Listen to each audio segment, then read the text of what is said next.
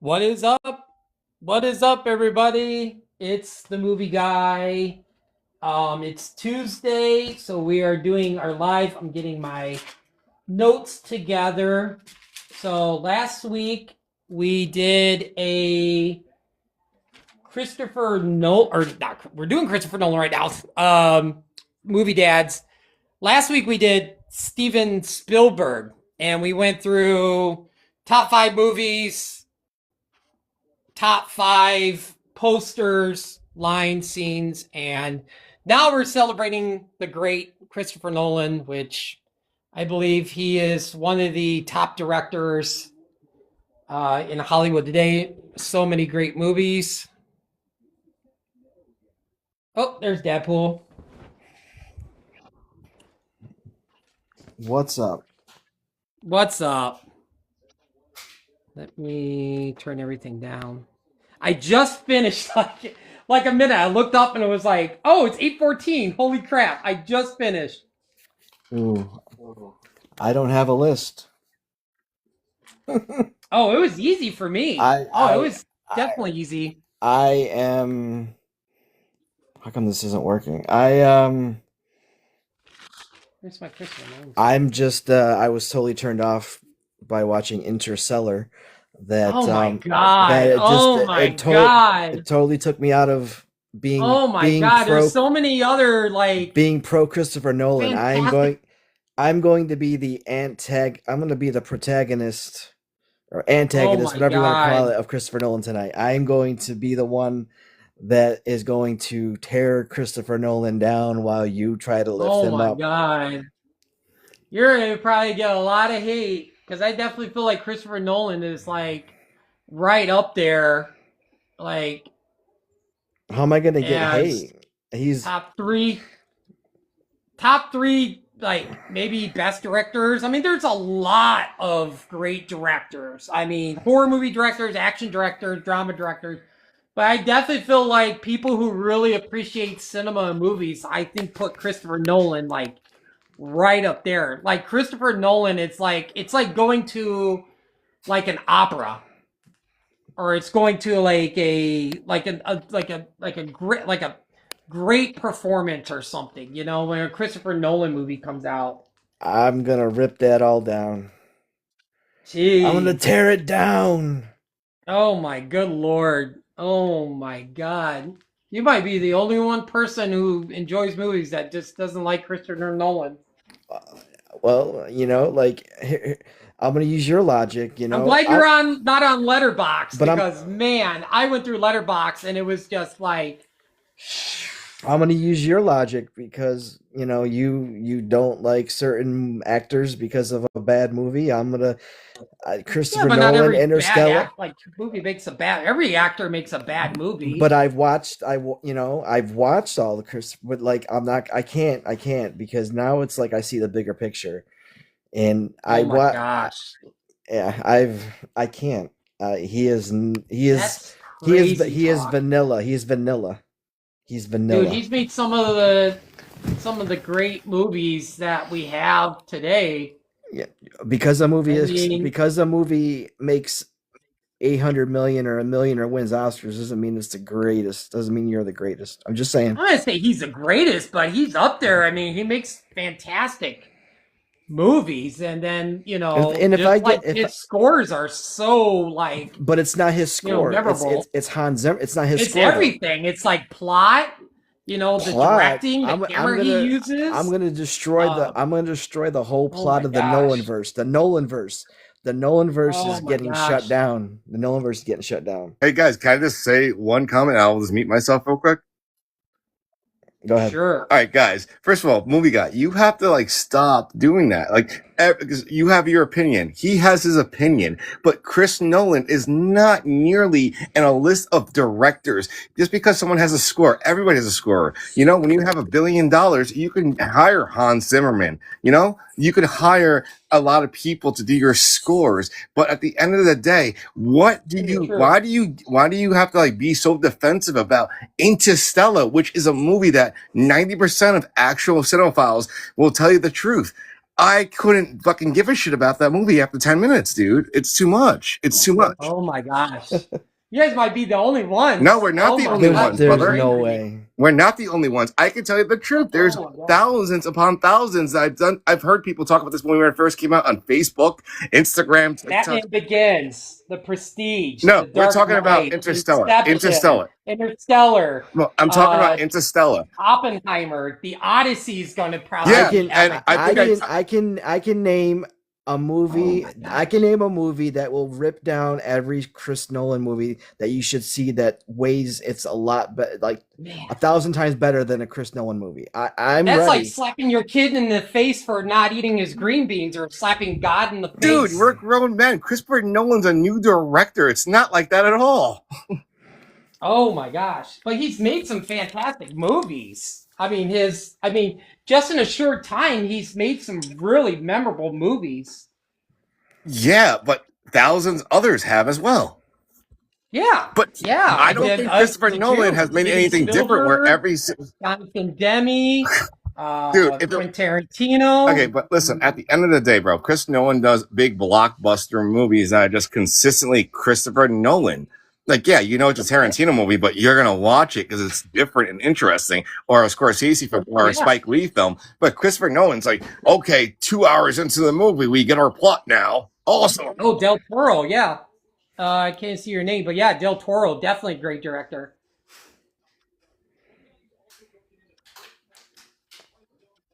I'm in Step Brothers. I'm just here to fuck shit up.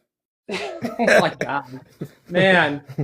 I went on I went on Sci-Fi. Rolling Stone top 150 best sci-fi movies. Interstellar was like number 10. Like Collider.com, Interstellar was number 9.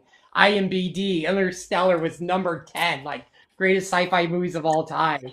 Like most people who really enjoy cinema, and yeah, but movies, you can't do that because you can't lump it like if you hate Christopher Nolan or don't like Interstellar, you don't know movies. I will leave that annoys me, like it irritates me when I get labeled as I'm going to get hate because I don't like Christopher Nolan or I think Interstellar is a bad movie. It doesn't matter because it's my opinion. You have an opinion that Sir Anthony Hopkins is the greatest Hannibal Lecter, but haven't watched Hannibal TV show to know what Mads. You know how many shows I need to watch before I start that? I still got to finish season 5 of But you can't Things, but you can't be closed minded to something and then without having the whole scope of things. Watch the first 2 episodes to get a scope, and then I'll let you know. It's not you can't watch the first 2 episodes. That's not fair. You can't watch 2 episodes. You got to watch all 3 seasons. Oh my gosh, that might be a while. Well, I think we'll probably. You want to start? I think we'll probably do maybe like the best scores that Christopher Nolan. I don't have a list. When I tell you I don't have a list, I don't have a list. Oh, so you're just winging it? I don't have a favorite score. Like when I tell you when I watch Interstellar and the first 52 minutes made me fall asleep and turned me off, that I had to try to watch something else to cleanse my one good eye. Gosh. Hans Zimmer's score is fantastic. Again, no but Hans Zimmer. Oh my gosh. Guys, you're doing a movie talk. You're not like movie guy. You should just do a whole Hans Zimmer love story. You should send Hans Zimmer a letter and say, "I'm your biggest fan. I want to." He's one of the probably top 3 composers we have. But that's in big movies. I would differ with you. I would say composers like Graham Revell, who's done The Craft, who's done a lot of independent horror films. Danny Elfman, I've met in real life. Danny Elfman is not somebody that cares about clout. No, Hans Zimmer, just because he does the soundtrack or a score for a film, is not a big reason to talk about the film. No, but it definitely makes up the movie. It definitely, if we didn't have music, some of the scenes just wouldn't. Yeah, well, Empire Records rocked. The soundtrack's way better, and it didn't have a score. It just had a soundtrack. Yeah. I like movies with soundtracks more sometimes, you know. But if you have a score. If you played the let's just say the Tumblr escape scene, with no music. Dude, and then you I add truly like, think the Tron Legacy, like the second, had a better score. Okay, oh yeah, Tron Legacy score is fantastic. like Oh my Daft god, Punk I did a love that great score score. for that movie. Yeah, Daft Punk. Yeah, definitely. Yeah, that one's up there. But well, we'll do posters. I think we'll do posters. We'll But do posters first, I there's guess. movies that can be just as successful without a score. A score doesn't definitively tell the story. Um, No, but that's a n- big one. Like if you didn't have music, it wouldn't set a scene like upright. You But know, well, dude, I mean, obviously, I think directing is the big is one. No Country for Old Men a bad movie? No, I enjoyed that one. But there's no traditional score to that movie, so I you mean, don't need a score. some movies like dramas maybe not have a memorable score. But that's what I'm getting at. The Birds didn't have a score. Is the Birds a great movie by Hitchcock? Yeah, I would say it's dude, it's the probably. beginning of so many movies like that. There's no. I'm just I'd say trying it's to. probably like I'm if it was talking to my daughter, I think she would probably say it's the best one. yeah, Like yeah, that, Psycho, I would yeah. think. I'm just Praise two proving best.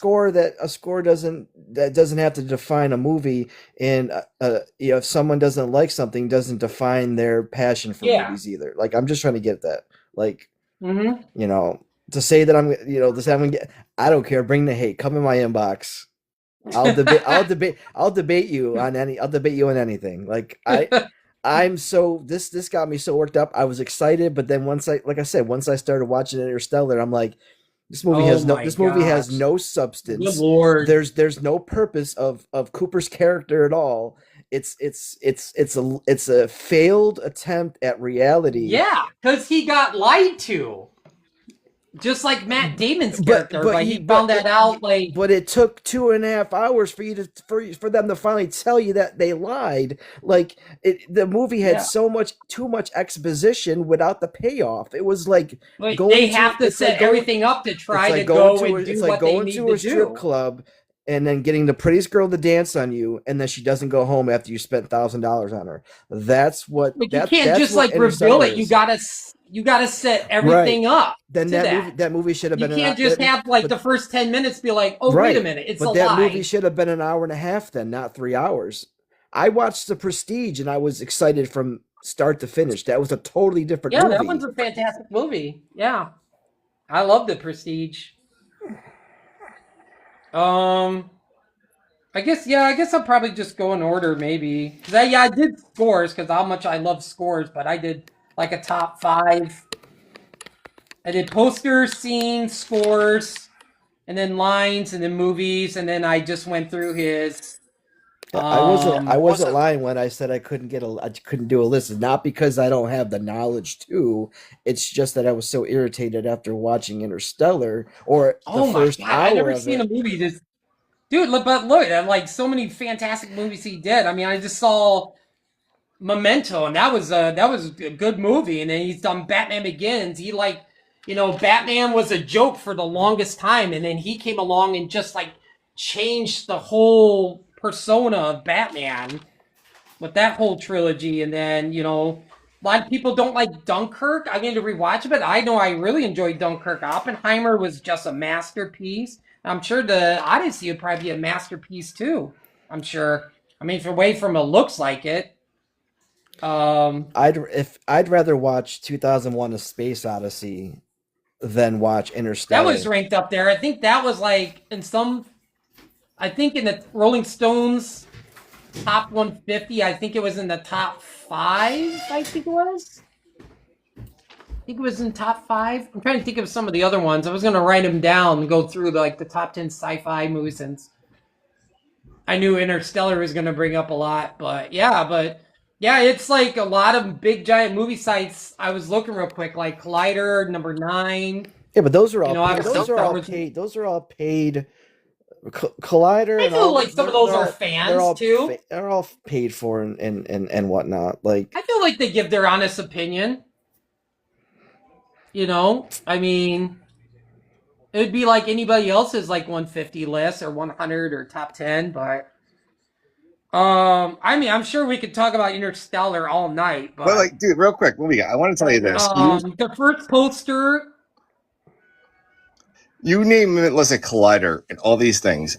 A real person that is into who's called a cinephile, we don't pay attention to it because in back in the day, all you'd pay attention to is the Village Voice and their reviews, or like you go to like say Sundance or you go to independent film festivals.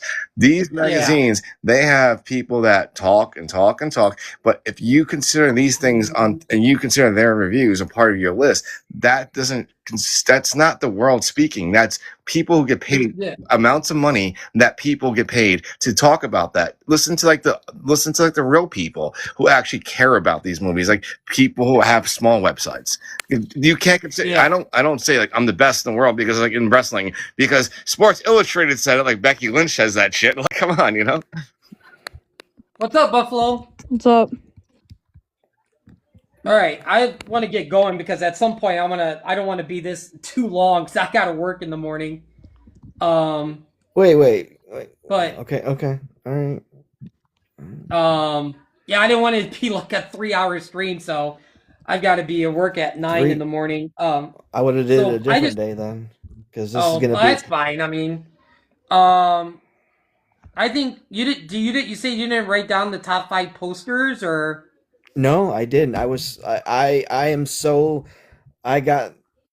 I got like in my head all movies that I can counteract against any Christopher Like Nolan I could have winged film. it too. Like I mean, he's like like it's just kind of crazy. It seems like Christopher Nolan's been around forever, but his filmography is just so small, which is crazy. But Yeah, it's only like he's 12 kind of almost movies. like the Daniel Day Lewis. It's like he does a movie like every 2 to 3 years.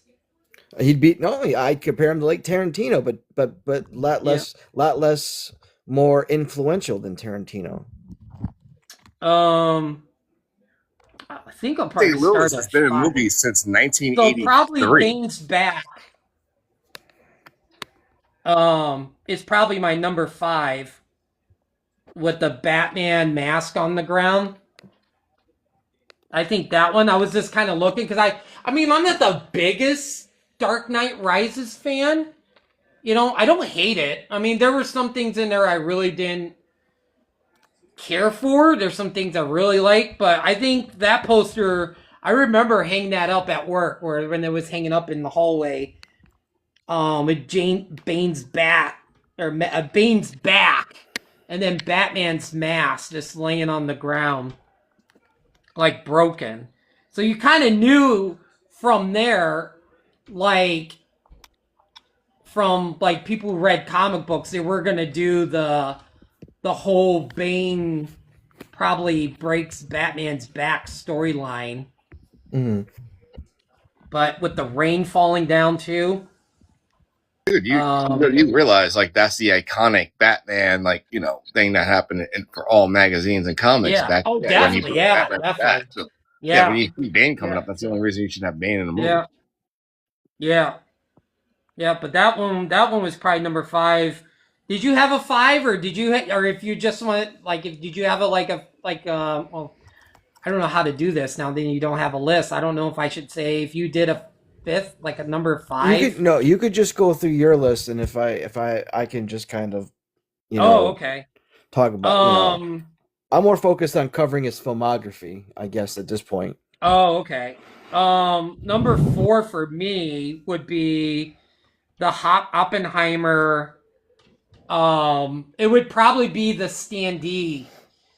Um, where you see like from his like chest up, and then it's actually got the test bomb in the back.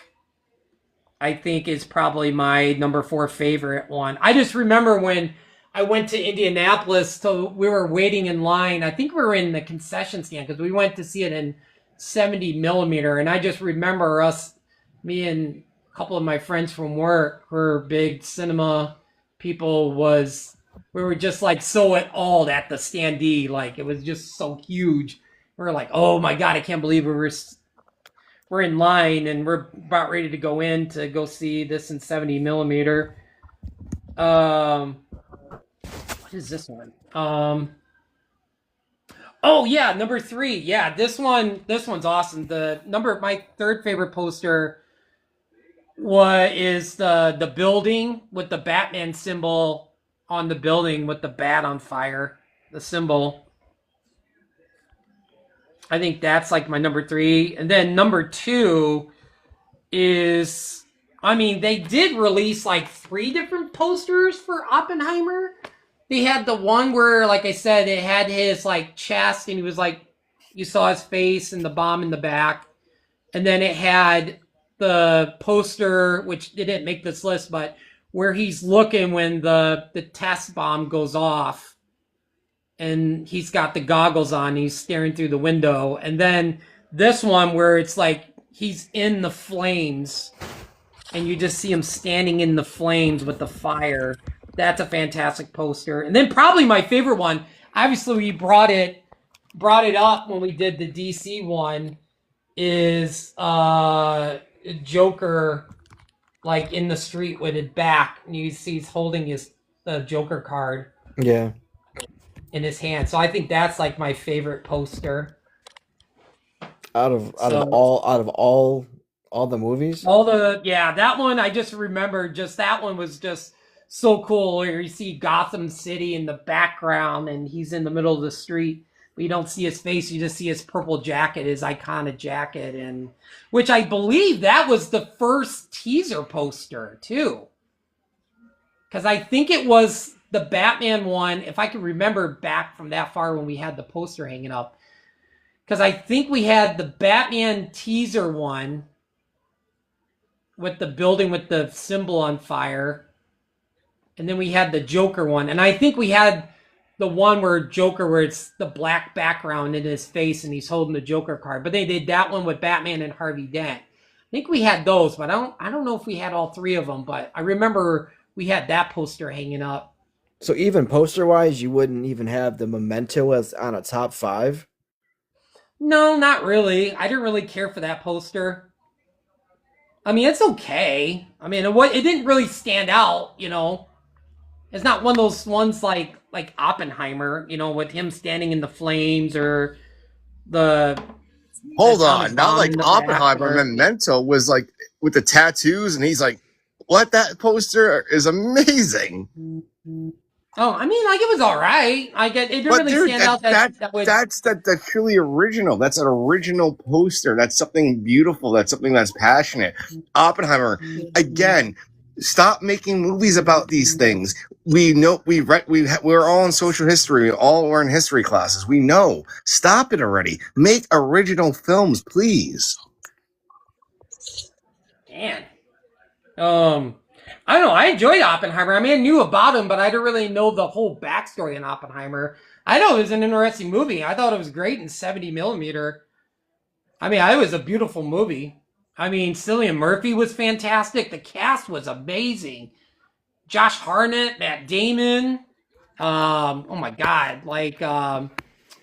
Oh God, I can't think of her name. Oh geez, I had the biggest brain fart. The one from, oh God, man, I can't even think of her name. Emily Blunt? Emily Blunt, yeah, I had the biggest brain fart. But yeah, Emily Blunt. And yeah, I don't know. I loved Oppenheimer. I think it's number 10 on my favorite movies of all time. I don't know. I think it was the 70 millimeter experience too, and seeing it on IMAX was just because I kind of included that with the film. And when let alone it wasn't just let alone a fantastic movie, but just seeing it in 70 millimeter was just quite the experience. Well, we did the whole Barbenheimer thing. Yeah, but do you have a poster that stands out? I don't really have no. I mean, off the top of my head, I like the Memento. I like the Polaroid feature where it's like the infinite Polaroid picture. So you have, character. It's like just it's like that effect where you look in a mirror and you got that endless mirror look. I think that poster is kind of given that feel with the Polaroid picture. I would say probably that one. it's kind of hard for me to have a movie that just came out a year or two ago as in like my top of all time, because film has been going on since, Yeah, over I mean, 100 we're just years. thinking. I mean, just the Christopher Nolan movies. I'm like, just the whole, like, I mean, just to see in the fire and him just standing there and knowing, like, he's the one that like was the cause of like the whole beginning of the atomic bomb, atomic age. But Um, dude, I could compare it to like the Backdraft poster with like Kurt Russell and William Baldwin. the Christopher Nolan didn't do that one, did he?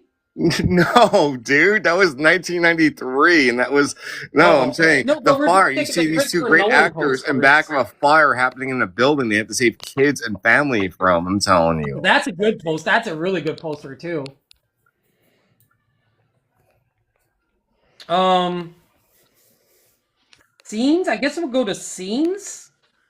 I had an honorable mention. I usually do, but my God, after watching Memento for the first time, that I put that on my snap, and I had so many people from work like that whole scene where Carrie and Moss is in the living room, and they're just going at it. Oh my God, I almost had I was thinking about it. I watched it like 3 or 4 times, watching Memento for the first time, where her just like he was like, you just wouldn't remember. She goes, "You're a fucking idiot. Mm-hmm. You're not gonna remember any of this because your wife's a whore and she's a beatard." I was like, "Oh my God!" He was like, "Stop talking about my fucking wife." He was like, "Oh, what's that? You missed your pen?" Oh my God, dude, that whole scene. I don't know if that was ad lib a little bit, but my God, that whole scene. From that point on, I was like, okay, Memento got like so much better.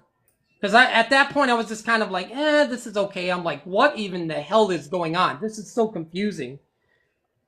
But that whole scene, I think from that point on, I was like, oh my God.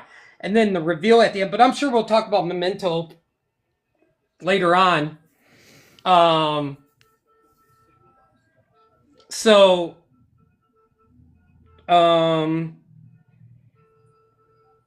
let's see. My number 5 was the airport scene in Tenet, where it was like reverse. One of them was in like reverse, and another one where he's fighting them at the art where they had to go. They went to the art the oh, what was it? It had where they had the art gallery where they were removing the prints, Mm-hmm. and then he was looking at the glass. Holy shoot! I got a violation for something. What the hell for? Oh, maybe you said WHORE. Maybe No, they. because I said it. Oh, okay.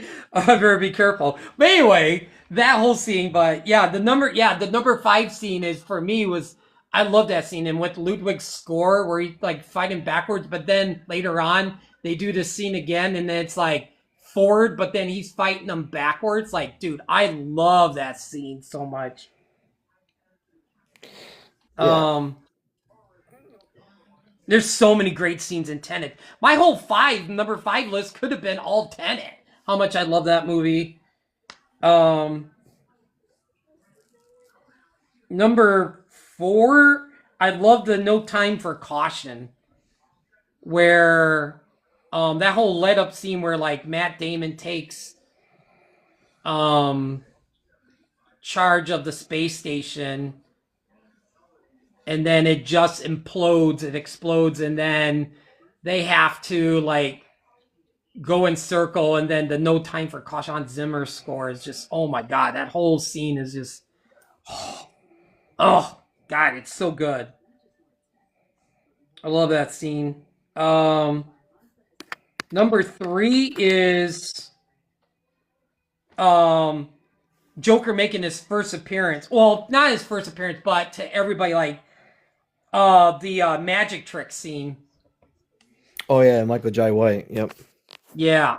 Every time I went past the movie theater to go clean, every time I heard him laughing, I would duck into the theater and watch a whole scene. Ta-da! It's Yeah, oh my god, I love that scene.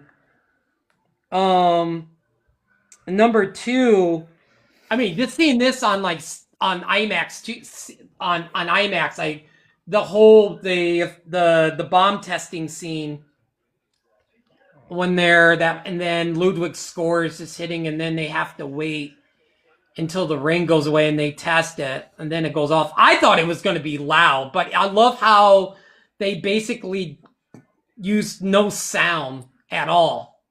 It was just that whole scene was just silence. And then I think it was you heard the eruption or when the wind went past everybody. But yeah, that scene it was awesome. like a big flash of light, and then like the big flash of light. Yeah, that was just love that scene. And then my number one is this the Tumblr scene. The Tumblr, the Batmobile escape scene in Batman Begins, where he's just driving the Tumbler over there, and the dude's like, I'm looking for a tank, a black tank. And then he goes invisible, or he turns lights off and nobody can see him and turns the lights on. But yeah, that scene is definitely probably my all-time favorite scene, especially when Hans Zimmer's Molasses' score goes. That one's like dun dun dun dun dun. I was gonna say, if I had another honorable mention, the opening of Tenet, like the opera scene, was really awesome. Cause that, like, I remember I was watching it with one of my really good friends, and not even like 2 or 3 minutes in that whole scene where they're trying to capture the guy. My friend leaned over and he goes, "This is gonna be a fantastic movie." And I definitely came out of it. I'm like, "You're right. This movie is so fantastic." It's like not even 2 minutes. He just leaned over me. He was like, "Oh my god, this is a fantastic movie." But yeah, that's probably my favorite scene is the Tumblr. I don't know. Is there any scenes that really stand out for you? And like that's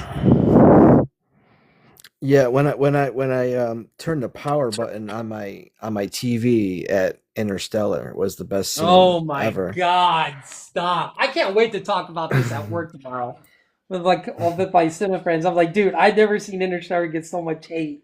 Make sure they hear the whole live and not just like clipped up, chopped up parts. Make sure they hear the whole live because. Oh my gosh. I know what my friend Alex has said. I can't even say it on live, but I know what he loves that movie, and I'm so jealous he got to see that in 70 millimeter. Dude, all your friends, like maybe like in their 30s and had one wife and they left them and they are now just watching movies all the time and they don't really know good movies because Interstellar is. Let me give you the full description of Interstellar. All right, man, no McCallie. I'm gonna go save a planet. Oh, nothing going on. No, my I'm friend gonna talk Alex, like he's this. watching. It's a bad movie, and I'm gonna go to sleep now. My friend's watching stuff from the 40s. My friend, I always check his letterboxd. He's watching a bunch of Humphrey Bogart movies. He just watched Citizen Kane. He's been watching. Yeah, are they young people? Movies, They're young people. Like I saw Citizen Kane in my first high school class on film. Like, come on. Well, you can't just because they're 30, it's just like they can't watch movies. I'm saying, no, you can't. You have to watch everything to know movies. You have to pay attention to film. You can't call certain directors best directors unless you're a student of the game.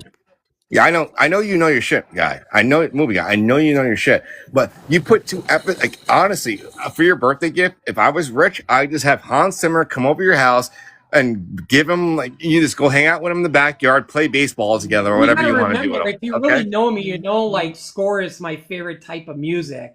Yeah, but you love Hans Zimmer, bro. And it's because he's like I swear to God, if you ever have a dating profile, just go on there like. I won't date you unless you like Hans Zimmer, okay? I've actually got a couple of Hans Zimmer scores on my dating app. Like you add music. Holy shit! I don't want to meet these girls. So, yeah. I mean, you shouldn't. crucify somebody who really loves score and loves music. No, I'm So not I think you're really crucifying you. I'm saying that that's your thing. I like scores, but I prefer yeah. soundtracks. Yeah, what's so wrong to have a passion about score? Danny Elfman, Brian No, the Taylor, thing is, John but that's Williams. like Like, crucifying me because I don't like Interstellar. Like, it's like, I mean, I'm sorry. Some people is passionate about score. And if you can't understand that, then I don't know what to but tell dude, you. if you're passionate about scoring, name me 17 other great scorists in movies. Oh, definitely will. I definitely will. I'll All send you a right, without list. googling them, you know, I definitely will. I could tell you I think a we're few gonna of go mine. to, like I said, I don't want. Should we go to lines? well, if you don't want to go long, like I wish I had known that, I would have. I don't know. Like Well, you didn't even have a list, I so I know, mean, like, but I have a lot to say. Like I'm ready to debate each movie by Christopher Nolan, which is going to well, I thought be we would always do the top five, right, so that's right. why I did the top five list. But I wasn't being in jest when I said earlier in a text you. I said I don't have a list because I really Oh, Interstellar really it really like was an itch that I couldn't get rid of because it just irritated me as a movie watcher. I mean, there's movies that I watch that irritate me from a director, but I still love the rest of their movies. I mean, if like you hate Interstellar, then it means you probably hate Batman Begins, The Dark Knight, Dunkirk, Tenet. No, it does not mean he hates these It movies. shouldn't That define doesn't like mean one that movie no, but shouldn't see, define. that's like saying that's like the whole argument about Brad Pitt, like and or Tarantino. Like you don't have to hate. You can hate one, but not hate them all. This movie just rubbed me the wrong way and put me in a mood that I really am anti Christopher Nolan. So it made me think: what are some movies that are comparable to Christopher Nolan, what he did, that I would rather watch 1,000 times over than what he made. So I kind of did Yeah. like a twist over the twist. I pulled a Christopher Nolan, to be honest. I pulled a Christopher Nolan because Christopher Nolan, it's the same vanilla theme. It's his movies are all in the same universe. I'm telling you right now, it's the same plot. It's the Wait, same. It's Batman the same. Begins the same thing as Oppenheimer? I can connect everything together. It's all one movie about a collective and about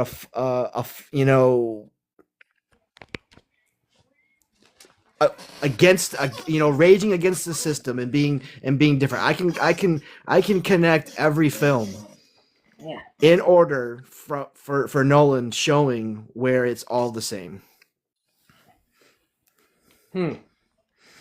I don't know. I don't think Dunkirk has a different plot since that's World War II, and Batman is a comic book movie. I don't know how that's possible, but It it's anyway, like I possible. said, I'm gonna get going because I didn't want to like All make right, it well like then a I'm just gonna go 5 hour then. night. So. If you want to make it quick, Yeah. then I'm just gonna go then because obviously I guess Well, yeah, because I mean, like I thought you would have a list. I don't know movies But and it's gonna irritate me. I don't know movies. I'm gonna just take the hate from everybody and sorry, I don't like Interstellar. I didn't like it. I don't get mad when you don't like a movie. I just try to open your mind up to say, look, don't be stuck on something. Watch a lot of other yeah. stuff to get that whole opinion. Like you, the fixation is Oh, real, and we can't have a conversation if I don't agree with the fixation that someone has because I have a different opinion, and then I'm supposedly going to catch hate from the TikTok community or YouTube community or Spotify community because I think Interstellar is a bad movie and I don't have Christopher Nolan as my top 10 director. well, I actually did a thing where I did the first five like first 50 reviews on Letterbox, and 27 out of the 50 reviews gave it 5 stars. 21 out of the 50 gave it four and a half. I wrote some quotes down from some people who gave it 5 stars about about Interstellar. Um, I lost my place. Where were we at? Are we on? Oh, I guess lines. I guess. You I could think do lines. yeah, I think my fifth favorite line is from The Dark Knight with Joker. That when he's like, "Good evening, ladies and gentlemen." I love that whole scene. I think that's probably like my fifth favorite scene. Um, oh my god, this one's like tearjerker. But when he's like in Interstellar, when he's like, "Don't let me leave, Murph," and he's like pounding, he's in the other dimension. He's trying to get him not leave because he knows that all of it was a lie and he shouldn't have left. And she was trying to tell him to stay because the ghost was like trying to tell him, and it was like he was end up being her ghost. But that whole scene, oh my god! Every time I watch it, I get like tears come rolling down. It's so sad. Um, Especially being a dad, leaving your kids. It's like, oh my god, like what are you doing? I don't. But again, I don't think me not liking Interstellar makes me less of a caring dad. Like, no, but I'm just saying it's just a powerful scene. It's just like that scene is just, oh my god, it's just a tearjerker. Um, Number three is just simple. I just laugh every time in Tenet when Kenneth Branagh's character like sends his like goons when he went to go meet his wife, and they go in the back because they're gonna rough him up, and then John David Washington goes, "I ordered my hot sauce an hour ago," and then he takes out all the guys in the kitchen. Like I love that. And then Ludwig Göransson's score hits. I think number two is definitely Bane. I think for like The Dark Knight Rises being my least favorite. I think it had like I said, it has my second favorite line. The whole when Bane's like, "Oh, you think darkness is your ally?" And then um the um the one in Oppenheimer. I am now I become death, the destroyer of worlds. Like Oppenheimer's classic lines. Like when the bomb goes off and they test it out and says like Oppenheimer's like classic lines. Because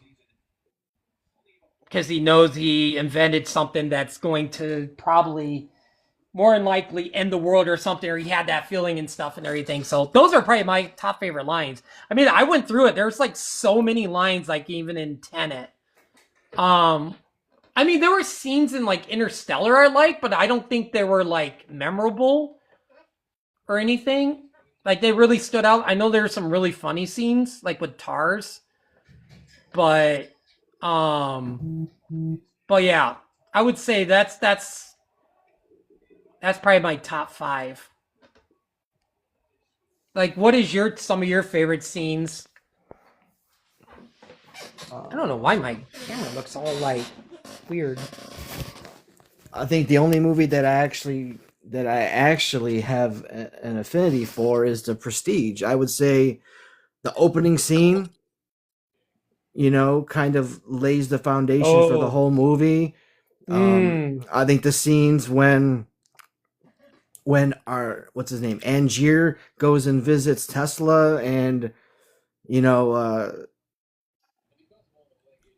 and Circus is there, and then they're like zapping the hat with the electronic, and they're like, oh, it's just a normal hat. And then as Hugh Jackman is leaving, he goes out, he sees the cat, like, here's the cat meowing. He's like, what's going on? And then there's a bunch of cats, and there's a bunch of black cats. Like that scene just, again, but when we talk about the movies, I can tell you another. I mean, Prestige is good, but it's got a lot of plot holes.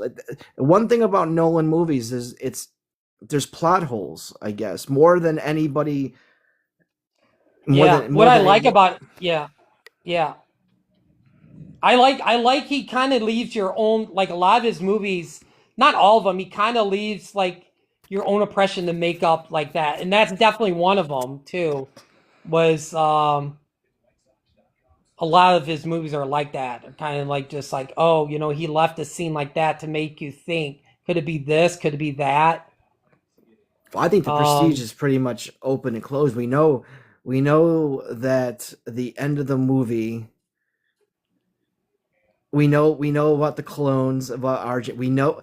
I'm telling you that uh, Christian Bale. That's his that's his brother. Like when he said abracadabra, like that was just like I don't know. I feel like that wasn't because there was twin brothers. But we can talk about the Prestige Yeah. after. We know about the Prestige after. Yeah, when we get to the filmography, it's just Yeah. crazy. Like he only has like I said, it almost feels like Christopher Nolan's been around forever, but he only made like 13 movies, so he's like kind of a brand new director in a sense. But And when I say they're all connected, they're all connected. If given the time to explain this connection, they're all connected by a same theme, purpose, um, general idea.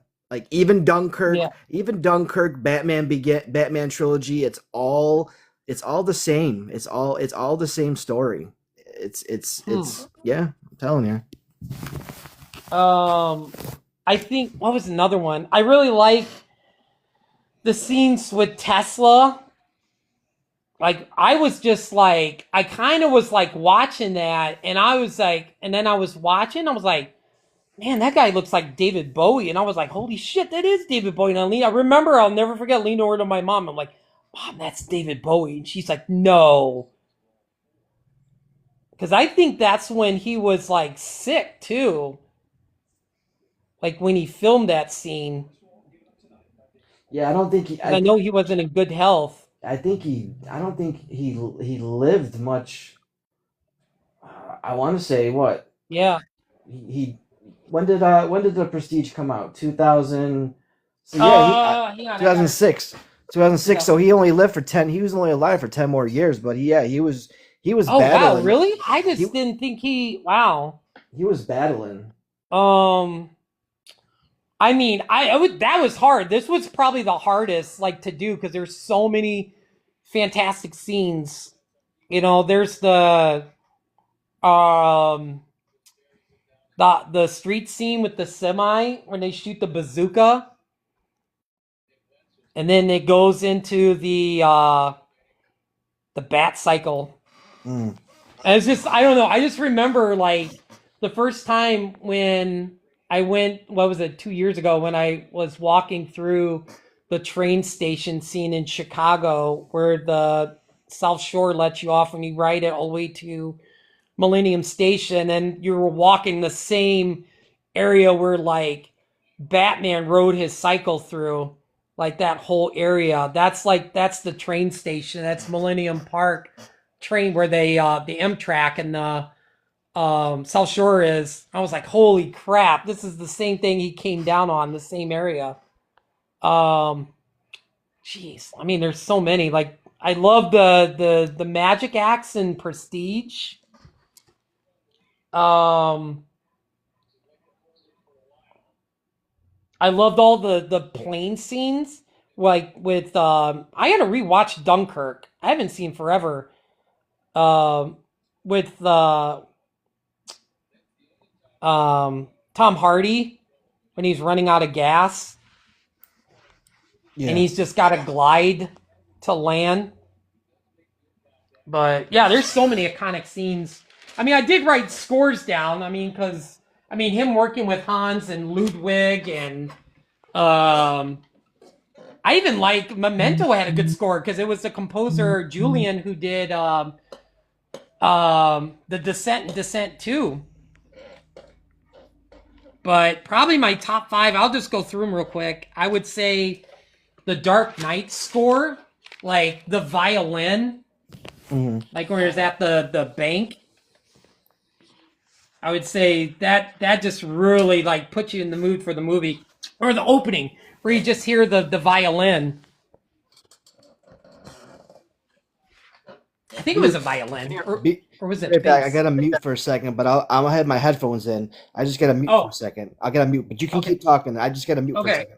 Um But yeah, the Dark Knight score, the violin, and then obviously, uh, which actually James Newton Howard actually worked on the Batman. I don't know if he worked on. I'm sure he worked on the Dark Knight Rises too. But James Newton Howard worked on him and Hans Zimmer because Hans Zimmer always gets the credit, but James Newton Howard actually worked with Hans Zimmer with the Dark Knight trilogy. I mean, Batman Begins, the molasses score. Oh, that's like probably my favorite out of the soundtrack, out of the score. And then, actually, I wrote it down here. Let me grab my other sheet. Let's see. Yeah, molasses, the tumblers, escape scene. And then Oppenheimer would probably be my third favorite. Like Ludwig Göransson. Oh my gosh, I swear to God, like he's gonna probably be the one composer that's gonna have so many Oscars. It's gonna be insane because I definitely feel like he's a shoo-in for the Odyssey. I'm sure that's going to be an amazing score. I mean, the music in the trailer, let alone, is fantastic. But can you hear the music where he's imagining all the atoms and stuff and everything? And then the Ground Zero piece of score that Ludwig did when they're about ready to test the bomb, the atomic bomb. That's a great piece of music. And then Hans Zimmer's Interstellar score, No Time for Caution. Fantastic score. And then probably number one is Tenet. Oh my gosh, Tenet scored so many. Probably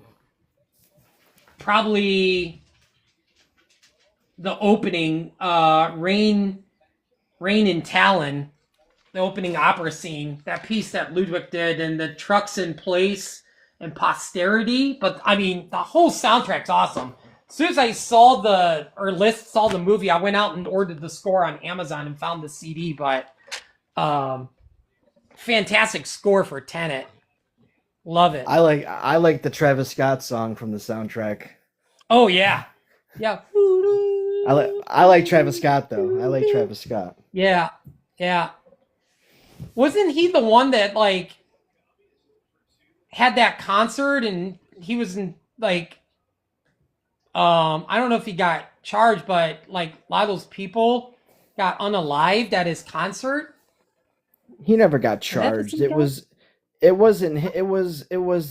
venue. It was too much. It was Live Nation that just didn't stop people from coming in. They had horrible security. Miscommunications. It wasn't. Yeah. I watched the documentary of that. I think it was on Netflix or something. It was just not to go off the script, but I mean, just how it was like a U shape or something. Like it was almost like, oh my gosh, like the design of the whole thing. I mean, obviously it's not his fault, but it was like. I mean, he should have stopped the concert. Well, he didn't get the information. If you watched it, he didn't get the information. I have to go up top, but he didn't get. It wasn't real time. It was delayed because people weren't getting him. He would have. Yeah. He kept saying, "Check on this person." He kept saying, "Check on that person." Yeah. Check on that person. But there were so many people there. I mean, it was just. It was like.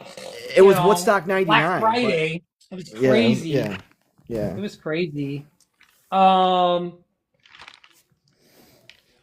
right, and then probably the last one is probably my top 5 favorite. Interstellar. I actually thought this was the easiest because obviously, like 3 of them is in my top 10. Number 5 for me would be The Dark Knight. I mean, I remember I was so against. I was like, I remember how much I did not like Heath Ledger Joker when I first saw it. I was like, what is this? But then after like watching the movie, I was like, oh my gosh. Fantastic. For Batman Begins, I think it's definitely one of the best origin comic book movies besides Iron Man. I would even say like Captain America's probably in there too. And then number 3, which is my 10th favorite movie of all time, is Oppenheimer. And I think just being um seen in 70 millimeter too was, I add that to the experience of the movie. Ludwig score, Cillian Murphy, um, just great cast. And Interstellar, I wish I would have got to see it in 70 millimeter IMAX. That would have been cool, but I love. Well, I mean, I won't go into too much because we'll go through the filmography. But Interstellar's my. Oh, sorry, I got something in my eye. Oh shoot. It's my 5th favorite movie of all time, and then Tenet is my 4th. I love Tenet. Oh my god, Tenet is. Oh, I love John David Washington so much, and I love like the interaction, like all the scenes with him and Robert Pattinson are just so good. That's just a fun movie. I watched that. What I don't I was a couple years ago. I ended up watching that 4 times in 1 week. I No, just it's love a good that movie so movie. much. It took me, like I said, it took me a couple times to watch it, but I Yeah, caught it, to catch I caught everything because it came out at a yeah, weird time. It really came out yeah, at a weird time. So yeah. COVID really killed, like really yeah, hurt that movie. I wish it would have yep, came out. Like I wish they would have delayed it for a year, and I think it would have done better. yeah. But everybody, there was a lot of people that was scared to go back to the movies. I still see some of my regulars that haven't gone back yet, that I've Mm. never seen anymore. Um, my she was like, I saw her and she's like, yeah, I don't know if I'll ever go back to the movies or something, be around crowds anymore and stuff. But yeah, I think definitely COVID really hurt a lot of movie theaters. It was, yeah, it was a dark time. Yep. Um, but yeah, that was probably my easiest.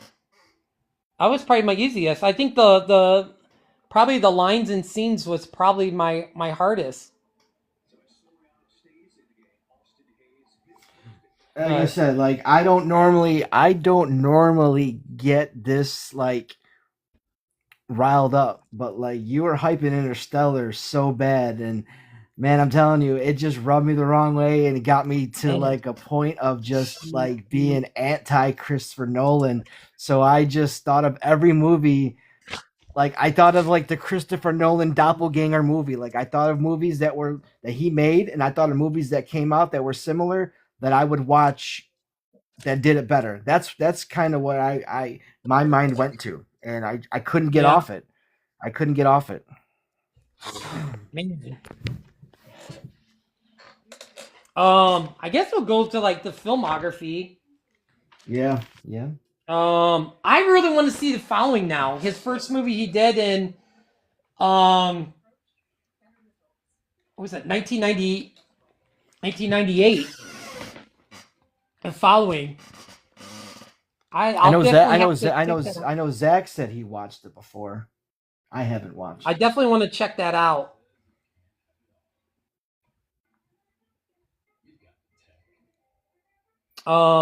Oh, hang on, I gotta do this puzzle piece. Oh shit, I missed. Hold on.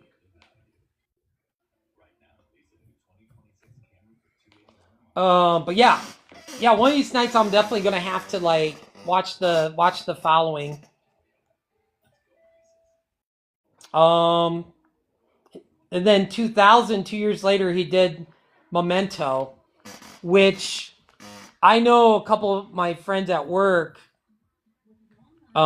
One of my friends since I that's been there, it's just as long as I have since like, well, he worked there in '96. He's still there, my assistant manager, but um he was telling me, he's like, dude, it jumps. He's like, just prepared, like it'll jump from a scene, then go back and do something more with that scene, and then go back.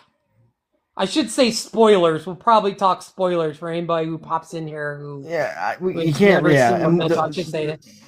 the movie's 20 years old. We can't really worry about Yeah. spoilers at this point. But just gotta think of it as when the scenes are in color, it's like going forward in time, and then the scenes in black and white are like the reverse past playing over. And then at the end of the movie, Oh. they kind of the color and the black and white kind of merge together. If you that's something if you didn't notice it, like that's the whole. That's part of the themes Okay. of the Because movie. yeah, I was just like, it was like really confusing. A lot of that movie was confusing, and then like right before the scene between Carrie Ann Moss and Guy Pearce, I was just like, oh, I felt like the movie got like it was just okay. Right now, I was just like before that point, I was like, it's borderline okay. Like, I'll give it a 5, like 4.9 on my scale is like bad. Or I would have given it a 6. It was somewhere between like a 5 and 6, like before that point. But I think from like that point on was just like, oh my gosh. I was even more invested, because I was still trying to figure it out. I'm like, I'm like, what is he? Is he a private detective? Is he, then they showed him like behind a desk, and I was like, okay, does he work with mental patients or oh, well, there's like that Rep God. I haven't seen him in forever. He popped in. But yeah, it was kind of confusing. I'm like, I don't like because like whoever attacked him, What's up, Rap Guy? Gave him insomnia, or it was oh shit, what's the name of it? It's a real one. I said it in my review. Shoot, it's like a real insomnia. But I was thinking amnesia, not insomnia. I'm getting getting ahead of myself for his movies. Amnesia. Oh shit! Yeah, I really forget the name of it. Anterograde amnesia. Yeah, pterograde. Yeah, pterograde. Yeah, it's actually a real thing. So that's what he had. And I was thinking, oh, well, then it's probably going to come back. I don't think unless it was like temporary or if it was, but yeah, it was getting kind of annoying. It was just like, they showed a scene a little bit and then go back to it, and then it was like, what is even happening? But then the whole reveal at the end with Joe Palitano, I always mispronounce his name, really kind of was like the whole twist in the thing and was like revealed. I was like, oh, okay. So then, like, my score went all the way up to a 7. Like, I gave it a 7 out of 10. I was like, this is a good movie. First time watch. A movie that is better than Memento. It's sort of the same lines, but just tells a grittier story. Is and you'll appreciate this because it's a Korean action film, and I know how much you love Korean action films. It's Old Boy, not the one that was done by Spike Lee. This was done in 2003, and it's about a man who's been in prison for years, seeks revenge, and but the twist is harder. It's got more of an emotional gut punch, and it's just done with more style. So I would if you're gonna watch Memento, I would watch Old Boy 2003 by Park Chan Wook, and I think you're gonna appreciate Old Boy more. It's gonna be just a little bit more darker and grittier than Memento. And Memento is talking about it the other day. Old Boy. Yeah, somebody was talking. Yeah. I heard it. Somebody brought it up at work. Yeah, I think when I was talking about Rap God says it's a sick movie. Yeah, when I was talking about Hard Boiled and A Better Tomorrow, I was I think somebody brought that up at work.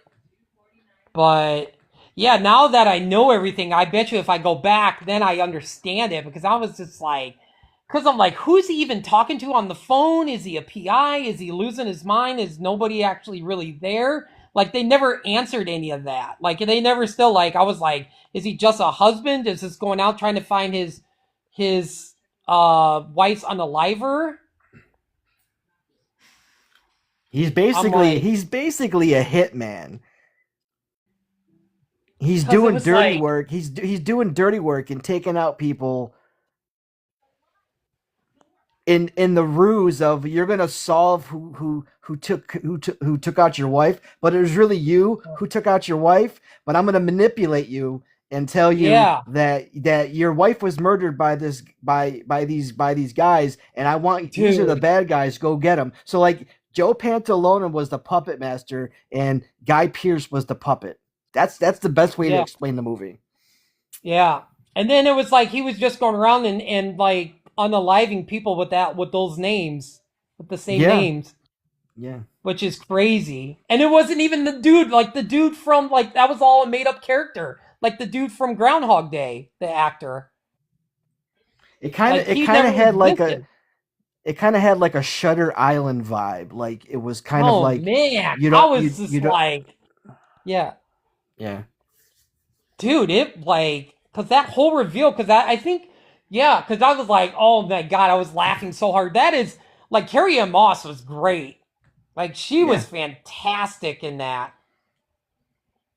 That scene just cracked me up. And then my friend Alex was like, dude, what do you think of this? And I was like, up to this point, it's officially got good. Because I think before that, I was just confused. Like, what is even happening? Like, it started getting annoying how they kept showing the same scene and redoing it, but then showing like a different part. I'm like, I have no idea what is even happening. I'm like, because I honestly was thinking, like, this could be like the worst Christopher Nolan movie of all time.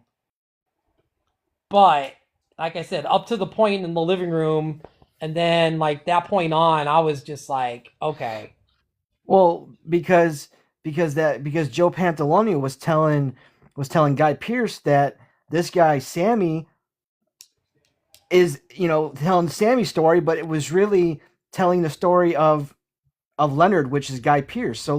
yeah, It was a crazy twist.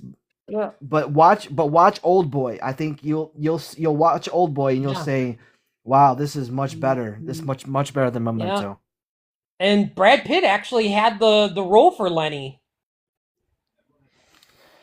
Oh, I don't know if but that would have been the same he movie. had to drop out because there was another scheduling conflict with a different movie. I guess there was something with a scotch scheduling. But then after, so Guy Pearce wasn't even the next one because then after that, it was actually Charlie Sheen.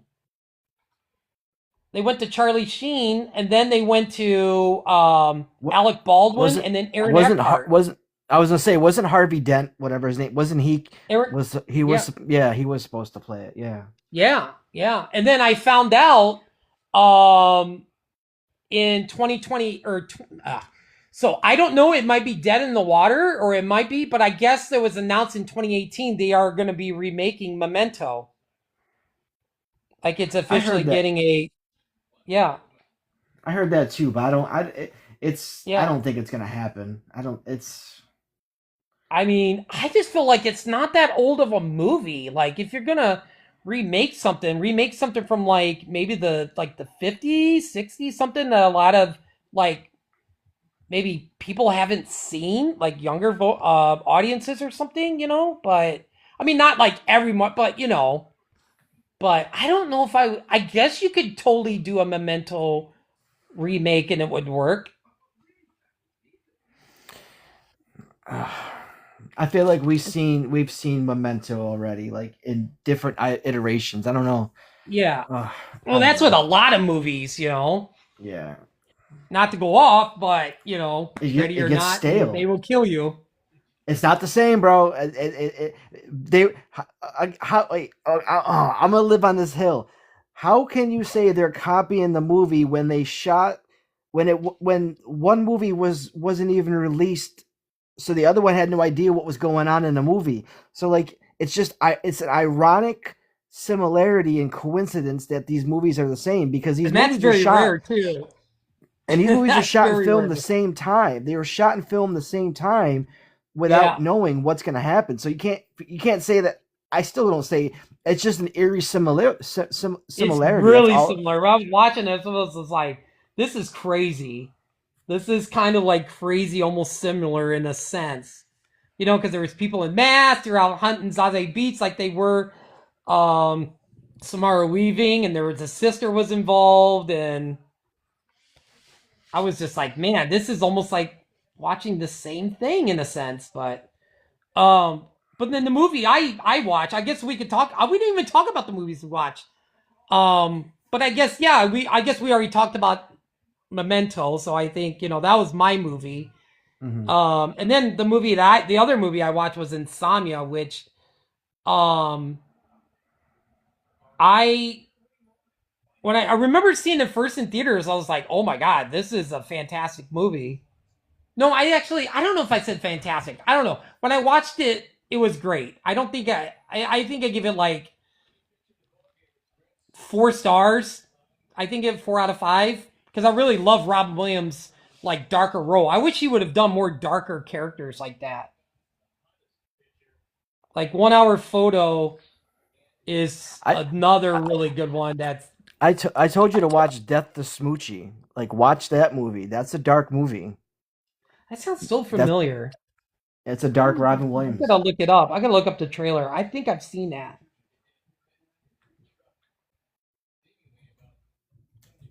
But do you know Insomnia was a remake of a movie that it starred Stellan Skarsgård? Oh, really? Yeah, it was originally a Norwegian movie, Oh, and it was remade. hmm. I don't know. Insomnia just I don't know. It wasn't. Oh, yeah, yeah, that's right. I was thinking of Memento. I was like, wait, Memento was? Oh, Yeah, Memento. Insomnia was. Yeah, Norwegian. Yeah, when I looked at, yeah, yeah. I mean, Sorry, I was still thinking of Memento. Sorry, I was like lost again, track. this movie was. I don't know. I just didn't. It just felt. It felt like it didn't pay off. It wasn't like there was just something missing. So a movie that I think is better than Insomnia, and I'm going to do this for every movie, is David Fincher's Zodiac. I think Oh, that's Zodiac awesome. I think Zodiac encapsulates what Insomnia tried to do. Obsessed cops, chasing the Zodiac killer, across several years, like, and there was like no resolution. I mean, the basement scene in Zodiac, just like, you want to talk about, on edge of your seat, spine, goosebumps, Mm-hmm. fear. Like, that basement scene was in Zodiac was crazy. Yeah. I don't know. I think it's like Zodiac's like, because you talked about slow burns, and I don't mind a slow burn movie if it has a great payoff. I think Yeah. Zodiac has a better slow burn, and it's got like a different psychology to it. Again, Yeah. the Nolan verse is every movie is connected. I'm telling you, every movie is connected. Hmm. I'm not straying away from that. Like, because if how can I explain it with Insomnia? Like, so like I mean, Insomnia is like, I'm sure there's so like similarities to some characters. but it's all one universe, because it's like it deals with like Insomnia is like, and they have like these hallucinations, guilt, by covering, hallucinations about when, covering up for like a mistake. So like there's a lot of like Hmm. mental breakdown. Like, I look at like it's like always a battle against the collective.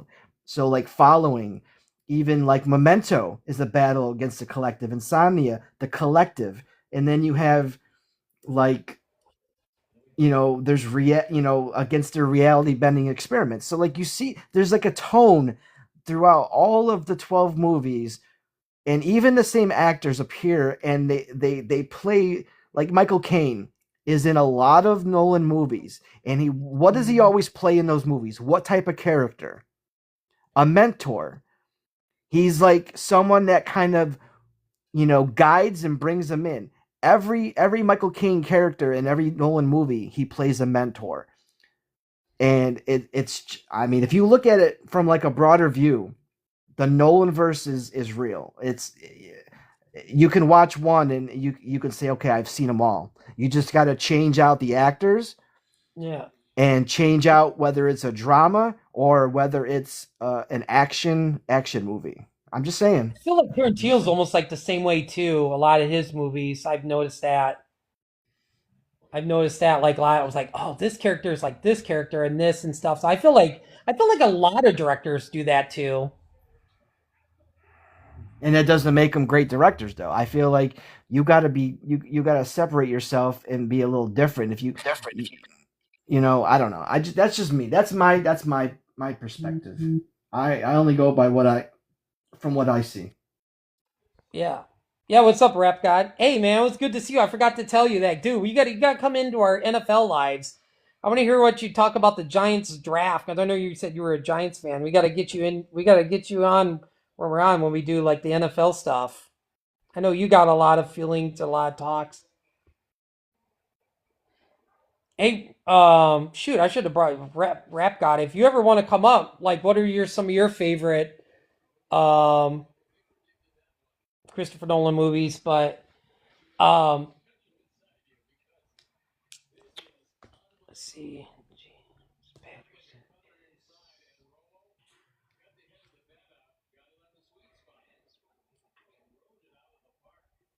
What is it? Wait, sorry, my eyes are focused. Would you say? Let's see. Is James Patterson is super popular? Why hasn't his movies resonated on the big screen? You want to take this one, Deadpool? I mean, the movies that I've seen based on his books, like I think if an underrated series on Amazon is what's his name? The dude that played Hawk, not Hawkeye. He played Hawk in Shazam, not Shazam. Black Adam. Titan? Aldous Hodges. He plays Alec Cross because James Patterson did the book Alex Cross, and even the Medea guy. Why is his name Tyler slipping my Perry? head? Tyler Perry. He did a Tyler great Perry? Alex Cross, but like Alex Cross series on Amazon Prime is underrated. And then you got like Along Came a Spider and Kiss the Girls. Those were great movies. I don't know if you saw those, like Morgan Freeman, um, Ashley Judd, and then I think Rooney Mara was in the other one. Did you watch any of those movies? Yeah. Yeah, Long Came Spider. That one, oh my God. We bring this up at work. Me and my friend who's been there since '96. So that's obviously when we had film. Mm-hmm. We had a brain wrap during that movie, where the film melted Oh. on screen. It goes in the screen. It's like almost like a demon. And then we're like, oh my God, I remember. I was like, somebody was like, yeah, I think your film's melted. And we'd be like, oh my God, there's a brain wrap in theater. What? In the theater, because it would just like, it would just like start melting the film and stuff and everything. So then, like, our projectionist, I don't remember who, we had to cut the where it got melted. So I remembered the scene for Along Came a Spider on the bridge where the car's going across the bridge, but the next scene it's already on the ground. It's over the bridge. Like that whole scene of it going over was cut out because that's where it burnt. So we were laughing when I went and saw that movie. I went and saw that movie when we did the brain wrap. So they had to like cut the film and stuff. So the car is driving, and then all of a sudden, next scene, it's already on the ground over the bridge. Mm-hmm. Because they had to cut the film. I was like, wait, how did that car? It was just driving over the bridge. How is it on the ground? How did it fall over the bridge? But I don't know. That's a story. I had to bring that up. Everybody that talks about Long Came a Spider, I always remember the day I was working when the film melted. It burnt. Yeah, I think Because it Alex got Cross is jammed. like an underrated like action spy kind of like you got James Bond, you got Ethan Hunt, and then Alex Cross should be like on the Mount Rushmore of like action spies because I don't know, like if I know there's a lot of shows you got to watch, but like the Alex Cross show on Amazon is a fire show. Like it's like the movies like just didn't skip a beat with the movies, but you'd have to watch the Alex Cross movie, and then obviously it's an older character in Along Came a Spider and Kiss the Girls. That's an older Alex Cross. This is more like a younger version of Alex Cross. What else did I want to say about Insomnia? I thought there was something else. Yeah, it would have been really weird because I love, like I said, I love like looking up facts about the movie. I don't really pay too much about Rotten Tomatoes because I'm always curious, but I kind of fell out of love for Rotten Tomatoes, like the scores, and I'm like, is it accurate? Is it that accurate? And people just like, it's like, you know, I used to really not like that site, and then I kind of came around and I started reviewing on there, and then I was like, eh, but they actually was going to cast Harrison Ford in the movie for the Al Pacino character. And then actually it wasn't Christopher Nolan's movie. It was actually Jonathan Demme was ready to get ready, but then he had to drop out. But yeah, Jonathan Demme was going to direct it, the Silence of the Lambs director. Which I don't know if that would probably would have been a different movie, knowing Jonathan Demme. I think it would have been even more darker. And that's where I get like with Zodiac. I think Zodiac is a darker. I know you've seen Zodiac. I think it's like a darker version of Insomnia. Love Zodiac so much, dude. I remember that movie came out. I just watched everything documentary or about the Zodiac, and then I got the book. The book is fantastic. And actually I remember I don't know how many times I saw that movie in theaters, but yeah, Robert Graysmith. Yeah, I got the paperback right there. Yeah. I remember I even got a shirt that says I'm not Paul Avery, just in case the Zodiac comes back, and I just wanted everybody to know I'm not Paul Avery. I'm not the one that said all those remarks to the Zodiac killer. But yeah, Insomnia was I had this I love Al Pacino in there, and then they had the whole like after like but technically it wasn't like, I mean, it was his fault, but it wasn't his fault because, the fog. I felt like he should have said, I don't know. I felt like he should have waited because they went off on their own. Because I was thinking when I was watching that, I was like, well, then what happens if, they mistake somebody, for like a police officer in that fog? And then obviously, the worst scenario happened. He took out the guy, and everybody thought was like, because he was going to make a plea bargain for when like Al Pacino's character was like, put the blood on the, to convict the guy. So, and he was going to turn Al Pacino in. So, but yeah, I just wish, I love that role. I love when actors sometimes do something out of the ordinary than what they do. And like that one's a really good one. That's a great one. I don't think it's a fantastic movie, but definitely Insomnia is a great movie. I definitely don't want to visit Alaska at all, like, because it stays like bright at 10 o'clock at night. Actually, my manager transferred from Alaska to here to Indiana for a theater. We had a job opening. I would love. I would love to experience 30 days of night and 30 days of something like that. I think that'd be awesome. I don't know. Yeah. Yep. She was saying because she would have like black like the vampires.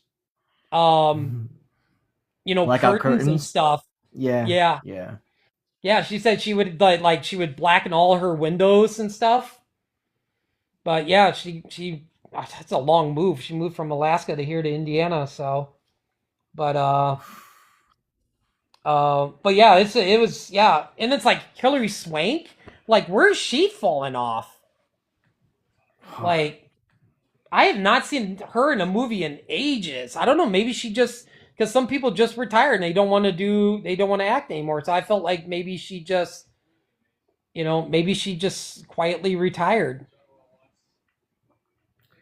Yeah, I don't think she's done anything in a couple years of like I mean anything of like note in probably gosh 10 years anything like notable.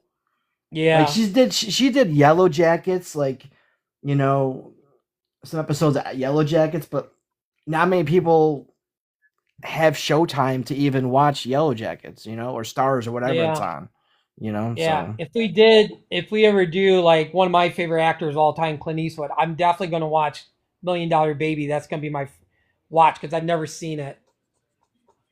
So that's going to be the movie I think I choose because I've never seen it. Um, 2005 Batman Begins.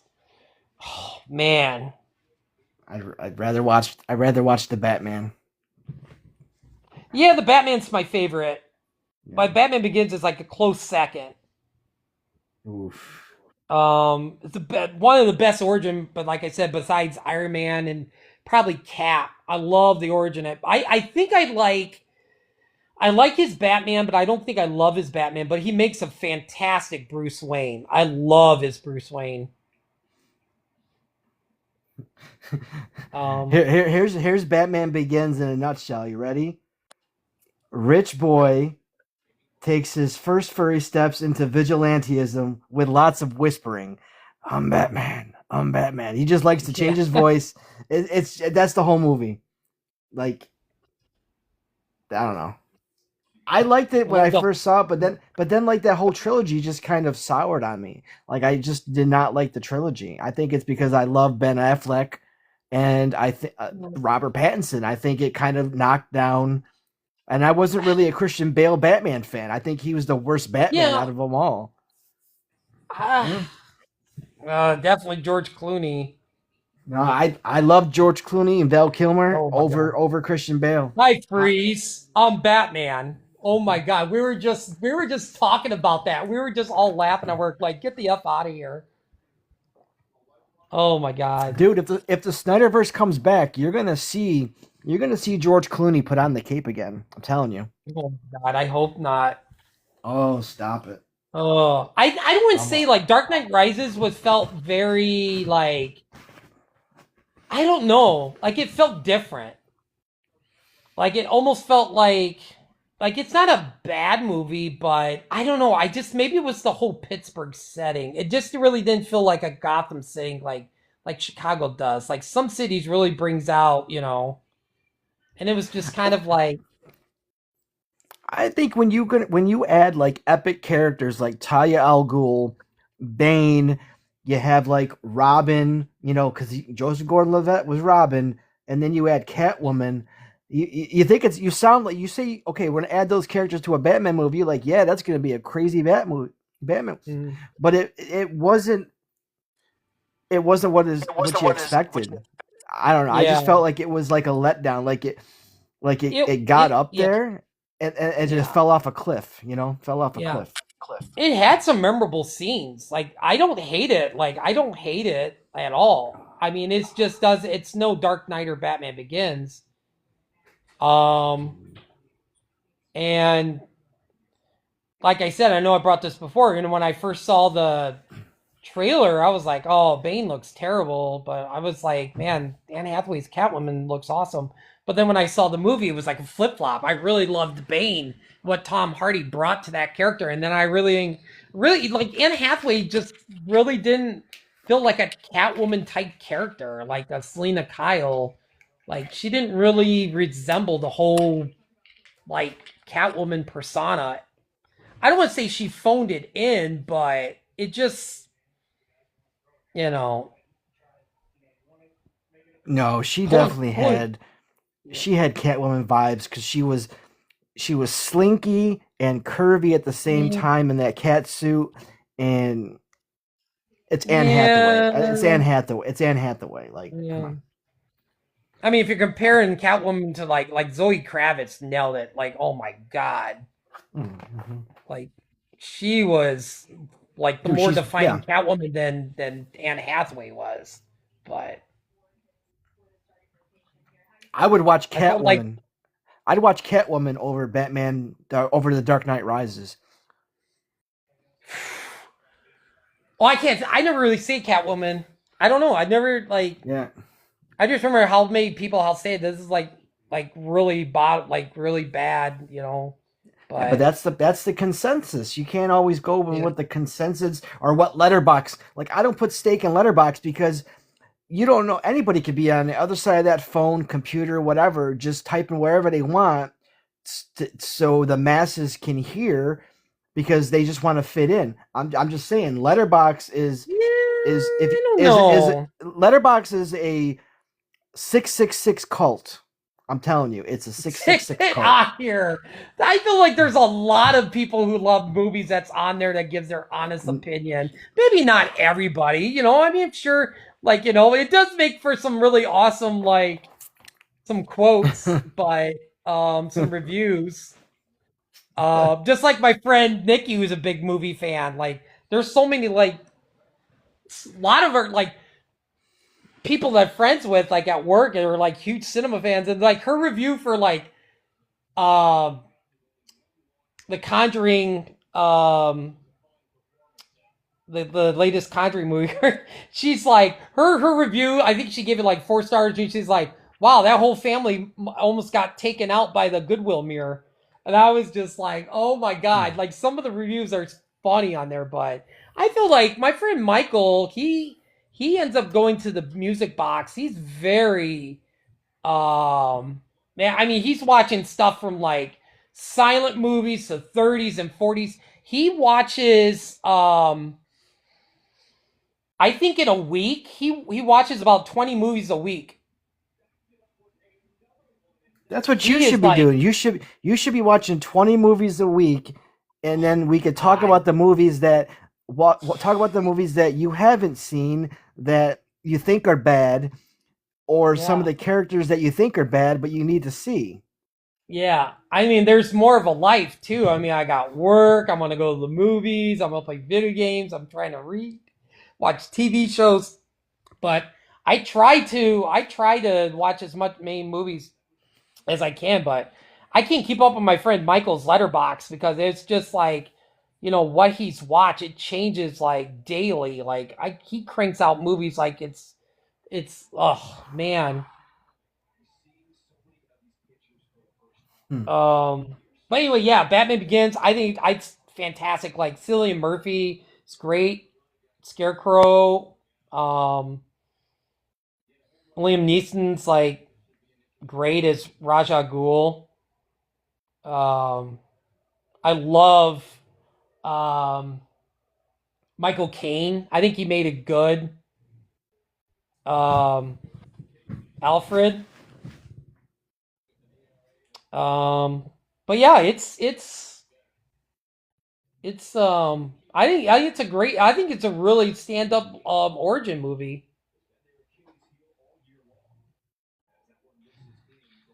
Um, It,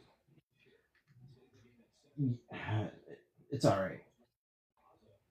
oh man, I know. I Batman think a lot versus of people. I think compared to like the Dark Knight. But I've heard other people say like the Dark Knight is like overrated.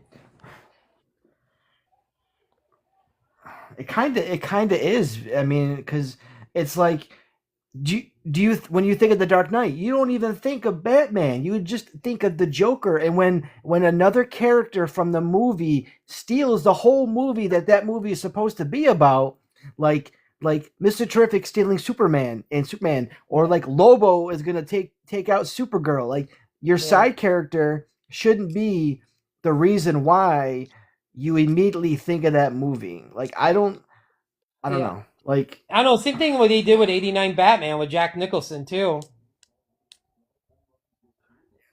yeah, I think Um, 89 Batman's overrated as well. I think it's very oh overrated. my god! Oh my god, dude! What? I think Jack Nicholson's Joker is overrated because I it's yeah, it's yeah, it's Dude, he overrated. pulled that right from the Bob Kane like original like '40s runs of Batman. I mean, he was like that was like a very accurate comic book Joker from the comic pages. Man, wow, that's a hot take. Holy crap. But I do feel like at least Batman with the Batman, I think Batman was like, you know, Riddler didn't overshadow Batman at all. You know, it was always like focused on Robert Pattinson. Like I love Matt Reeves' writing. And Penguin didn't overshadow Batman. You know, I feel like everybody had enough screen time, but they just made it more about Batman and him doing the finally doing the detective works. Um, Yeah, because Batman, no one calls him Batman in the whole movie. Like his name's not even Batman. It's it's Vengeance. There's no Batman reference in the entire movie. yeah, Like yeah, but no one he's call, still like I think he's only like a year, not even a year, like been he's Batman. in he's in year 2. He's in year 2 of Batman. Oh, I thought it was year one. No, it's going into year 2. Like it's just going Oh, because not yeah, now it is. it's Yeah, going into year yeah. 2. Yeah. Nope. Yeah. I think they mentioned a couple Batman. I think the Riddler said it once or twice in it. I don't know. It's been a while since I've seen it. I'll have to try to watch it on Batman Day because I know that's coming up pretty soon. I, um, let's see. What was after that? Oh yeah, then 2006 was The Prestige, which man, I love that movie. I'll have to go back on my letterbox and see what I gave it, but I'm pretty sure I said it was fantastic. Like Hugh Jackman and Christian Bale is so good in it. I mean, that's the only movie of that I would say worth talking about that I enjoyed like 100% from start to finish. Only because I didn't. This was my first time watching, so like That was your I first wasn't time? bored. I wasn't bored with it. Like yeah, I've only seen The Illusionist, which I love The Illusionist because I Yeah, love Edward Norton. Again, that's an actor I want to do is Edward Norton, and I love Paul Giamatti in it. But yeah. first time watching the Prestige, and I was hooked from the first moment of the movie. Mm-hmm. Unlike again Interstellar, where it just had nothing to like draw me into that movie, and within the first hour, something has to be done to make me want to watch this movie. And The Illusionist was like boom because it started off Yeah, and then it went. It started off with like showing like that machine with the lightning, and then it kind of told the backstory and kind of went forward with the story. So it was like nonstop, like the twin reveal. One loving Sarah, one loving Cynthia, yeah, and then like the whole Hugh Jackman, the competition. Like I love competition. Like that was crazy the lengths that they yeah, put themselves through to just become the top like prestige top magician. Like it's yeah, crazy. yeah, yeah. It's. I think I actually have that one. I think I have it on Blu-ray. But yeah, yeah. Yeah. The Illusionist was really, obviously something different than the Prestige. But yeah, that was just as good. I put it right up there Oh, with the it was Prestige. very much the same though because you had two like just like in prestige you had two magicians in London. The illusionist was two magicians in Vienna. you know, and it's like it's rivals again. Same thing with the Illusionist. There was like a romantic twist, just like the Illusion, just like Prestige, Illusionist, romantic twist. I just felt like the deception, the thought of like deception with the Illusionist was a little bit more profound. Where it was, where like Prestige was more of a love story and a love battle between the characters. But that one line that Michael Caine's character says, he goes, he explains that every magic trick has three parts: the pledge, the turn, and the prestige. Like making something disappear isn't enough; you have to bring it back. Like that. Yeah. Again, Michael Caine. He's constant throughout the entire Nolan verse. But I think Zach wants to chime in. I'll go on mute for a second if Zach wants to chime in. Zach, you can chime in. Is he there? I also going to say something about when he was just like, I think she said something like, I can't remember, I haven't seen it in a while, where she's like, "Do you love me?" And he's like, "Not today," or whatever. Yeah, and then you knew that was the other one. That was the other clone. Yeah. You know? It's probably one of the better twists in a movie that I've seen, I'll tell you the truth. Like, it's probably one of the better twists. Rap God. Sorry. Rap God. Rap God. Sorry, man. Rap God. There you are. You there, Rap God?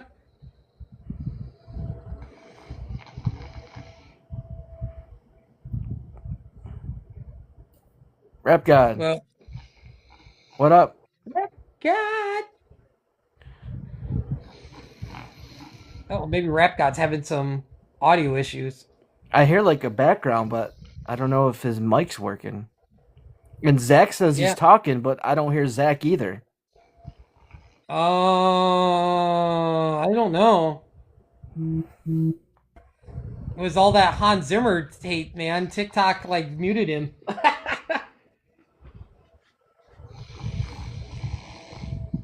Oh, is Rap God sleeping? I hear snoring. Rap God, is he asleep? Oh my gosh. Rap God! Oh, my bad. Oh, what up? Oh, there he is. Yeah, he's alive. I apologize. Oh, man. I mean to come in. Oh, you're good. I had the phone on my chest, that's why. Oh, dude. I was just listening. Hey, real quick, I have to tell you real quick. Joey's always laughing at me because I told him, I said, I messaged him and say, "Hey, I'm watching the AEW Dynamite after Forbidden Door." And Angel laughed at me too. I messaged her on Instagram. She's like, "Good God, man!" I said, "Yeah, I know. Like, you know, work and other stuff. It's like, dude, I feel behind. But thank God for HBO Max to have, like, you know, like so much has happened." I'm like, yeah, I know. When you have a hobby and it's more than one. When you get behind on one hobby, it's like, whoa, that happened last year, buddy. Dude, yeah, I know. My friend Brian's like, "Dude, there's this new wrestler." I'm like, "Dude, no, I'll get there finally at some point." I told Joey, I said, "I'll get caught up. I swear, and I'll join your live." Dang, well, you got movies, sports, and man, that's what you're not a baseball fan, are you? Yeah, I'm a baseball fan. I'm watching baseball right now. Yeah. I'm a suffering Met fan. Oh shoot, Zach, I didn't even realize. We swept y'all in New York. Oh. Go A's. It's horrible right now. So it's kind of like I honestly believe it's coming. I honestly believe it's coming out of the American League this year. All right, guys. So can we go back into the Christopher Nolan thing? I can give my views on this. My bad. No, dude, not you bad at all. Well, not at all. Because I had to come back in. So I love everything you guys have talked about, but at the same time, I can say one agrees, one disagrees. I can see both of your agreements, but like Deadpool made some clear comments here where it's like, yeah, dude, the Nolan universe is alive and well. And honestly, I know everybody's on the Odyssey, mail palace right there, and the money they spent in that movie. You give me a break. If you think I'm going to sit anywhere and spend my hard-earned money watching that for that many hours, when I've seen the Odyssey, I've read the Odyssey. You've had dude, that movie is good luck making that money back, but we've seen already. Make original films for once in your lives, guys. I am tired of people making the movie that we've read and we had to read in a high school or a college. We're like, okay, we get it, but we're like in our 40s or 50s now. Like, give me a break. Like, talk about the 90s or the 80s, like, something. But at the end of the day, the Odyssey is not. And Interstellar, dude, I know you love this movie, but the movie has no premise of being a good movie on top any list. And as for Letterbox, I will start any live I go off of. Hi, I'm from Letterbox, and I hate my life because Letterbox is for a bunch of generics who don't even know about films and they think they know everything. That's what Letterbox is for. So is Reddit. Reddit's a bunch of catfish. Reddit's about catfish, by the way. I disagree, but degree to disagree. Wow. What was I gonna say? I lost my train of thought. I mean, we saw Troy. I mean, Troy came out, and Troy is pretty much what the Odyssey is. It's just bigger budget. Not bigger than Odyssey, though. Not bigger than Odyssey. I mean, Troy was a great movie. I don't know if you saw Troy, movie guy. I love Troy. It's been a long time since I've seen it. I need to rewatch it. But you know how big Odyssey is gonna be?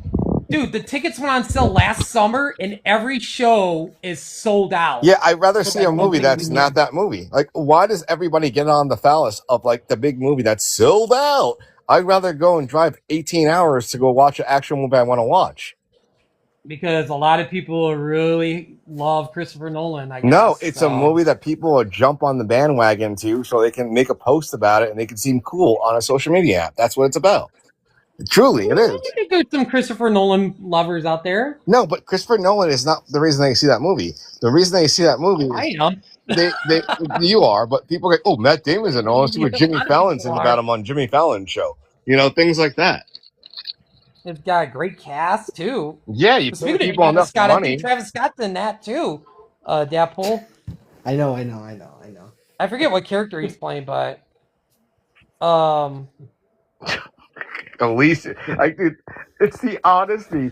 Most people who are like, you think teenagers are gonna go want to see this movie? You think 20-year-olds are gonna want to go see this movie? It's gonna be couples and old people who are like, you have to be right. You have to be invested.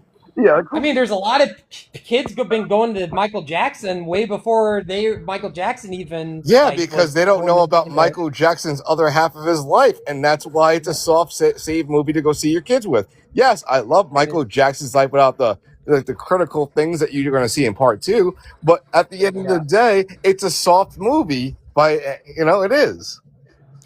I can agree. I saw the movie, and he's right, 100% correct. Thank you, my friend, because people do not give any respect to, like, say, the whole, you saw Bob Marley's movie. Nobody talked about the Bob Marley movie. Nobody talked about the Bruce Springsteen movie. Nobody talked about, like, great movies like that. The Bob Dylan movie, the Bob Dylan one was Bob Dylan. I think a lot of even though I'm not a fan of like Timothy Chalamet though, but Bob Dylan movie was pretty good. I mean, I think it's a lack of promotion too. I don't think that got promoted. Well, a lot. Of course, Michael Jackson's movie by Antoine Fuqua, who's done like Training Day and everything else, is going to get promoted and like marketed that way. I felt why Dread was unsuccessful because it never got promoted like all that well. No, but the thing is, Rap Guy, can I ask you a really serious question?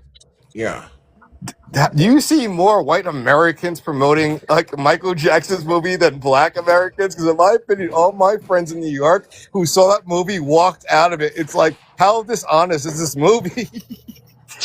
No, I agree because it was like when you get to halfway point in the movie, I know you're talking it automatically becomes a concert now. Yep. You there's no spoiling on Michael Jackson movie should not be like, okay, we're gonna spoilers warning because Michael Jackson's story's out there. And so I think we should have an open conversation. And if you want to talk about a certain part of the movie, just come out, say it, right? I want to hear your take because I want, because this movie's not a spoiler. Like this life's already been lived.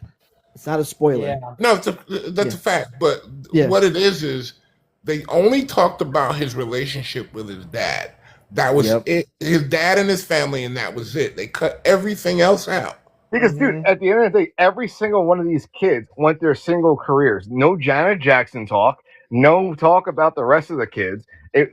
I watched it the other day. I'm like, what happened? That whole thing happened, and there's other stories to tell. Yeah, Janet didn't want anything to do with the movie. I wonder why. Again, I love Coleman Domingo, and he played the perfect villain. Like he played the perfect Joe Jackson. Yeah. Do we have to wait? Do we have to wait to be introduced or some shit? Or no, Jay Quinn, guys. I'm sorry. Quinn, everybody else ahead, is talking. Quinn. I totally forgot. Oh, yeah, we were talking bringing Christopher Nolan. No, man. Sometimes we sidetrack a little bit. So. No, I think it was relevant sidetrack. Just my thoughts on Michael for a minute. Biopics today have more in common with superhero origin movies. Like I said, I did a TikTok a few weeks ago. I knew what this movie was going to be. I knew what it was going to be. This is Captain EO episode 1, Dawn of the Hee-Hee. Like this is not a biopic. Like Jay Quinn, I love you right now. I'm going to follow you. Follow me back. Can I ask you this question? I'm going to give you this honest question. Is Michael Jackson's biopic a soft movie? Is it a soft movie? Soft. Like it's soft and it doesn't tell the truth. It's definitely softball. That's because the estate is in control of it. It is a look at an icon. It's a concert movie. If you just want to go listen to some music and have fun. But it's not delving deep into who he was. No, but I'm saying, like, if anybody watched the Bob Marley movie, that was true. If you don't even watch the Bruce Springsteen movie, that's true. He's talking about how he wanted to commit, you know what? Like, he was very depressed. Bob Marley was talking about things with his kids about that. So these two movies, to me, are more powerful than this movie. I feel like the second part will cover more of the drama stuff. The drama stuff? I don't think many people are going to like him after seeing the drama stuff. If you know Michael Jackson, you would know that stuff is coming. So, I mean, for most people, they're not going to allow them to do the stuff that they're going to candy that shit down. They're not going to allow them to do that. Michael, what do you like spending on? They're gonna. Okay, guys, anybody who's a dad here, do you want your sons to hang out with kids in a rich person's house by themselves? Right.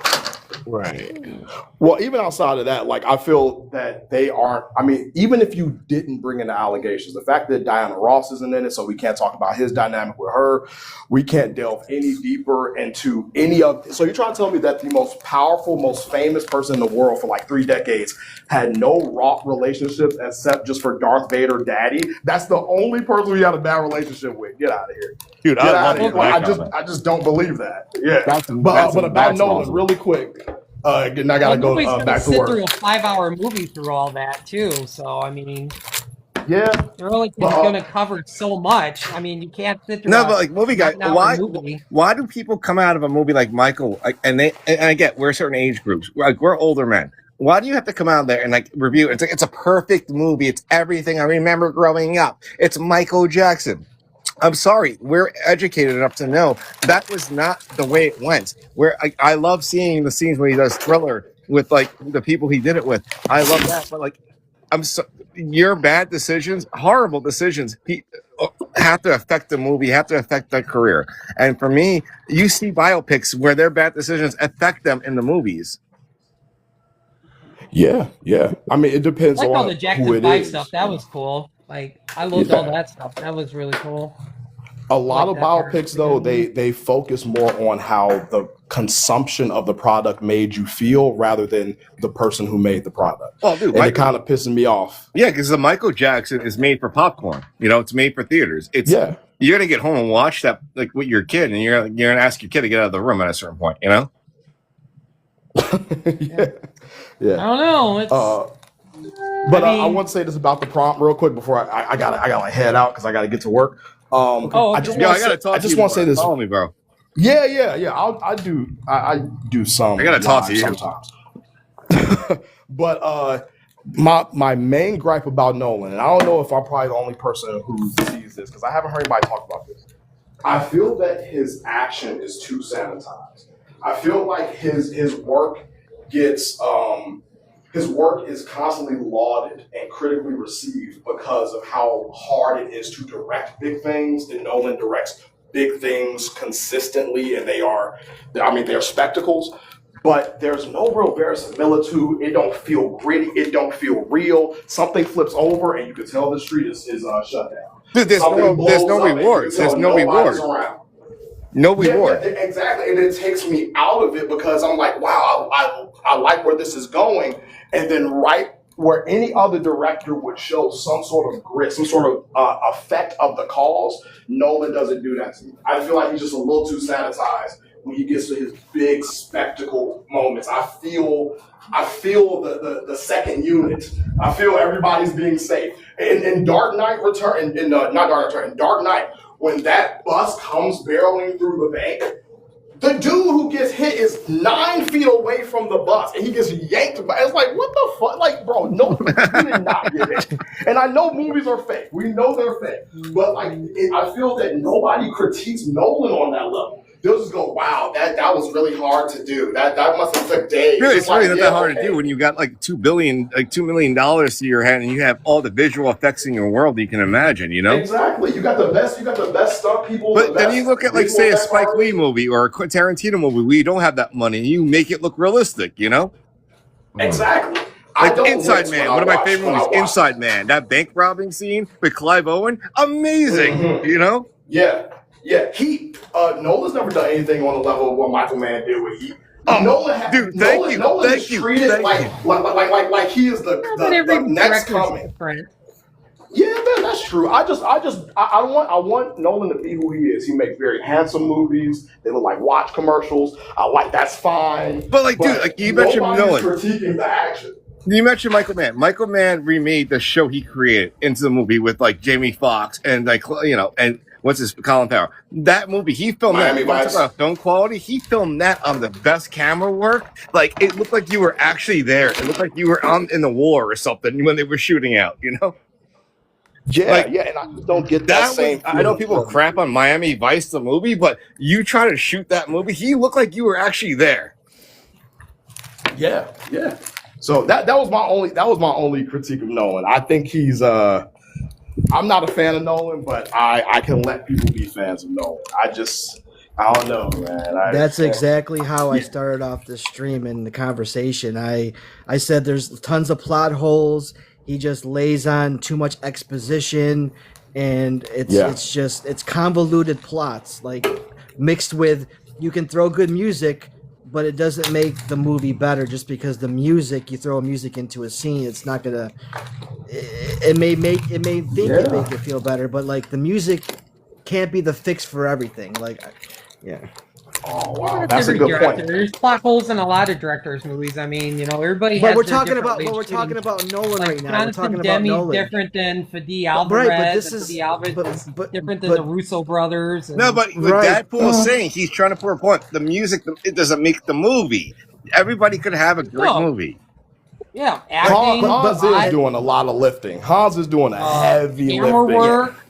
There's a lot to it. It's just not one thing. It's like camera work, acting, the script.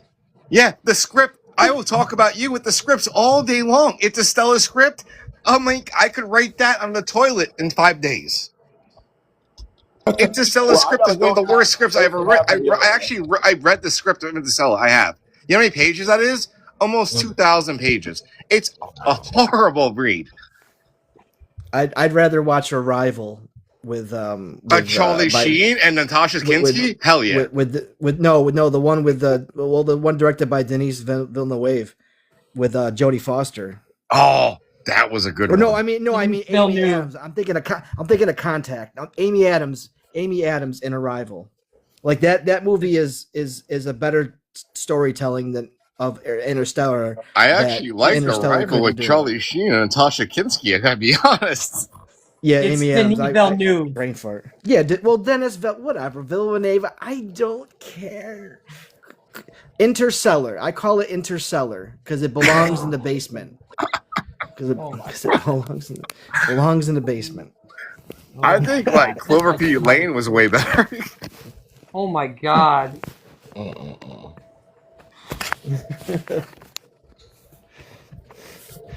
Again, I was okay with doing Nolan until I watched the beginning of Interstellar, and then my mind I was like, nope. See, movie guy, you messed him up by like giving him that movie. He got screwed by giving that movie. I didn't pick it. He chose it. You said that's what it's like. I didn't say watch Interstellar. That movie screwed him up. It must have. He's got PTSD because of this movie. You know that, right? Yeah. Where are we at? I haven't lost on my list. Also, Prestige. Oh, The Dark Knight. Oh, I'd rather watch Heat. Heat is a better version of Dark Knight. How many times have I said this? I think Heat's overrated. Dude, every time I mention this movie, you tell me that. I swear to God, I'm gonna get 1,000 people coming against you for saying that Heat is overrated. How do you think Heat is overrated? Oh my God! How is Heat overrated? How? Tell me how Heat's overrated. Because Hans Zimmer didn't the score. No, it's not that. I mean, I like more than Hans Zimmer. Like I said, I told you I like Brian Tyler. I like What's up, Jen? John Williams. I like Ludwig Göransson. I'm just saying. There's a lot. Like Hans Zimmer's made some memorable scores. But anyway, let's move on. The opening scene of The Dark Knight. I remember. I don't know. Was it? I think I went to like an IMAX showing, and we got to see that opening scene of The Dark Knight. I was just like, oh my god, the whole opening of the bank scene. Are you talking about the trailer or the actual like intro? No, the movie. No, because sometimes when you go to IMAX, they show like 10 or 15 minutes of a certain movie. Oh wow! And then because when I went and saw I can't remember, we got to see 15 minutes of that George Clooney movie. It was like I don't know what it was. I think it was like based off of Disney ride, wasn't it? Which one? Oh, what is that? I can't remember. It had that little kid in it. And he went up to the house. He knocked on the door. George Clooney lived there. But is it called A Better World Tomorrow or something? I don't know if that was it or. Yeah, a better world or something like that. Yeah, Better World. Yeah, because when we went to a different show, we showed that. But then when I went to IMAX, we ended up seeing the first 10 minutes of The Dark Knight. I don't know. Like, it's Heath Ledger's performance is, I mean, just so good. Yeah, he was gone way too soon. He did not fulfill. That was a big disappointment. That was really heartbreaking to see that with him. I forgot to say, Jen, thanks for popping in. I would rather trade that for so many other actors, and I know, but we're going to stop there. But I will say that. Yeah, I love The Patriot. He was so good in that one too with Mel Gibson. Yeah.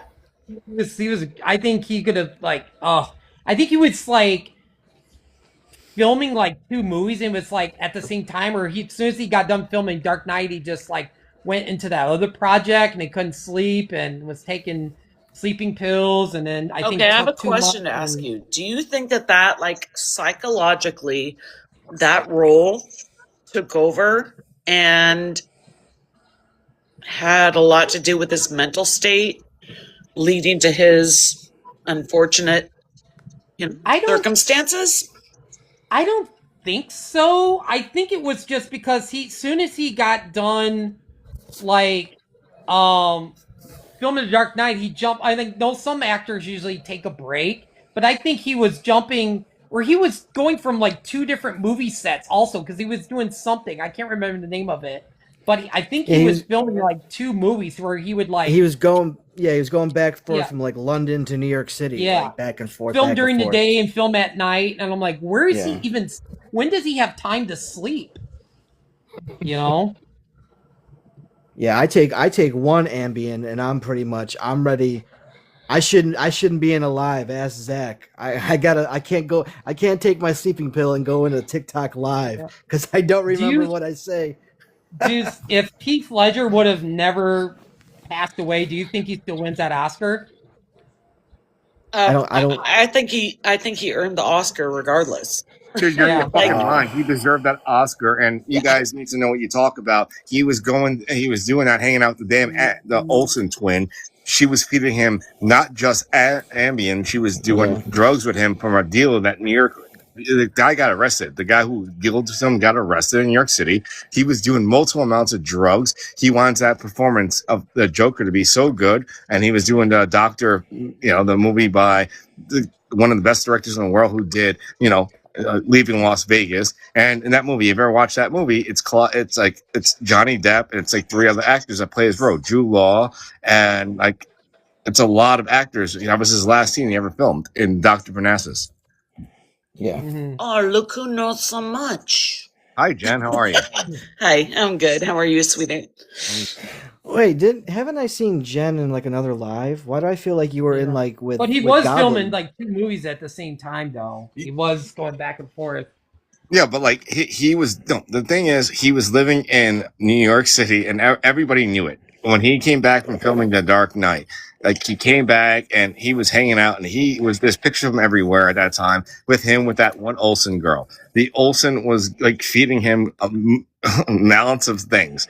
They weren't. I don't know if they were doing shit, but like they partied a lot. They saw them a lot in different places in the Bowery, and Heath Ledger just passed away on a mixture of things that was fed to him. And he was stressed out with his divorce and everything. Well, yeah, he was going from girlfriend to girlfriend at the time. Yeah, because he was truly in love with his wife. He was truly in love with her. Jen, is there a Christopher Nolan movie that really sticks out to you? Is your favorite? A Christopher Nolan movie? Yeah. I don't know directors like you guys. Pardon? Nothing. I don't really know directors like you guys do, but I sure do have a little bit of feedback if you will allow it. I just think that Jen would have wasted her time on most Christopher Nolan movies, as most people wouldn't. I don't see what's wrong with Christopher Nolan. Like, I don't know. What movies did he direct? Interstellar. And like, I don't know. The Dark Knight Rises. Batman and Prestige. Inception. Have you seen Inception? And where everybody's like, "Oh, I'm an idiot because I don't know the ending of Inception." I'm like, "Shut up." I hate that everybody who's had for 5 years straight on Facebook and all these apps. You're like, "What do you think the real ending to Inception was?" I'm like, "I don't care."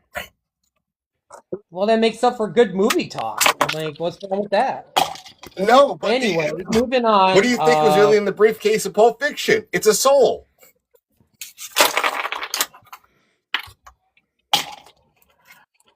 Like Inception, though, was like, am I actually living in this world or not? Like, give me your point of view about the ending of Inception, movie guy. Give me it. I want to hear.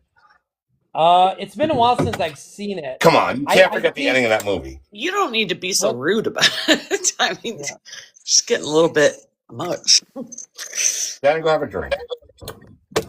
Pardon? Thank you. Thanks, Jen. But anyway, but yeah, I don't know. It leaves up open for discussion. With the on the plane. So Inception, I remember. Go ahead. So are we talking about Inception now, or are we moving on to? I mean, we can. I mean, we were still on Dark Knight. Like, I mean, there's anything. I mean, I'm just glad. How much I love Chicago. I just love seeing the the city and like seeing stuff that I've been to and be like, oh man, every time I go to Chicago, I'm like, I'm in Gotham. That's the first thing I think of. And then, run into places I know where The Dark Knight was filmed. But yeah, we can talk about Inception, I was just thinking because you mentioned or maybe it was Jen that brought up who would No, maybe you said who would win the Oscar. And looking at the nominees from that year, I mean, you had Josh Brolin for Milk, you had Robert Downey Jr. Tropic Thunder, Philip Seymour Hoffman for Doubt, and Michael Shannon Revolutionary Road. I feel like it was Robert Downey Jr.'s to win, and they just gave it to Heath because of everything. That's my looking at the list. That's my opinion. It's my opinion. Yeah, I remember the first time seeing Inception, I was just kind of, I did not care for Oh, it. Like, okay. I really was not, like, I didn't, but then, yeah, I wasn't, like, I wasn't a fan. Like, I don't know if I just really, I really didn't care for it. But then I saw it a couple years ago, again for the second time, and I was like, man, this is actually a pretty decent movie. Dude, Inception, it was the introduction to Tom Hardy into American universes, you know? But yeah, the second time I actually liked it a lot more. I was like, this is actually, like I said, sometimes it takes a second time to watch something. And I don't think I loved it, but I enjoyed it Like a lot watching more Human the second Centipede, time. I'll never enjoy it. I like that movie. I know, that's why I said it. But a movie that I think is better, a little better, which and explains more than like Inception is very, people complain about its complexity and it's like constant misdirects and repetitive. Like, you got to watch a movie called Primer. I compare love that. Primer. I compare that on level, if not better than Inception. And dude, Primer is a great movie that like kind of created the whole universe of that kind of theme. Yeah, it's like these two engineers accidentally, invent like a time machine in their garage, and like it gets like it deals with overlapping timelines, almost very similar to how in trust issues. So like very similar to like Inception, because you don't in Inception you can't trust reality, you can't trust your dreams. There's like layered, like it's like I'm saying, not I'm not saying Inception's bad. I'm just saying a movie that I would watch over Inception would be Primer. It's, again, these are movies I'm trying to like give people as an alternative to Inception. If they've already seen Inception and they loved it or liked it or want to see something on the same lines, go watch Primer. It came out in 2004. Dude, Primer was like nominated for so many independent film awards. Yeah, it's movie guy. That's a cine movie. Like if you're cinephile, then Primer would be a movie that you would want to watch. Like Primer's hard to find. You have to like live in LA or New York to like find that even like on a version. So it's such a good movie when it's hard to find the original copy of that. Yeah, there's no exposition. It's just all like melt in your brain. Like, it's all good stuff. But like, even when it comes to Inception, Inception, I love that experience in the theater watching the IMAX of Inception, and that whole ending was great to me. It makes you think. I like any movie that makes you think, but that was where Christopher Nolan kind of ended that point of his career, like make me think. It's now like, hey, what kind of movies I'm going to make this traditional big budget movie that everybody's going to flock to with popcorn and spend about $40 in a theater seeing. And to me, that's not a movie experience that most people, you work in a theater, I get it. I worked in a theater, but I worked in a theater, I was like, go see the smaller movie, go see The Collector or something weird. I wasn't that guy. I don't watch the big movies. I always like taught people to not want to watch. I don't know. I think a lot of people love that summer blockbuster. Go see that big movie for the summer. Kids are out and stuff and everything. So, do you know what world we live in now? Like, is that really a world that's like 1980s or 90s or early 2000s? Yeah, I mean, Spider-Man's probably going to do $1 billion. Toy Story's going to do tons of money. But why? But why? It's because of people who they flock and they go to the usual movie they're comfortable with, though. That's the problem. It's the norm. It's the norm. Yeah, like I said, it goes back to Steven Spielberg. Like, Jaws, like, was the first summer blockbuster movie. It was like the start of the summer blockbuster, and it just was like, every year there was like, it was just like, oh, what's the next summer blockbuster? What's That's going to do money. Like, you know, everybody's going to flock to Avengers. Everybody's going to flock to Dune when it comes out. But that's why You know, I'm they sure there'll release like these be. kinds of movies during the holiday season though now, because sometimes people need a good like, oh, you know, I want to see my friend for the first time in a few months, and somebody I know who I love passed away, and we'll go see this movie during the holidays. The summertime thing is not really that thing anymore. It's not like what you think. It's maybe in your theater, but in most big cities, it's not that thing anymore. People don't do flock to the theaters.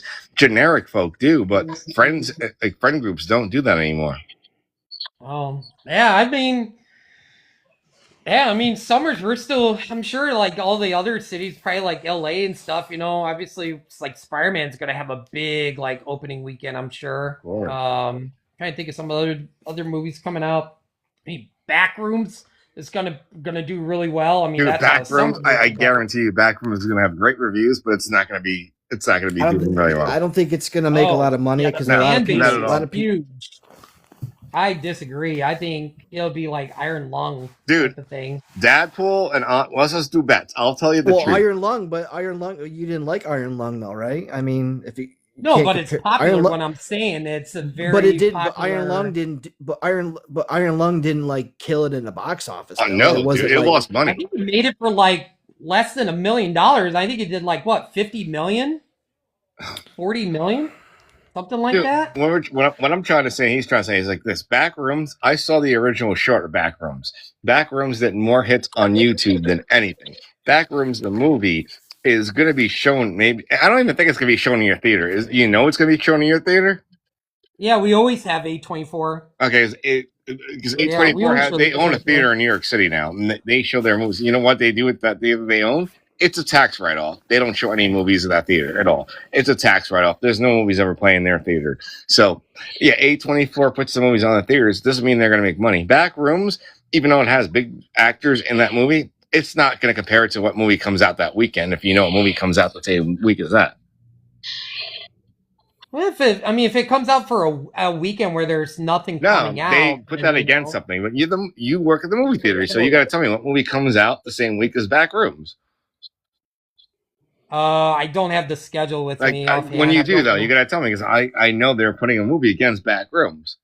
Oh, probably. And like when He-Man comes out, they're putting that against another movie. Let's see. Mortal Kombat 2, they're putting against. They're putting Mortal Kombat 2 against Backrooms. Oh. Yeah, you think that movie's gonna make any money against? I know a lot of people didn't like the original. Backrooms, the original YouTube short is beautiful. Like this one. I meant like the original Mortal Kombat. It was very mixed. I'm telling you, Backrooms is gonna make its most money on once it gets to Shudder or like something. That's the only way. It's not gonna make big money in a theater. Like when you go see Terrifier, you have to. They will never show Terrifier in a white bread theater. You have to go to like some cool like outside the box theater, 25 minutes in a car ride, and you gotta see that. Toxic Avenger, same situation. You gotta go see that. But Terrifier 3 made a bank. Like we're a big theater, or we're like the third biggest. But you didn't. No, they don't put Terrifier 3 in your theater. Like, did you see? Did you have Terrifier 3? Yeah. No fucking. Yeah, no we had it. Yeah, of course it was wide release. No, nobody wanted Terrifier 3 is an NC-17 movie. Nobody wanted Terrifier 3 in a big theater. Yeah, we're the third biggest theater chain, and we had it opening weekend. We had it on like. Where do you live? Degeneratville? I gotta like go down there. Like Jesus. Yeah, we always get the A24 movies. I mean, unfortunately, we get all the Angel Studio stuff. Those like do like tons of money, but because we would get a lot of the smaller movies too. I mean, we get all the all right, respect Bollywood movies. All right, no Bollywood movies. I had a Bollywood theater where I used to live. No. Yeah. Oh, I gotta say, RRR, awesome, fantastic movie. Laughed so hard at that movie. But anyway, we showed Terrifier 3. That's insane to me, really? Yeah. Theaters got shut down for even showing that movie. No, ours was super packed. It sold out all weekend. We even had Steamboat. Where the hell do you live? Steamboat. Seriously, that you could show these movies? You must live in some podunk ass place, man. No. I mean, If somebody needs money, how do you get the prints of that shit? Like, I have to beg somebody. it's all digital. I mean, all we do is get the thumb drive and just download it onto the digital projector and oh, you're one of those theaters. I get it. we don't have film. We got all digital projectors. I think most of the theaters have. Nah, man. I go to real film. I go to film. No, the place that me and my buddy will take the 15 minutes to go to, it's film. Yeah. I kind of miss film, but no, you put a thumb drive in, they actually get the actual film. Like Damien Leone does not do that. Like Damien does film. Like it's a film thing. Yeah. You have to get delivered. How we had Terrifier 3. We always get it in like a thumb drive. Oh. And then we just I gotta download report it. you that's Damien then. And you just download the thumb drive, boom, and then we just put it on what theater number we're gonna have it on, and but you talking about all like you see this and this and you see this and this and you see this, you think that's respectful to everything you said and you always talk about like I see this and this millimeter. That's a disgrace because if my film is shown, I'm not going to give you a thumb drive of my movie. That's disgusting. Oh, I mean, it's not film. We don't have film anymore. All of us, we had our first one when the not Tim Burton, the Johnny Depp. That's when we first got all 14 digital projectors. Is when that movie came out. We changed from film to digital projectors. Back when that movie, I don't know what year that came out, but. So it had to be a Pirates bullshit movie. Yeah, we went all digital. Ooh, digital. Like AI and everything else. Destroy the world. I think most of the theaters are digital now. They are, but like I do know that some most. Like, oh yeah, some of them, yeah. Some theaters is still got film. Like Toxic Avenger, they actually had a film. They had like something rolling. Yeah. Plus, a lot of those are like Fathom events, so that's not played off of the projector. It's like downloaded on another device. You're ruining. You make me not want to go to a movie theater ever again. By the way, movie guy. What's the last time you've been to a movie? It's like all the movie theaters are digital. I know they're digital, but you're giving me like too much insight of like me being like as a screenwriter and director. How do you think they run the movie if we don't have film? I like seeing these old school theaters where they're like they makes a mistake and they're like showing the real, Oh no, I work at like a big theater chain. We're like right below AMC. Regal. I think Regal's the second biggest. The Regal is second, yeah. Yeah, we're at Cinemark is 3. AMC, yeah. But trust me, not AMC in certain areas where they have bars and you can order menus and restaurants in there. Fucking AMC is weird if you go to certain rich areas. Yeah. I like my dive movie theaters. I don't go to the movies. Yeah, I would love to go to the Music Box in Chicago. I think they have film. I will take you to the movies at home. Yeah. They got 70 millimeter and like the Music Box. Yeah, but you're telling me they have this digital shit, and Dad's saying he doesn't go to the movies. So I'd rather be with Dad, 12 year. Like I'd rather watch this on like a 4K TV or whatever with like my great. I have fucking great speakers. I know how to. Like I used to be in a band. I know how to hook up speakers after speakers. I have great sound system. I don't give a fuck about my TV, 4K, whatever that bullshit is. I feel like everything's always better on the big screen. Like sitting with like a bunch of crowd. Yeah, I'll be with a bunch of crowd. I'll be with a bunch of my friends sitting around here. And we're like, that's it. When Avengers comes out, oh my god, man, being around with all the other sweaty nerds, oh my god, hell yeah, let's go. Yeah, I gotta take a shower like 18 times over after that. Oh my gosh, I can't wait. Anyway, I lost track of what movie were we on. Were we on still on Inception? We're on Interstellar. Oh we're on The Dark Knight Rises, which is The Dark Knight Rises was right after Inception was 2012. 12, yeah. Yeah. Oh, we're old. I definitely it's always that type of thing, like at the end where he was like changed the the device and he took the bomb out. I don't know, and I feel like them seeing at the end, I like there's old perception where a lot of people was like, was that Michael Caine as Alfred just seeing them, or was it really seeing them? And I'm Dude, it like, was a replica of Inception. It's the same thing. You gotta like think about that, you know? yeah, because But so like he no, changed the whole device. I think that was him actually. I have to say, Dark Knight Rises. This is my opinion on it.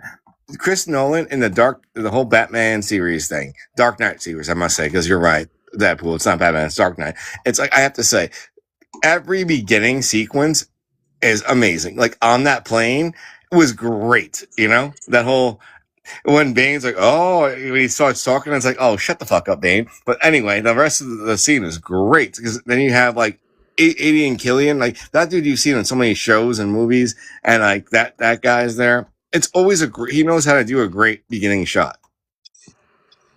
Yeah. But the ending of that movie, though, it's like so much going on. You're including like the break, the whole comic book series where Bane breaks his back. You're including again, he's gonna like go up there, and half the way, you know.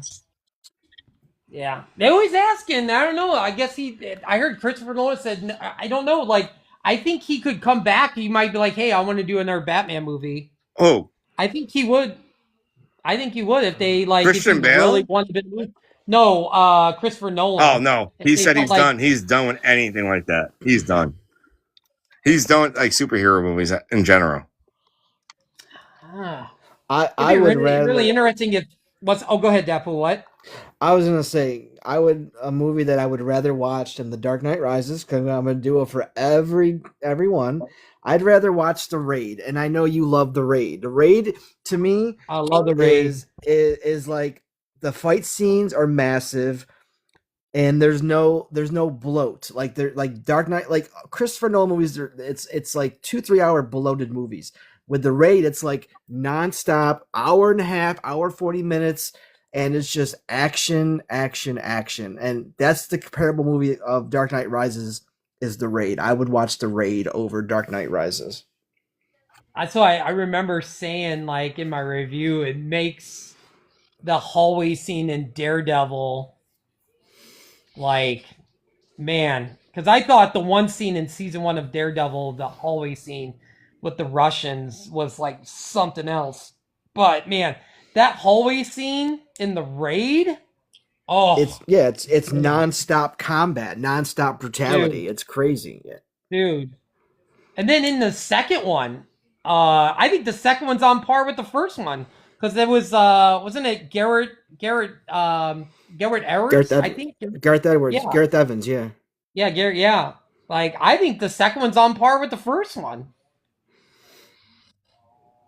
I Yeah, like them the all. raid is fantastic. Isn't there like a the Revolution or Revelation or third, like there's a new one, right? There's like three or four, Yeah, right? there's kind of one, but it's not called like the raid. They or something like a different direct. I don't know if it was Garrett who did. I can't remember, but I remember reading about it.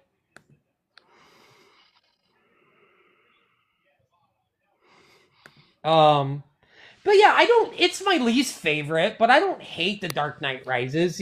I just Mm-hmm. I don't know. I'm just kind of curious why they didn't get to shoot in Chicago. Like, I wonder why. Maybe there was another movie production going on, but I just don't understand. It's just kind of weird. Like, the first two movies was set in Chicago, but yeah, this one was in Pittsburgh, which kind of was Nah, odd. dude. Like the real truth is, they can't afford to film in these cities because like they don't have these kind of like permits for that time. You know, you don't know that like most of these movies are filmed in like New Zealand. Or Vancouver. They Yeah, use Vancouver Vancouver. a Vancouver, and lot. some of the British scenes in Columbia. Dark Knight Rises were in New Yeah. Zealand. Yeah. Chicago was only exterior scenes. They were not interior. Interior was filmed in Vancouver and New Zealand. Yeah. None Well, of it. except for like when Commissioner Gordon's talking to Harvey Dent in office, that was filmed in Chicago. because if you look out the window, the Chicago Bridge is right there. If you So look I out the think window some in of it. any movie or TV show, they show New York City, and that's where I used to live. It's not filmed in New York. It's not filmed in Chicago, dude. None of the only things that are filmed in New York or Chicago are TV shows. Shameless, Chicago.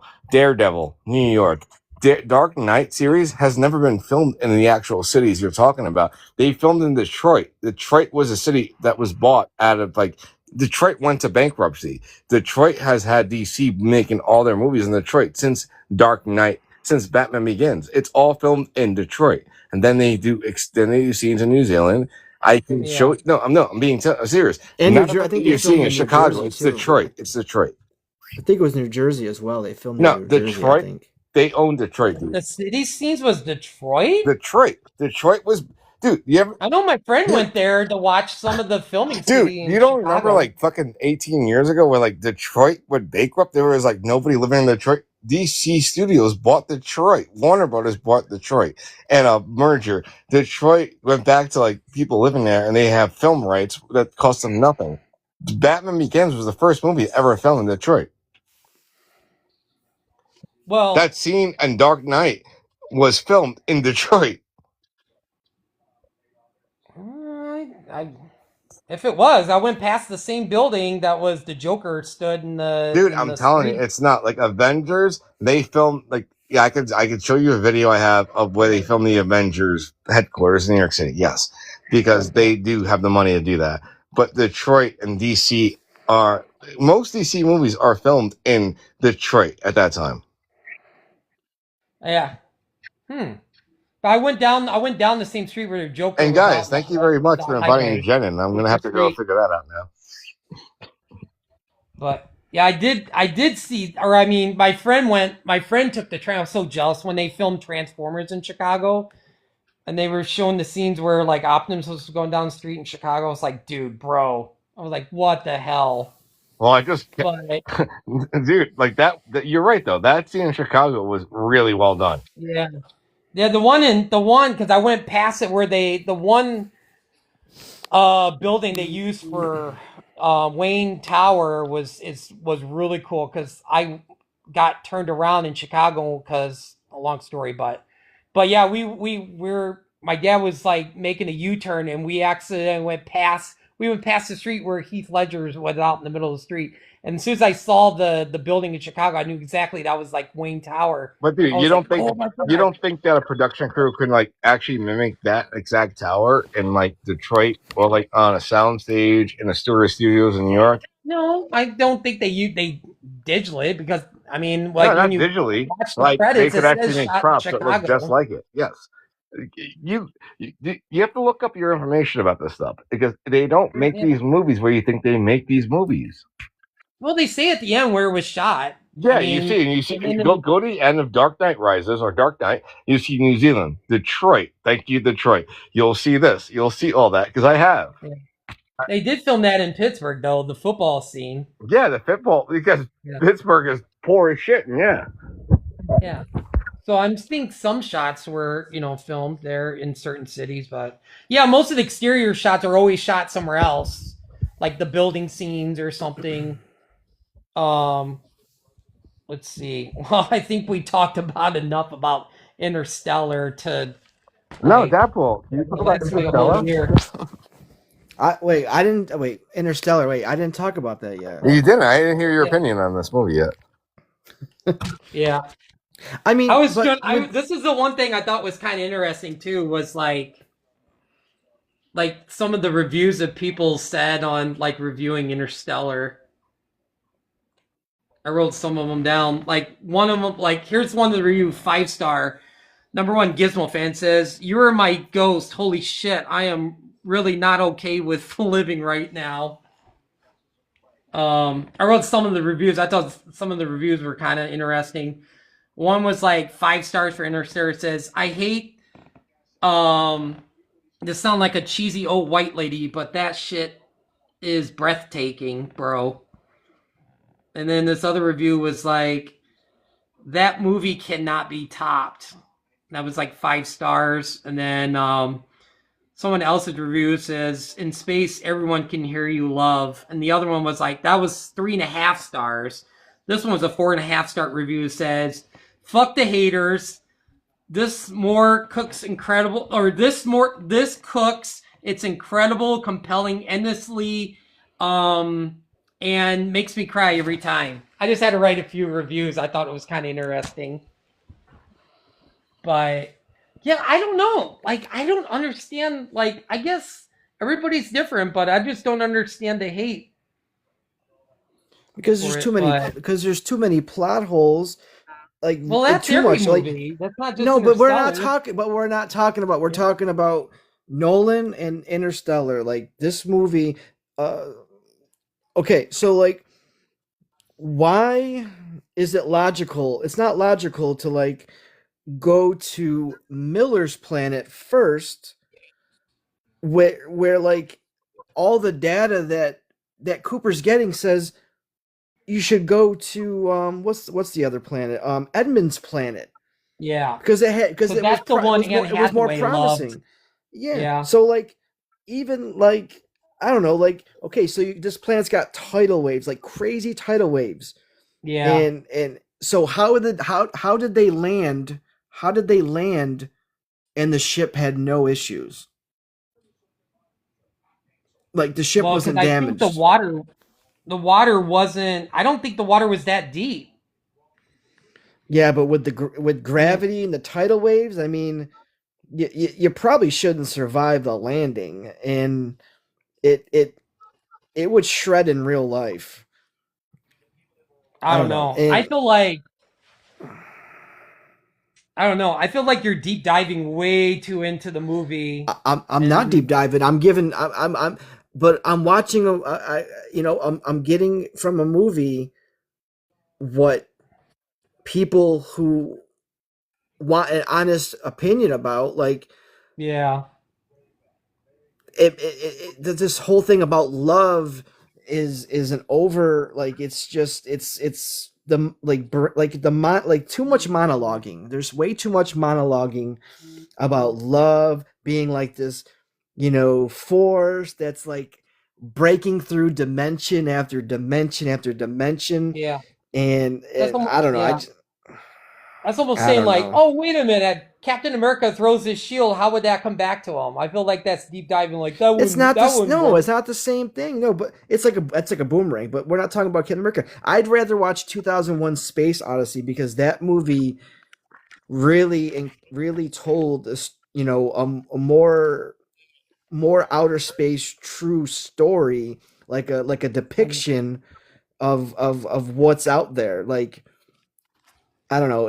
Interstellar was I don't kind of know. like I kind of see the meaning. Like he's trying to go out there to save his kids. He's thinking about that, the next generation. I know that's him being a father, thinking about his kids, and then finding out like, all of it was a lie, and then him regretting, and then him in the other dimension, like pounding on the bookshelf, like tell him not to leave because he's finding out because he missed all that time growing up. Seeing Merv grow up. Now he comes back and she's old, so.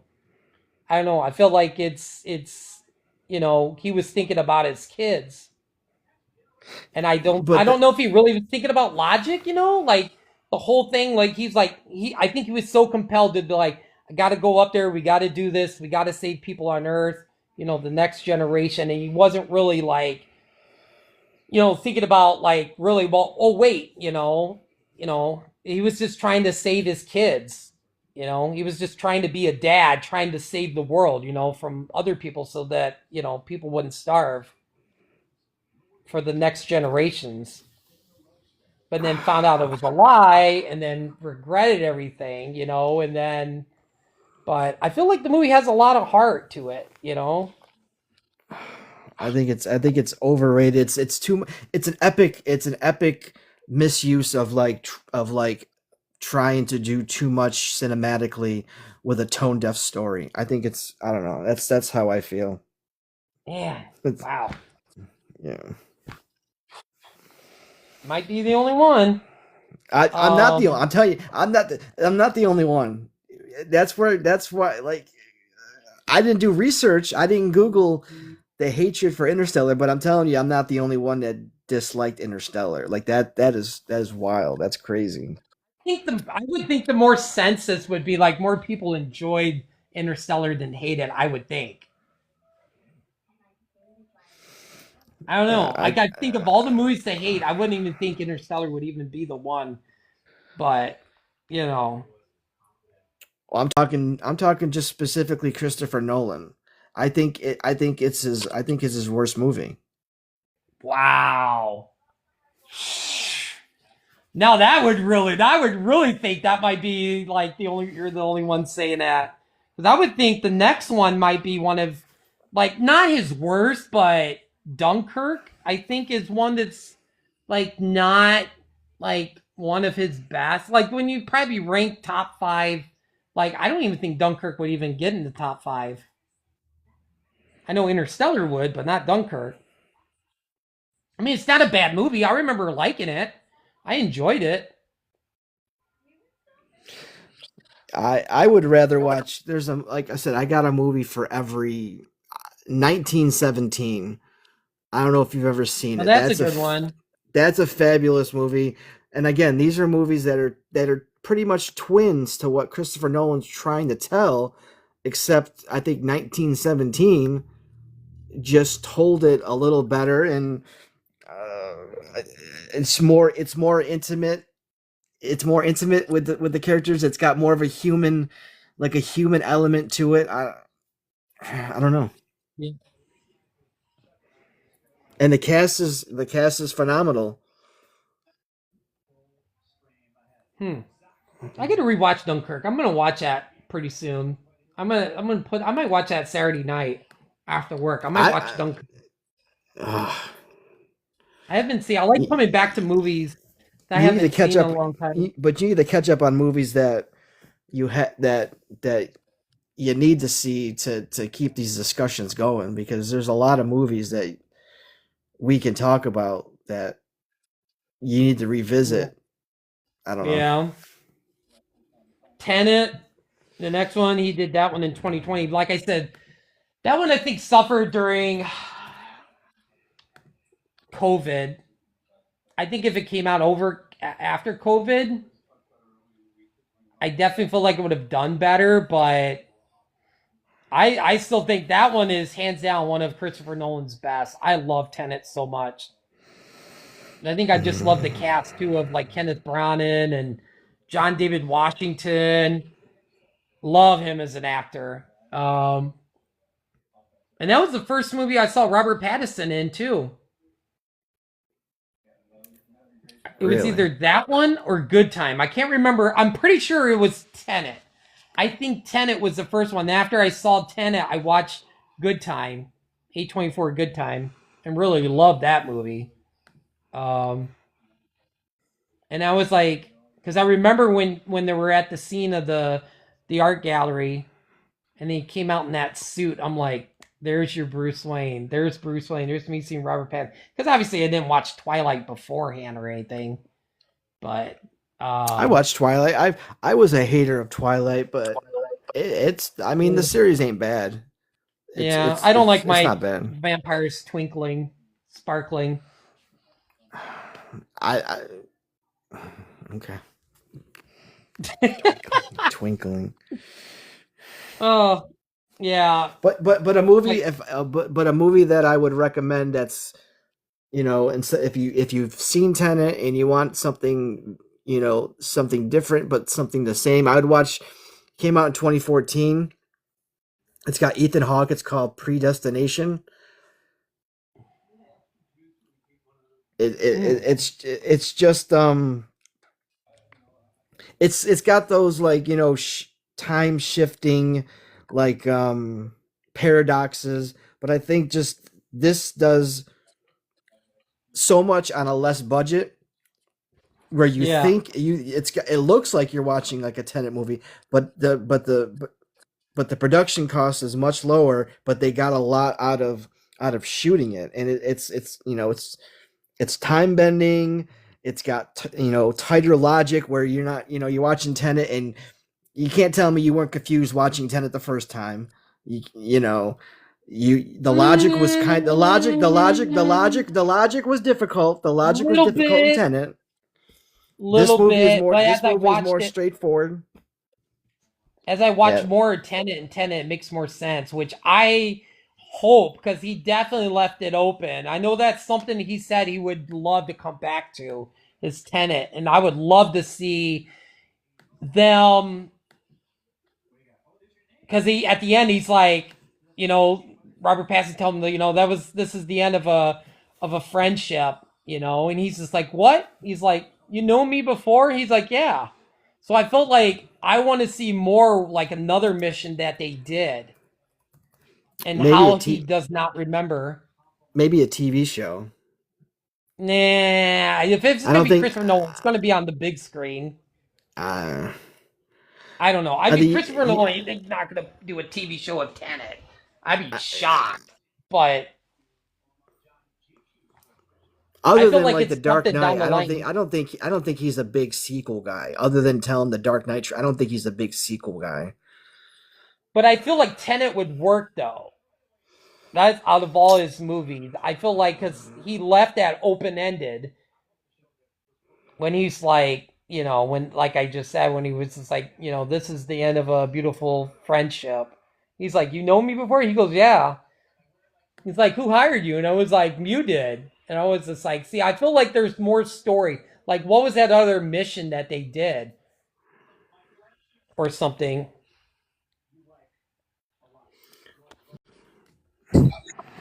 I don't know. Hey, what's up, Jen? Hey. What's up? Hey, it's good to see you again. Hey, it's good to see you too. Cool.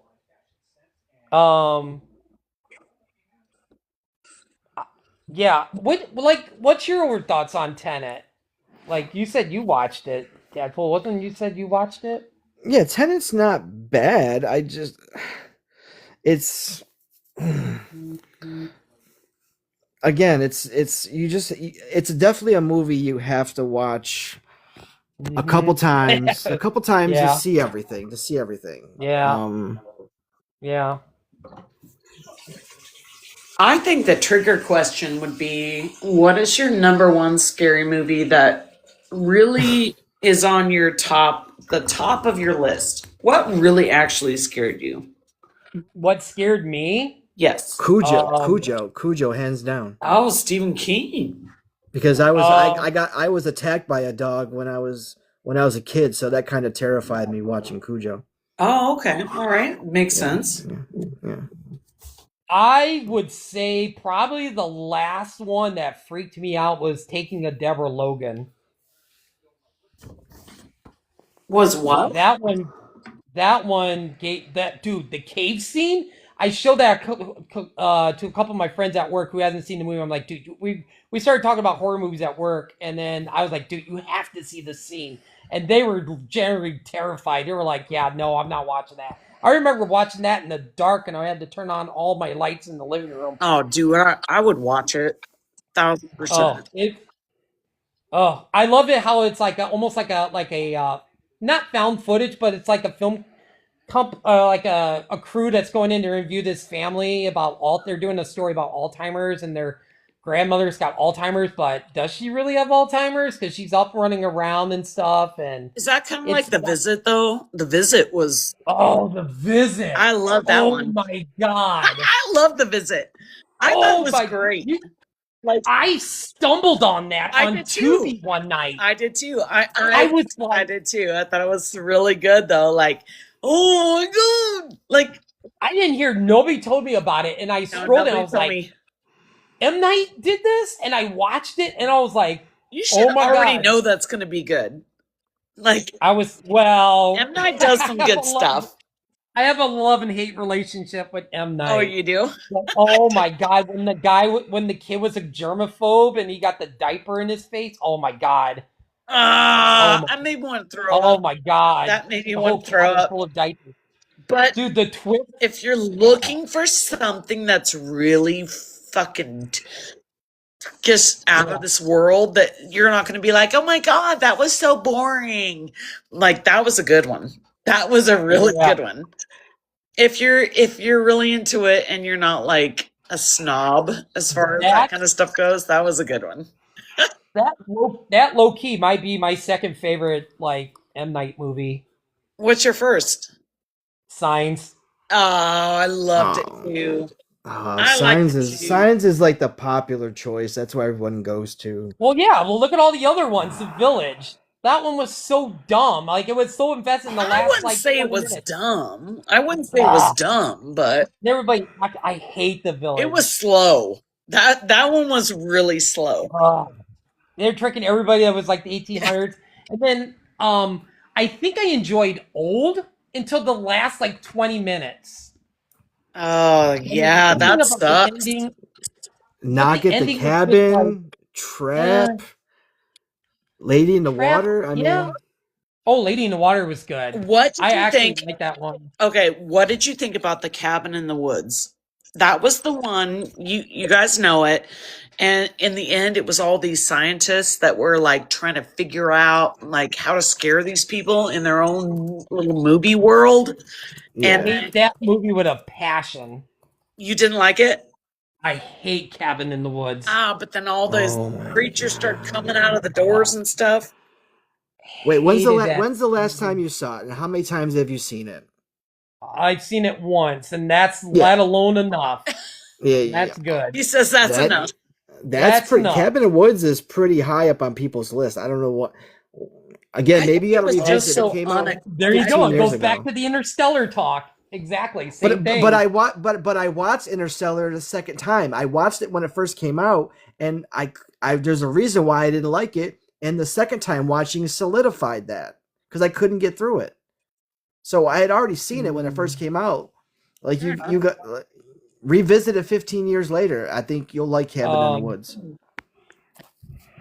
What are some of the other ones he did? I thought it was good because it was so different. Like it was just you didn't expect it. It wasn't your normal like, oh my God, we're in a cabin in the woods and we're Freddy Krueger or we're doing Jason. Yeah. Like it was so different and it ended so differently. That's what I liked about it. It's different. That's why I love horror movies. That's why I'm kind of excited to see Hook 'em on Thursday. The new horror movie is coming out. Yeah. I'm kind of scared because the director. I don't know. I didn't like Caveant, the other movie he did, and I was just like, wasn't a big fan of that one. But this one actually, I saw the new trailer, and I'm like, okay, this looks really creepy. What about Unbreakable, Split and Glass? That trilogy, did you like that at least? I did not like Split the first time, but the second time I really liked it. Glass, I think it's a lot of hate, but I like Glass. I didn't like Unbreakable. Ooh. But there's a story behind that. It took me 3 times to watch it. I went to the Blockbuster and I rented the movie and the DVD didn't work. Oh, so I had to go all the way back to Blockbuster. And I got a second copy, and the second copy didn't work. And then I went to Blockbuster again, and the third copy worked. And by then, I was already mad. I did not want to watch this movie, so I hated on it. But so the movie was broken. It was breakable. Then it wasn't unbreakable. It was breakable. It wasn't unbreakable. It was breakable. But then I showed Unbreakable to my daughter right before Split came out because I said, "Hey, you got to watch this." And she was like, "Yeah, this is not good." I go, "Yeah, it's not." The lift weighting scene was cool. Like I later was like, put some more weights on.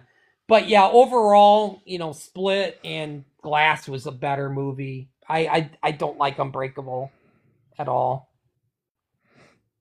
Yeah. I thought Split was better. I love James McAvoy was just so good. So was Anna Taylor-Joy. She was amazing too. Like that pretty much was her like big. Yeah. I think that was her big introduction. And like Sarah Paulin, because American Horror Story. Horror Story, yeah. Let's go, yeah. Well, so I always love watching anything she's in. I really love like all the characters she plays in American Horror Story. But then the other two, Oppenheimer. Oh my God, the cast was great in that. But I know I sometimes I really like biopics.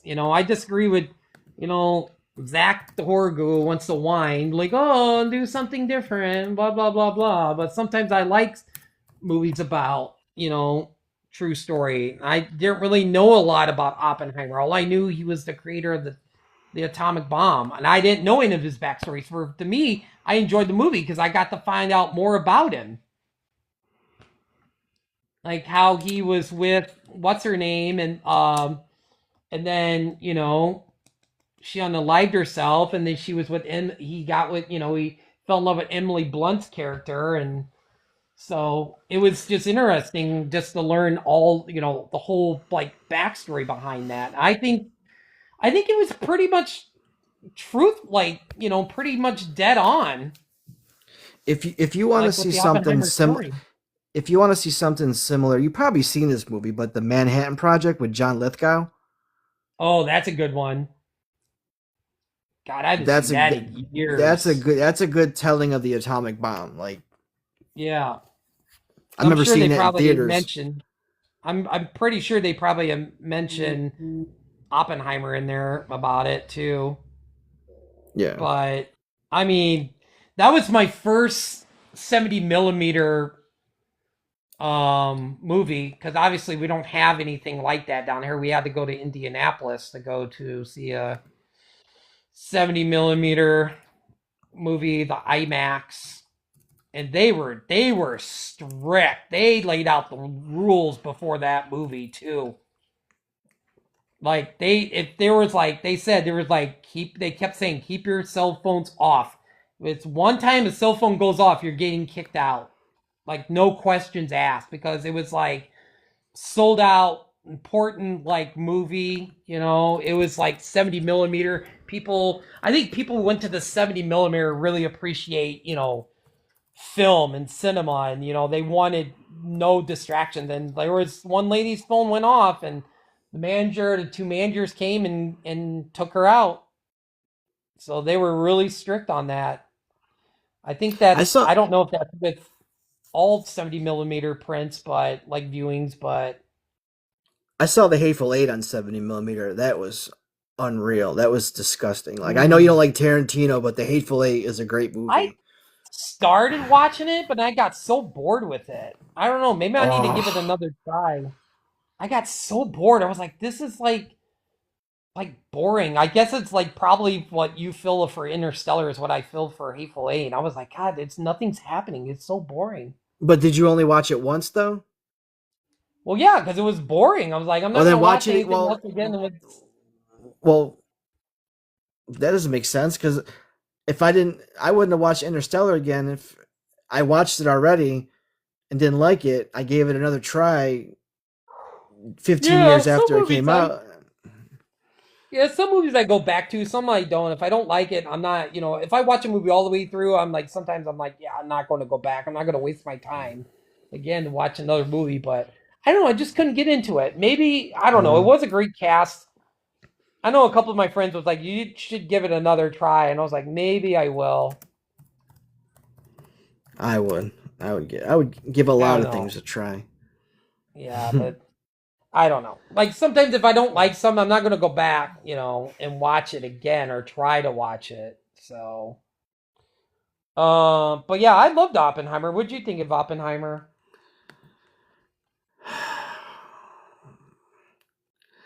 It wasn't. I mean, it was. I like history, so Yeah, I do like to see movies that portray like historical events or like a major event. But I just felt like yeah, it was just another bloat. Like I could have done. I don't know. I could have not seen this, and I still would know who Oppenheimer is. I don't know. yeah. See, I enjoyed it because I really didn't know too much about him. I wanted to know more about him, and I'm like, I want to see this movie. Plus, the trailer like sold me. The trailer was fantastic. How it was just like the countdown. Like the trailer had it had amazing trailers, and I feel like this movie they promoted it perfect because obviously they promoted it with the doing the Barbenheimer double feature. So I But feel if I'm like a gonna, lot more people. but if I'm gonna watch a biopic about like this similar kind, I would have you. Did you see the Nikola Tesla biopic? I think it came out in 2020 with like Ethan Hawke as Tesla. Mm-mm. That's yeah. Ethan Hawke plays Nikola Tesla. It's a Hmm. decent movie. Like again, it's got John Lithgow's son. Like it came out, so it's like almost like like it's hidden because it came out in that weird time of the world. Like it's Yeah. 2020 was that weird time. A lot of movies got buried and you didn't really hear about them. So like Yeah. it's not bad. Like I like Tesla. I just like the like that he was kind of like a madman, you know, and I Yeah. guess so was Oppenheimer. Oppenheimer was kind of a madman. They kind of similar, Yeah. you know. Yeah. And then obviously the last one, I mean, the Odyssey, which looks, I've never read, I don't really, I know about the wooden horse. I've never really been big into like world history or like Greek mythology. So I'm like, this is the same thing going for the Oppenheimer. I really don't know too much about the Odyssey. Yeah, I if you I watch never read Troy, it in school. this is just gonna be an over exaggerated spectacle of Troy. And Troy was already a spectacle in its own right. This is just going to Yeah. be, you know, it's going to be like Michael Bay doing Troy. This is, Oh you my know, gosh. Comparing Michael Bay to like Christopher Christopher Nolan. Yeah, Nolan is yeah, insane. That is yeah. crazy. But They I they think they, like, they are the same though. oh my gosh. No, I think it's like more about explosions and action, even though like I think Christopher Nolan is, but I think he's more worried about, I feel like more like story than like Michael Bay. As long as there's like 90 explosions, it's a success movie. So But with Nolan, no, like I said, he gives too much of an exposition. If you just cut a little bit of it out and got to the point a little quicker, I think if his movies were 2 hours, not 3 hours, I think that would be a better movie. I think oh, I think it's just way too much exposition. It's like I you read books, right? So like do you want to continuously have a build up for like, you know, say it's a 20 chapter book and you got the introduction chapter 1 and then chapters 2 through 16 or 17 is all exposition. I don't think I yeah. don't know. It's kind of the way I look at it. Well, that's why I wanted to read uh Girl with the Dragon Tattoo, because it was like, the book was just like kind of like just focusing the first 20 pages or 10 pages was still focused on like the newspaper scandal. And I was like, God, just get going. Um, but um same thing with like Fellowship of the Ring. He described like, all the hobbits and all this and stuff, everything, and the whole world, which I didn't mind, but I was like, okay, let's just get on the road. Let's go. Let's go.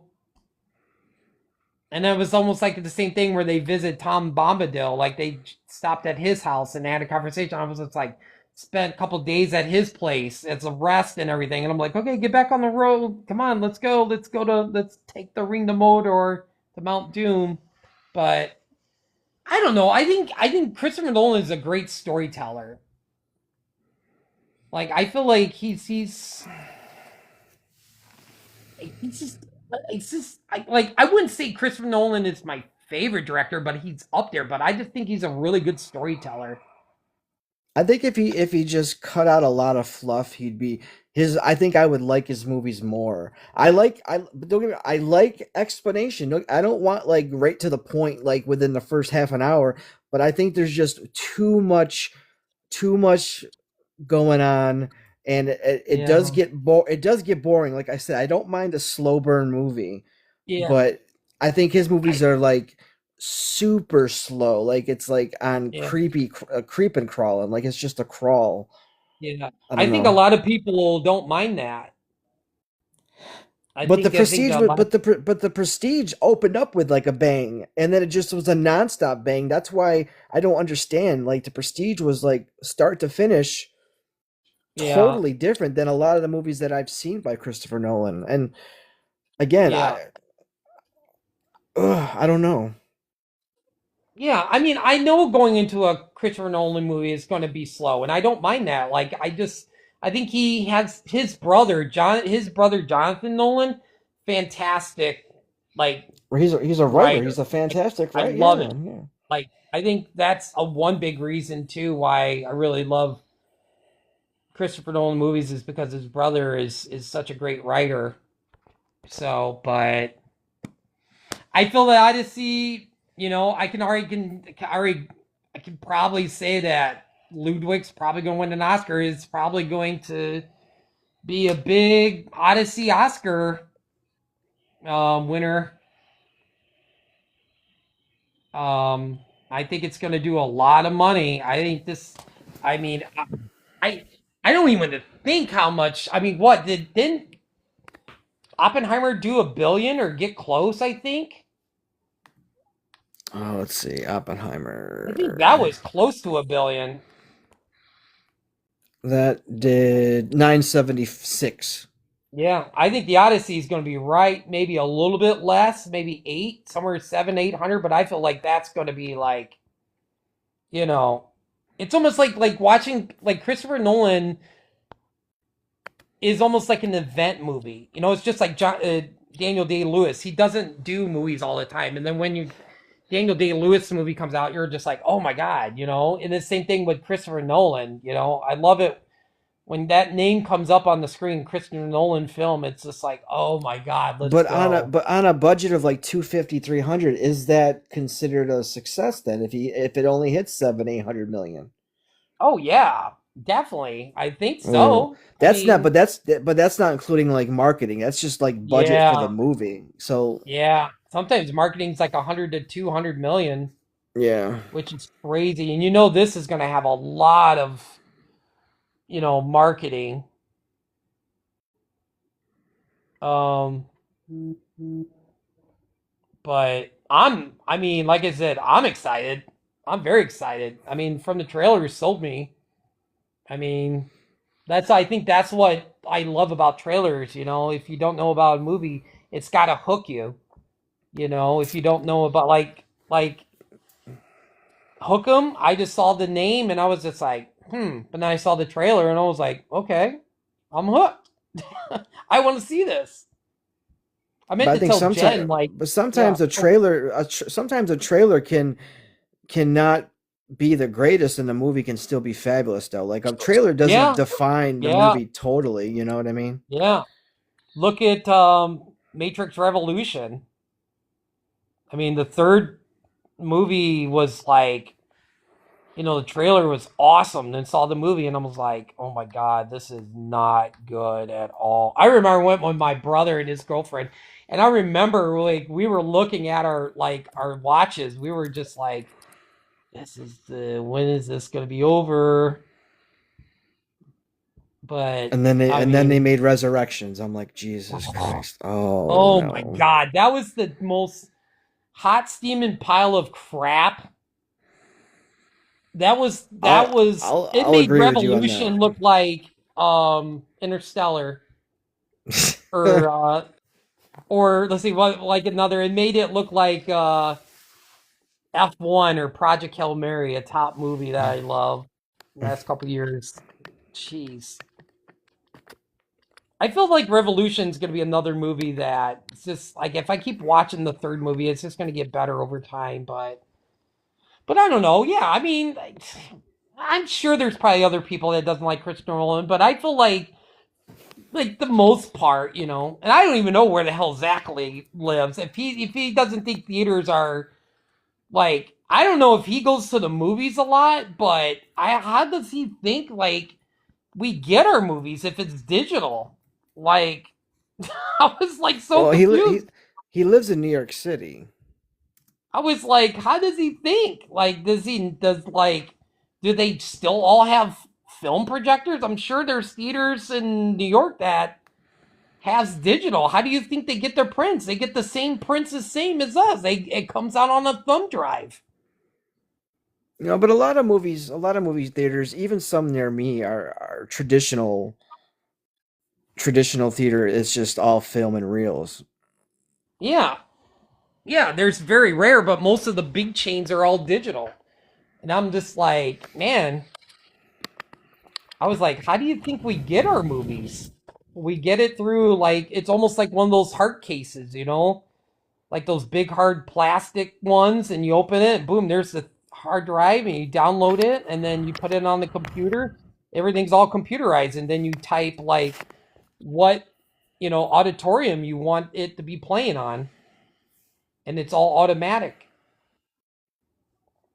There's no projectionist or nothing. So I mean, there's times where it doesn't work, where there's like sound and no picture, or picture and no sound. We have that problem. But yeah, I'm just like, I was like, wait a minute, you guys don't have digital theaters in New York? I'm like, and like the whole thing about him, like with A24, I'm like what is like what?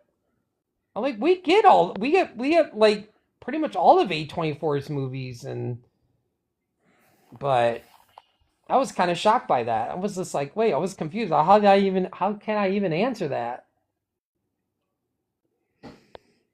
Yeah, I don't know. Speaking of like sequels, did you see that they announced today that Donnie Yen is making the movie Kane, which is a spin-off of John Wick, of the character he played in part 4, the Oh, blind they guy? officially moving that? Yeah, he's directing it, and Chad Oh, that's Chad Stile- awesome. Chad Stileski's producing it, so I mean he's got his Oh, thumb on it. So I mean it's I can't wait. I definitely think that John Wick 5 is going to happen, and then that's it. I think that's going to be the last. It's going to have one more movie, but I don't know how it's going to work, because obviously the high table is probably not going to come after him again. No, they resolved all that with Mr. Krabs. yeah, I don't know.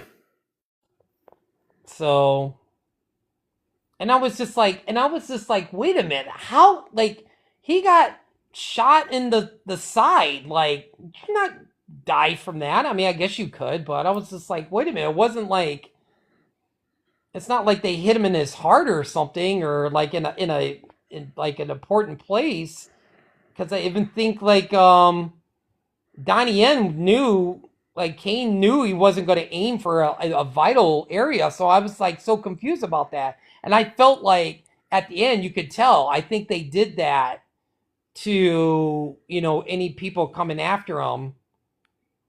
I think you'll To, see John. I think John Wick is going to be in.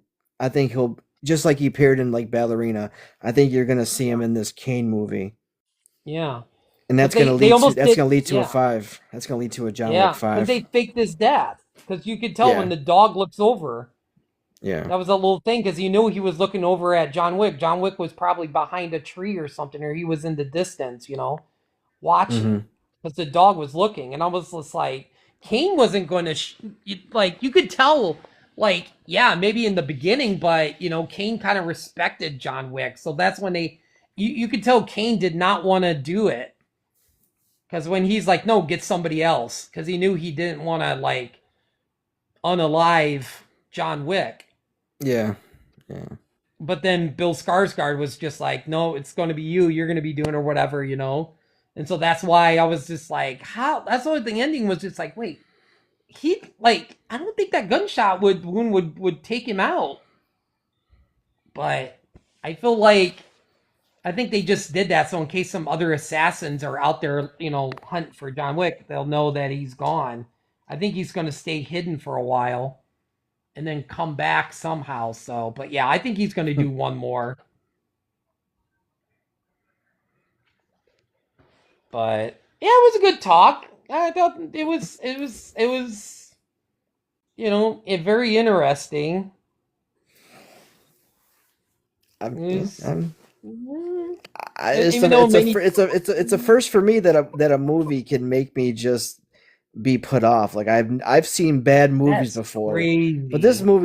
movie I don't know, just I don't know because you hyped it up. I think it's because you were hyping it up so much, and I had this like, I just okay, love it. and I was just like, "What are you watching? Are you?" I'm literally texting you. Is this? Are we watching? Did you watch the same? Am I watching the right movie? Because oh, I think my friend at work, that's his all-time favorite movie. oh, he's got to find a new favorite movie. Oh Dude, like man. I was Oh like, man, no. I love Matthew McConaughey's Coop character. I like Anne Hathaway in it. I think the character's interesting, the And, dialogue. and I you said it's Matthew McConaughey's best role. Like I think so. I think most people would probably say that, I would think. I Yeah. I don't It's think they Coop. would. Did you not see? Did you not see the Dallas Buyers Club? Oh, I always wanted to see that. Yeah, see that, watch that, and then come back and let me know if you think that Yeah. if that's not his best movie. Man. Yeah. There was a couple times I almost ended the live because I was just getting sick of it. There was a couple times I was just like came very close ending the live and blocking back. Oh no! Yeah, Oh many times no! I almost He, was like, he's like your doppelganger. He's just as passionate yeah, as you, but have you guys have opposite tastes. It's kind of like us though. We have yeah, there's some similar, but we do have some polar opposites though. yeah. I do like Jen. Thank God. I think that I'm glad that Jen was like, "Hey, stop being so mean," because I felt like there was a couple times like I almost was gonna go off on Zach. I'm like, I don't Yeah, appreciate being the But Jen, have you? Is this the first time you've seen her in Alive? yeah. I don't think I've ever seen her pop in. No, she was in Alive before, and she was saying some reckless stuff. Like it got the live taken down. I've been in Alive with her and Zach Well, she and seemed her pretty and his nice. other. Uh, but sometimes the overconsumption can kind of do things to people. So like, if you know what I mean, overconsumption of liquid. Oh, Yeah, yeah. and it was just yeah, and then the camera was what like yeah. Just be careful. Just be careful with who you allow to have a camera on because you don't want to get taken down if people are doing stuff on camera in the background. Just I be don't think careful she with. was. No, she was on camera. Like you just gotta be careful Oh, with but you that. can be on camera on live. No, no, don't let people that you don't know be on camera. Like Oh, don't let people, yeah, don't let strangers that are just coming in for the first time. You can turn the camera privilege off until you actually like you don't want some weird oh, person coming in and yeah, just be careful. Be careful with yeah. yeah. I definitely was like, I was gonna appoint to tell you. I'm feeling a little bit better now, but I was gonna tell you this is our last live I'm doing. Like, I was like pretty much fed up. I was like Cuz gonna why? message you after we do the live. Because I don't like Nolan? No, just because of Zach just keep attacking me, and I was just like, I didn't really appreciate it. I, so I was like, this is the last live I'm doing. Oh, he's passionate. Don't worry. He's harmless. Yeah, He's I probably harmless. next time I will. Like I held back, but I will definitely probably let loose next time. I'm not going to hold back. Yeah, I always going to drop some f bombs and tell them get the fuck out. I'm like, don't ever come in Wow. the live ever again. So I just held back though. Like I held back. Well, I think the next live should be an actor, but not like a top like I don't think we should do like No, I Tom think I like the Hanks. idea of I do. I love the idea of like William Defoe. Like I love that because I would love to watch.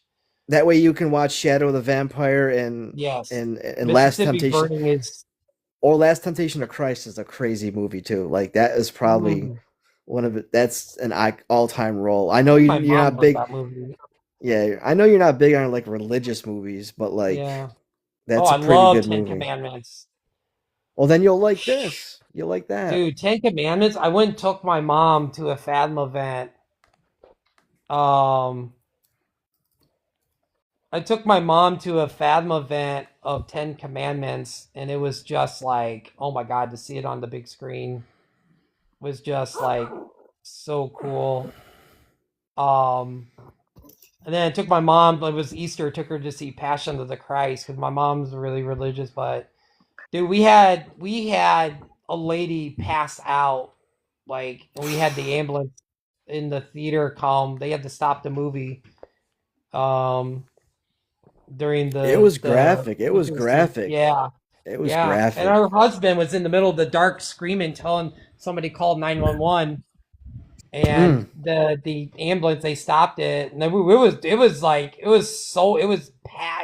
sold out. And the ambulance came and took her because I think she like passed. Yeah, she passed out. It was just like, oh my God, it was like there was a lot of people that walked out of the movie just had to take a breather. Dude, Passion of Christ to take you out. My mom is very Catholic. I take it to midnight mass every Christmas Eve, and I understand that. But like Passion of Christ, I would never in my life take my mother or grandmother who passed away. Passion of Christ, that one scene that still lingers in my mind is one of the scariest scenes. It's so that scene when you see like the demons and everything. Not too much. Yeah, the whipping scene was just way too much for people. I was just like, oh my gosh. Thank you, Mel Gibson. Yeah. Well, the sequel's coming out, I think, next year. Dude, that's kind of like blasphemy, in my opinion. Well, I know it's good. I think it's called the Resurrection of Christ. But like, it's not but I can't get behind blasphemy because it's what's told in the Bible. Like you can't. Yeah. I don't know. I don't know. I don't know if that's the right guy to keep making it though. Oh man, that movie did so much money. Yeah, it was big. Man, that banked hard. I want to have a whole thing with you guys where everyone that didn't make a lot of money but became so popular throughout the years. Because I don't care about money in movies. I care about like how it became a classic. I love when the independent movie, like especially horror. Oh, I love that. I always love when a movie has a low budget and then the turnout is just like, I always love to see each movie be successful. So I love it when a movie is got a low budget and then it just like exceeds, the budget. Trainspotting, one of them. So movie guy, if we're gonna do Willem Dafoe, can I know I can't tell you what movies to watch, but Shadow of the Vampire and The Lighthouse have to be the two movies you have to watch. Ooh, I've been wanting to watch that. Oh, I love that. So we could touch William Dafoe. We're doing, that's what we're gonna do. Like, but he's got so many movies. It's like, man, we might have to do that live on a Monday when I'm off on Tuesday because I know that's going to be a long live. I'd even watch Speed 2 again just for William Dafoe. I know it's a bad movie, but I actually watched Speed 2 just for William Dafoe. That's what I'm saying. I watch it for William Dafoe because he's such a great villain. I would fast forward Jason Patrick the whole entire way and just go to William Dafoe. Oh, maybe to live and die in LA. I mean, To Live and Die, and I talked about that movie when we did the action movie stuff. I think that's a movie you'd like. Movie guy him and Boondock Saints too. Like, come on, and Boondock Saints 1. Like, I would. Come on. Yeah, I probably would do The Lighthouse. I always like to do something I've never seen, and then do one I've seen, or that I love. So if you guys do William Dafoe, please allow me to be in part of that because William Dafoe is one of my favorite actors of all time. Love William Dafoe. My mom's obsessed with William Dafoe. By the way, can I just tell you guys why I got off this real quick? I have to go get cigarettes. My mom was stalking like William Dafoe. I think he sent a picture and said, and I was just like, oh my God, it's so cool that William Dafoe sent you an autographed picture. But I don't know if my mom still has it or not. But William Dafoe's a sexy beast. But that's Lighthouse. cool. Oh, Can you actually recommend movie guy watches Antichrist? Yes, movie guy. Can you please watch Antichrist? Please do not be upset with us or me because I'm asking you to watch this. It's a William Dafoe movie. It's a William Dafoe is the star, yes, in that movie. But please do not be disgusted with me when I ask you to watch this movie, and just please watch it with an open heart. Oh, I heard the Lighthouse is No, pretty, Antichrist, pretty graphic. Antichrist.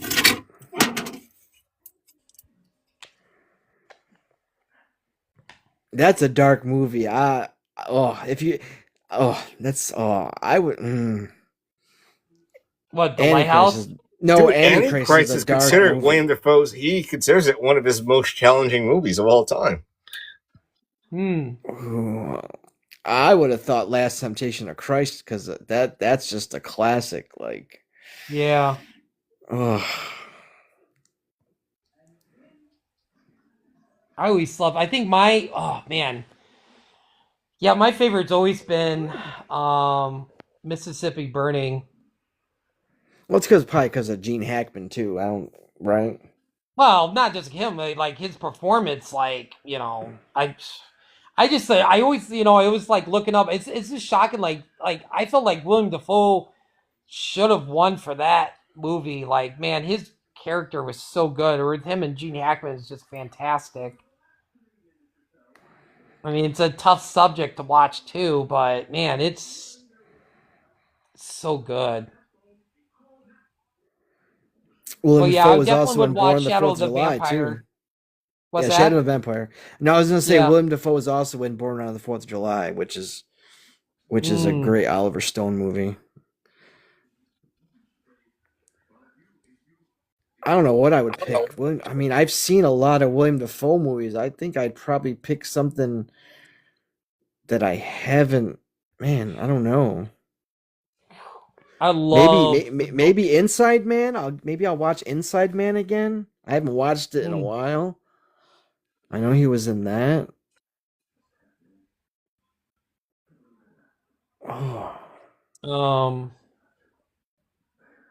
I lost my train of thought. The Northman. Oh my god! I know he was a small role in that. He didn't have a big role, but I really considered that a William Dafoe movie. But even though he was a cameo, but it's almost like in John Wick. I don't consider that a William Dafoe movie, but right. Still a great role. Like, I loved his character in John Wick.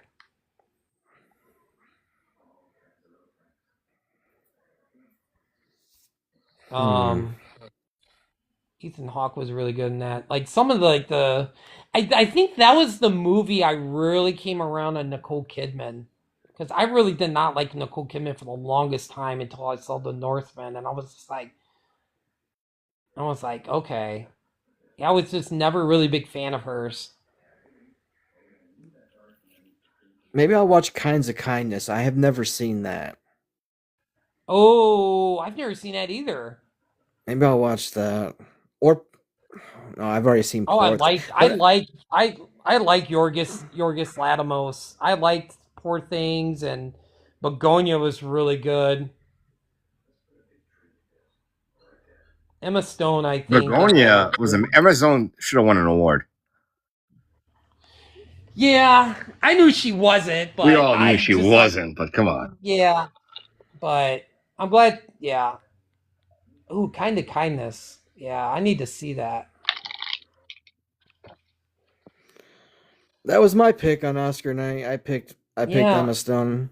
That was my pick. Yeah, we didn't get Kind of Kindness because I think it didn't get a big run.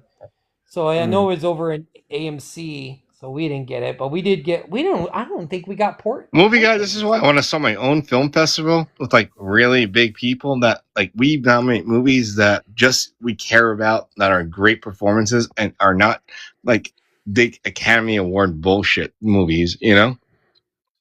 Yeah, we did get Begonia though. I wanted to see that twice, and we did the Oscar re-release, and I didn't get around to see that one, but But yeah, Begonia was. I don't know, man. Begonia or Poor Things. I don't know which one I enjoyed better, but both of them were really good. Yeah. I at the point we were just like, I went to see that with a lot of my movie friends, and I was just like, we just kept thinking, I was like, is she? She isn't. Then we just kind of was like, I think we are. I think she is. I don't think she. When she went back, I was like, oh, there we go. Oh, I can't wait to see Disclosure Day. Like, and we all go on here, and I'm like, hey, Disclosure Day is actually a piece of crap. I'm hoping it's not, but if it is, I'm going to be the first one to say it is. Oh, I I don't don't think it's going to know. be bad. I think it's going to be good. It might be a Yeah, movie where Steven Spielberg gets arrested for making. yeah, because I feel like he's telling us like he's seen some stuff and he's like showing it through this, but the best way without trying to come out and say, yeah, I've seen Area No, 51, but I've seen if this that and this. happens, Deadpool, you're going to get arrested because you've been saying for months. Steven Spielberg's been he's seen stuff. He knows stuff. Like Yeah. they're like, who put this out there? They're knocking your door. I think he was visited as a kid. I think he was visited by an alien as a kid.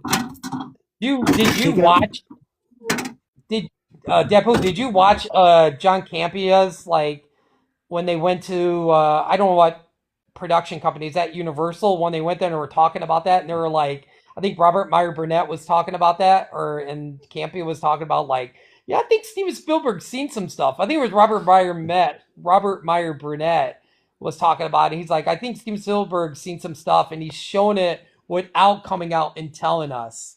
I didn't see I was that. like No, no. yeah, but they were talking about that when they went to CinemaCon and they were shown I think maybe a little bit of the movie or some scenes or the new trailer or something, and they were talking about like this seems almost like Steven Spielberg's seen some things, but I Yeah. don't know. I will say the new trailer got me a little bit more excited, but that first trailer, I don't know. I just really was kind of like, this could be Steven Spielberg's like least favorite of his. The movie, I And can't just say this. I'm just speaking from like but the Jewish community. I'm half Jewish American.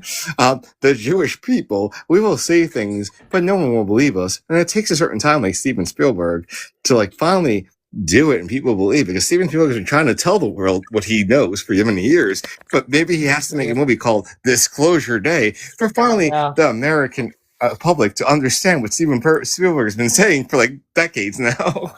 yeah, yeah. Yes, we It'll be say it right quite interesting. lightly. Yeah.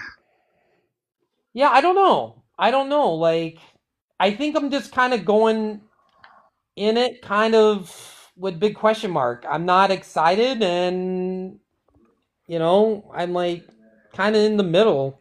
I'm just really just, I don't know.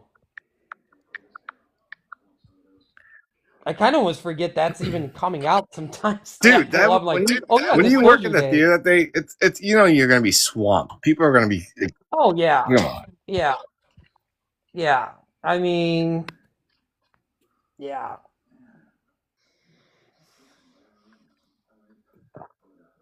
Yeah, it probably will be. Yeah. Well, I think this you don't really weekend, have a like, lot of like enthusiasm for a Steven Spielberg movie when you're the Steven Spielberg guy. What's going on here? no, because the trailers really didn't do anything for me. I kind of looked at them like, yeah, Wow.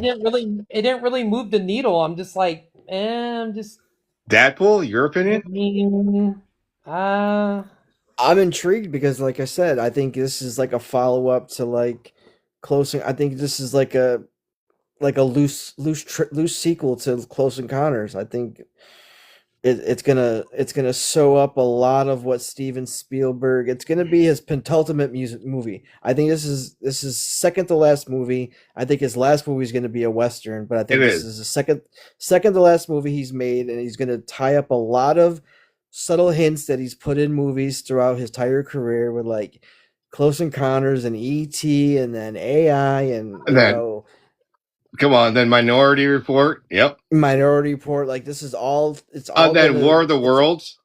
yeah. It's all gonna just finish to like this is what happened to me, but I'm not gonna tell it through me. I'm gonna tell it through this family. That's whatever it's going through. Like I'm gonna tell it.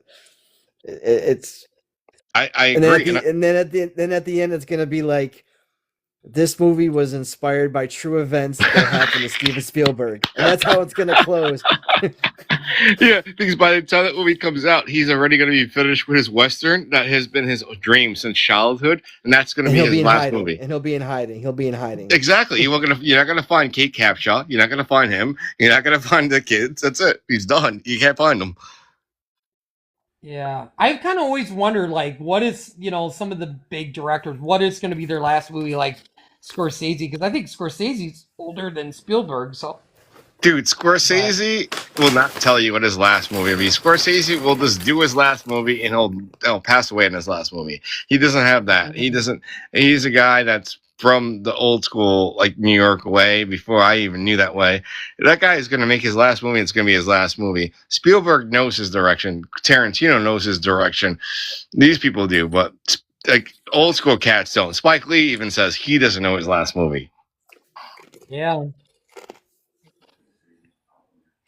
Yeah, I don't know. I don't know. Like, I'm going to go in just going in to watch a movie, and then I'll make my, review. I'm just very freaked out movie guy. I'm very freaked out as much as you have shown me. I will consider, if I say anybody, you think you know Steven Spielberg, talk to my guy, movie guy. You're the Steven Spielberg, like, fucking aficionado, in my opinion, at this point. Like, and you're, like, kind of, like, not giving me anything, brother, on this movie. Yeah, like, come on. It's like... The trailers really didn't do anything for me. I'm just like... But you can't... You're the Steven Spielberg guy. You can't say that to the audience. You got to give me this. I already am selling you as a Steven Spielberg guy. Yeah, I don't know. Like, I'm not, like... I mean, I'll go see it, but I wouldn't say I'm excited or, I'm just like... I know there's something about the trailers didn't really sell me anything about it. I know a lot of other people, like, online's like, oh, I can't wait for Disclosure Day. And I'm just kind of like, eh. So now that you say that, can you get when, like, Deadpool or I or somebody else says that, like, that trailer didn't sell me and the movie didn't sell me on something now? I mean, that's how, like how Interstellar didn't sell us on it, you know? There's some trailers that does that does, Dude, I saw the trailer for Interstellar, like, when I was watching the movie. I'm like, this movie looks, like, really long, and I don't think any chick I go out with would want to see this with me, and I think it's really boring. And I went and saw it with, like, a chick, and she's like, I don't like this, and I'm like, I don't like this, and we walked out of it, and I watched it home. I'm like, I don't like this. Like, why do you think Interstellar? I know you love it so much. You got the space guy right there. Why is it such a good movie to you? Why? Actually, the space character is supposed to be me, and I changed it after I made this picture before I watched Interstellar again, and movie guy said he's not going to change it to the new one. No, I said I'm not going to change it. Because he's going to troll me. Yeah. Yeah. Well, that's really, like, kind of, like, more twerp now and weird, but okay. But I changed it to the illusionist in mine. I put myself as the Prestige in my new photo. But I did hear about you comparing The Illusionist to Prestige, but I had to go, and this is a story I'll tell you off this thing about where I went. But, like, yeah, The Illusionist to me, Edward Norton, Giamatti, and, like, Jessica Biel, that movie was a beautiful movie. Yeah, it was. Prestige is a Christopher Nolan masterpiece, but Illusionist was something amazing by another great director I love. Illusionist was like, wow. It was Edward Norton doing this role where it was like he was like such in a comfort zone. Paul Giamatti, Jessica Biel being her first big kind of movie like this, you know? Mm-hmm. Before she married Timberlake and all, you know?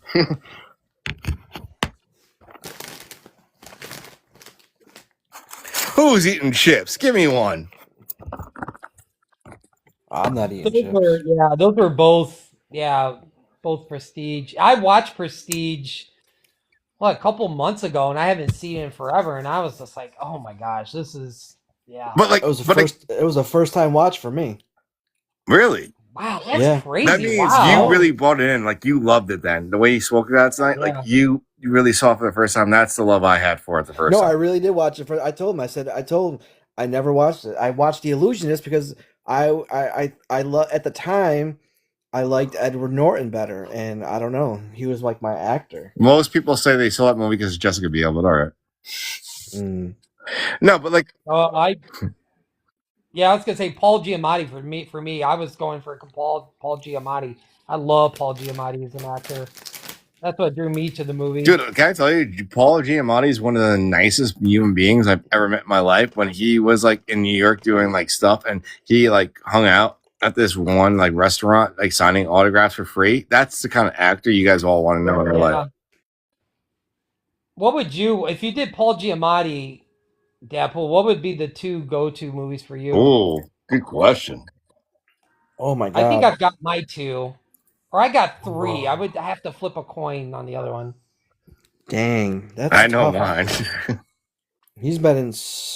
I would probably do. Man, something I haven't seen. I would probably watch. I'd probably watch The Holdovers because I don't think I've ever seen. Oh my god! I don't think I've ever seen The Holdovers. You've never seen The Holdovers? No, I didn't. And then, oh man, I don't even know. Might be Paul Giamatti's best movie. No, not at all. Oh, so good. Not at all. Oh, God, he's so good in that. Oh, I don't even know. Like, fuck, that's. I watch that every Christmas. I was like, as soon as that came out, yeah. Dude, like Sideways is one of his best movies. Oh, Sideways is good. Yeah. I was thinking about watching Sideways and Illusionist. No, or I would probably, if I could recommend the other one, I'll recommend one to you, movie guy. Shoot 'em Up with Clive Owen and him. Shoot 'em Up. Shoot 'em Up. Yeah. I'm going to give you two different takes of Paul Giamatti. I'm going to give you that take and then Shoot 'em Up as him as a bad guy and Shoot 'em Up. Please watch Shoot 'em Up. Dude, I loved him. I loved him in Straight Outta Compton. No, I thought he was great in Straight Outta Compton. Oh, he was good in Straight Outta Compton. But I've already seen that movie. Man, I know Holdovers would be one movie. Man. Deadpool, I'll give you another one he's great in. Private Parts. The Howard Stern movie. I've seen Private Parts. He's in Private Parts? Yeah, he's the guy's like W NBC. NBC. But have you guys either? This is my favorite. This is if you've never seen it, I please recommend you both see this and we can do this together. American Splendor. American Splendor? Yeah. American Splendor is about the story of the famous comic that worked with Crumb. You know Crumb? They did the most dirtiest comic books in the world, and he works with Crumb. They were for the first two, his name is they made the most disgustingly sexual comic books in the 70s. I'd probably watch Cinderella Man. I'd probably watch The Holdovers and Cinderella Man. No, dude, I'm telling you, American Splendor, you'll see a performance from him that you don't recognize Paul Giamatti. It's so good. Dude, Cinderella Man is so good. It's been a while since I've seen that. Yeah.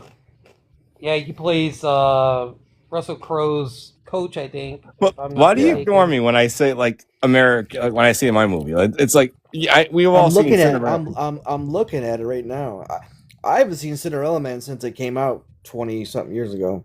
I saw it with my grandmother, and that's why I won't watch it again because it's one of those movies that hurt. I loved it, but I can't review it.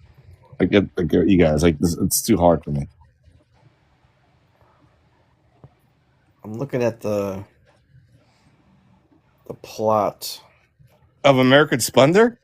I'm looking up the plot right now. Yeah, dude, it's like, oh my god! I am so surprised where you're from. You don't know who he is, dude. He was a dirt poor person from a good area where places where you and I are and he did something with his life, and he never wanted to do it. He's you watch him in this movie, he's it doesn't look like Paul Giamatti at all.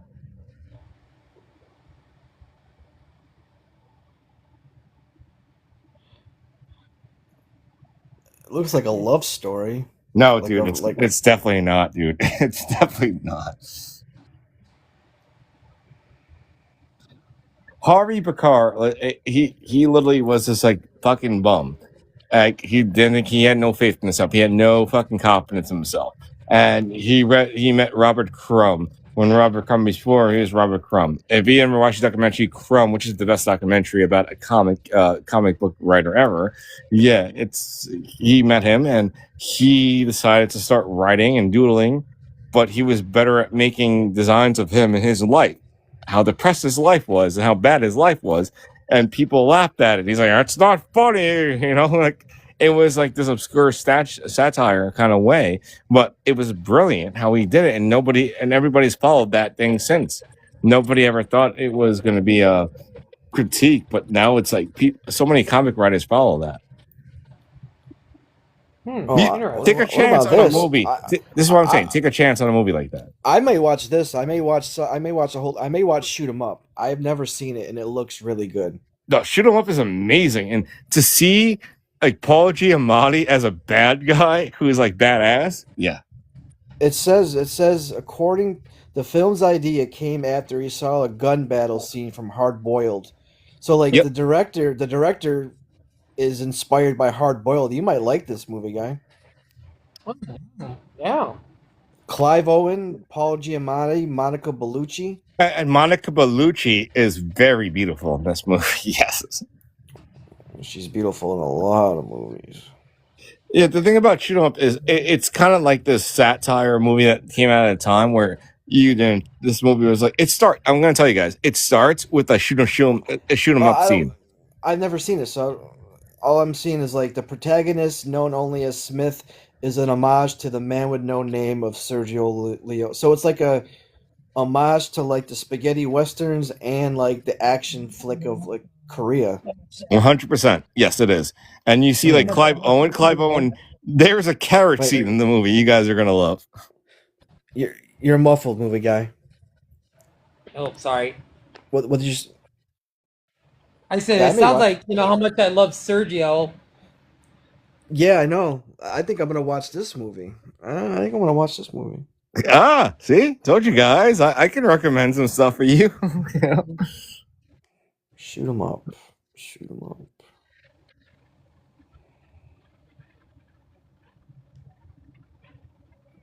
Like actors would be, like if you had to do another director, like what would be one you think?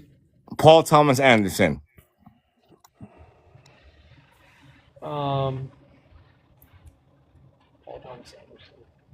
He did God, man. The one movie with Gene Hackman, I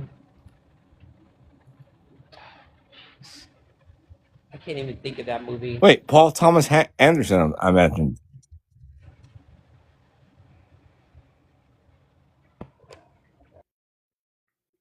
Oh, what's he doing? Looking it up. But like, dude, I think that you would know Paul Thomas Anderson movies. I'm not a big I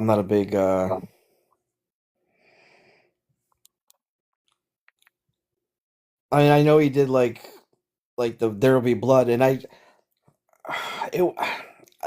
people say it's a great movie. I get bored with it. Dude, I want to talk about it. I want to say he did didn't he do like Boogie Nights or something? His first movie was his first big movie was Boogie Nights, but Magnolia for me, that was like a iconically Didn't he do the Royal Tenenbaums? No. Oh, that was that's Wes Anderson. Oh, that's Wes Anderson. Yeah, Paul Thomas has done. He did Boogie Nights. Then he made that movie Magnolia. Magnolia is the only movie I can say to anybody in the world where you bought Tom Cruise to be a real actor. When he did that role, that was so fucking real. And I can't say the line on here, but if you've ever watched Magnolia, then he's a self-help guru for men that need to nail ladies. That is such a crazy scene. But the amount of actors in that movie, I think we cannot even name. And this is so many damn actors in that movie. But Magnolia is one of the best movies I think I've ever seen in my life. That whole scene with Tom Cruise, he's again a self-help guru guy with a ponytail, like sitting there being interviewed, and you have he's holding a whole convention for men who can't get girls, and it's like, wow, the Tom Cruise, everybody couldn't stand Tom Cruise at the time because of his like situations, but he does Magnolia, and instantly Tom Cruise is back. I think I would either do Hitchcock or Stanley Kubrick. Ooh, I mean, if I had to do, I would definitely one battle after another in Boogie Nights because I love Boogie Nights. Well, Kubrick or Hitchcock, bro, I could do either or. They're both ridiculous. Like they're both. Ooh, I would do Hitchcock. That would be. Dude, Hitchcock is like, if you've ever like, dude, that's every film like class I was in the early 90s and early 2000s that I would actually lead a class on, like Hitchcock 101. Would I have to fight you to watch Psycho, Deadpool? Because I haven't seen Psycho in forever. I love that movie. It's my favorite movie of all horror movies. So I've watched it. I haven't seen it in ages, so I would have to watch Psycho. Movie guy, would you allow me to dissect Psycho for you though? Sure. No, I mean like tell you exactly shot for shot, because I can rip apart Gus Van Sant's like remake, 100 ways. I like the remake though. I could rip it apart. Like it's like the Vince Vaughn one. God, I do like the Vince Vaughn one. I'll have to watch that one because I was like, I totally forgot Vince Vaughn was played Norman Bates. I would probably watch like Rear Window and like Vertigo or something, or like North by Northwest or something. Dude, Vertigo is probably one of the best fucking movies that everybody's been trying to remake, but they can never actually top. I probably watch my daughter's favorite one, The Birds. I've always Birds loved is so that good one. too. Oh, The Birds is so good too. Yeah. Oh. I like it because like when TCM Turner Classic Movies, they do like a Hitchcock marathon every once in a while, and my TV will not turn off. It'll be on TCM all day, all night. Like, yeah. Dude, I honestly might thinking about going to see like at the Fathom events, the anniversary release. When they showed the preview for like the upcoming ones for the rest of the year, and I saw the Birdcage and I was like, God, that looks hilarious. I didn't even know Gene Hackman was You never saw the Birdcage, bro? Never seen the Birdcage. I was like, I might go to that. I think I saw that as a birthday movie for me and my sister at one year. Yeah. It was funny. I liked it. I love the Birdcage. Yeah. But yeah, talking about anniversary releases, like when I went and saw Silence of the Lambs, they showed. I swear the preview was like 4.5 minutes. I was telling a couple of my coworkers, I was like, just show the whole damn movie, because then when they were showing the preview for V for Vendetta, the re-release, the 20th anniversary is coming back November 1st and 5th. Dude, there's only certain movies I'll go like fan events to see. It's like I went to see Silver Bullet like come out again because I would love to see Gary Busey on the big screen with Corey Haim in a wheelchair to get one thing. And yeah, I wanted to see the Evil Dead thing, but I couldn't make it to that. But I'm not gonna go see certain movies and spend this money when like I can see it at home. Yeah, but it's always, just to watch out on the big screen is just an experience. Depends on the movie though. Like, and dude, like some of some of the movies they're doing on fan events, I actually did see that on the big screen when it first came out. So they always sell out. That's how weird it is when you get older, guys. It's like they're putting on fan events, but I did see that in the theater when it first came out. That's when you know you're getting older, Yeah. Because even like my friend Mr. Knight was like, I can't believe it's been 35 years for Silence of the Lambs. I'm like, I know, right? How crazy is that? Speaking of Silence of the Lambs, we could talk about that because Dadpool, you and I could talk about what's better performances. Hannibal, because I have my opinion on that one. I think I pissed off movie guy enough tonight. No, but I'm saying the original Hannibal was played by Brian Cox, actually, in Manhunt. Weird. Like, I don't see him as a Hannibal character. That's kind of weird. Who? Brian Cox. Brian Cox is now cast in the new season of Dexter, playing the New York Ripper. And like he's gonna be like this retired, unaliver for like decades, but it's gonna be Dexter's main focus to find. Yeah, because a friend of mine is like trying to get me on to be an actor, like one of the people on the set for it. And I'm like, yeah, why not? But like, shit, dude, Brian Cox is amazing. I love Cox. Courtney, you mean? Brian, that is. Yeah. Yeah. Yeah, I could see when I don't know if I was telling you, maybe I was telling like someone else, one of my other friends was like, yeah, I could see why Jodie Foster didn't come back for Hannibal, because what they did with her character. No, I don't it even wasn't, think I dude. would It read. wasn't that, dude. It was the fact that like they didn't invite her back, and it wasn't the same people. Well, she said that she didn't like the whole like weird romance like that her and Clarice was having in the book, and No, they kind of miss He is on what fire. did she say in the interview? She said something like she felt like they just took that character into a way too much different direction. the thing is this: like she believed in John and Demi, who did Silence of the Lambs, and she did that. Yeah. And then it was like decades. What? How long was it later on that they made the next movie? And the thing was, they no. The truth is, they said Jodie Foster's too old. She's not that attractive anymore, and they hired somebody else. That's the real thing. They hired Julia Moore to do that movie, Julia Moore, whatever, and to do that movie because Jodie Foster wasn't sellable in the trailers or the posters or anything. Jodie Foster was then already a kind of like a controversial figure. Yeah, but it would have been. I kind of. Dude, I do this for a living, man. Like that's the world. Yeah, that I kind of agree what she was saying in an interview about that, because it was kind of a weird type of like direction they were taking Clarice. No, but she never had a chance to be in the movie. I'm telling you this. They never wanted her. No, I watched the interview she gave talking about the character. That's why I was talking about, like, she was like, they asked her about like why and she's like, I didn't really care for Thomas Harris's direction of Clarice. Well, yeah, she was disgusted by it, but she can't like blatantly say like they didn't want me because I'm too old and shit like that, you know? But then she's like, I didn't like how they just made it a dark romance between her and Hannibal, which is you could kind of see it with like the Clarice character, but especially like during the dinner scene. It was really weird. But dude, this is what I will actually back Dad up over here, and I'm going to say this to you: if you ever watch fully through the whole Hannibal series, the whole 3 series, and everybody and their mother wanted us to be like, please put it on Netflix, renew it again.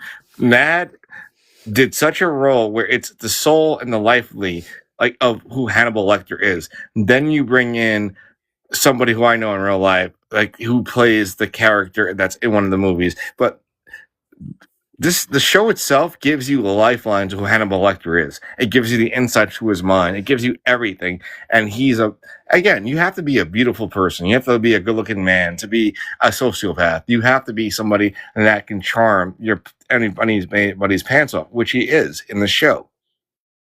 Mm-hmm. And the show, just take a chance on. I'm telling you, I know you don't have time. Like, listen, you're on the shitter at work. Watch another part of the episode, whatever you are. Just download it and like watch it all. You'll love. I think that you're going to see the same thing we see, that he is Hannibal Lecter, because everybody wanted in the horror industry to have him back. We had a petition of over 2 million people that wanted him back in a 2-hour movie at least. Yeah, because I feel like with a TV show, you can deep dive more in it, But like by the time you did like Red Dragon, Red Dragon's the original Mine Hunter with Brian Cox and William Peterson. It's a repeat. Edward Norton in that movie, that's a better movie to me than the ones with like any other person in it. I think Red Dragon was better. Red Dragon was better. Like Edward Norton was great playing the William Peterson part. Yeah, I love You know, I'm not and the they biggest. brought and Tooth Fairy did come in that series too. Like they did have a full Oh, season dude, that of tooth Tooth fairy, Fairy. Just the same, yeah. that tooth fairy thing that they had in the series movie got what he's saying. The tooth fairy in the series, you will be fucking on. You'll be getting chills on your shoulder when you see that the situation with him in that show. Richard Armitage plays the Tooth Fairy. I know you know who Richard Armitage is. Oh, I love Richard And dude, the Armitage. fact that they got Yeah. Richard The one who Armitage to play played that role, He's like the Lord Thorin of the Rings. Oakenshield in The Hobbit, and he was Yeah. yeah. Yeah, he plays the Tooth Fairy like the whole season 3. I think you'll like it. I don't know. I'm telling you, movie. If you like Hannibal, we could have like all three of us. We could have like a whole month long thing on Hannibal. It's like such a good show. I'd rewatch it again just to talk about it. Dude, I started watching it earlier today because of you.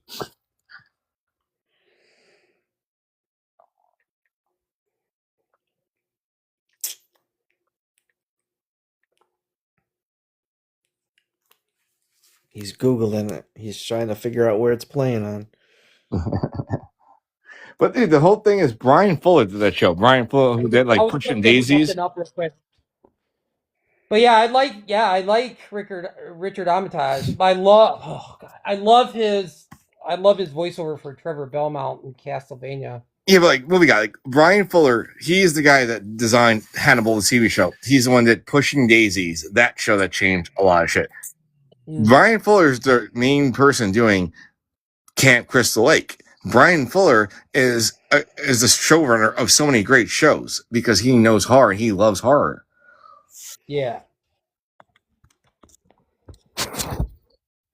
I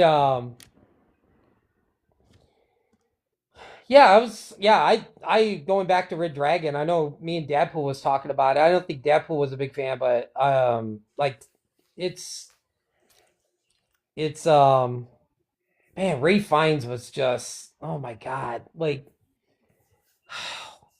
I mean, you got like with Buffalo Bill, it was like you didn't really get like a full fleshed out character, but I felt like it's more fleshed out with the Tooth Fairy and Red Dragon.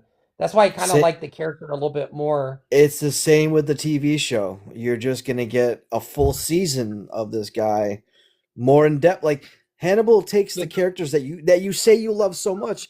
Hannibal, Lecter, Did they even and the do Tooth Buffalo Fairy. Bill? No, they don't touch it. No. Dude, Buffalo Bill comes afterwards, but what you're saying, dude, is what he's saying. They touch on everything from Hannibal, how he became Hannibal.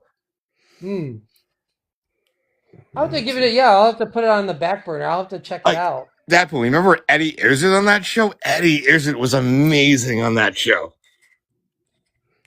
Lawrence Fishburne was in it too, just so you know. Lawrence Fishburne was in it. So I mean, wow. another act. I mean, it was a big, like it had big people. Like it was like a movie production for a TV. Like, you know, they didn't slap.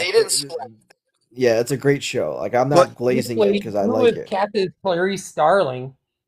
There is no Sterling in that show because the whole beginning of Hannibal, it's all about the original person. It's Hugh Dante's Will Graham. Will Graham, if you ever read the books, Will Graham is the guy that actually caught Hannibal in the beginning.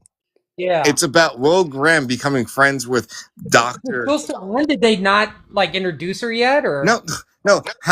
Hannibal is about Hannibal. It's about Hannibal becoming Hannibal. So you meet Will Graham and his fucked up life. You meet Hannibal and his great life. Will Graham and him are friends in they become like comrades. And throughout the whole seasons, that's how it leads to when it becomes Silence of the Lambs. It has to take a journey. But Clarice did have her own show, and I did not like it. Oh, they canceled that show in like fucking months. Yeah. You probably didn't watch that, right, movie guy? It was like one season.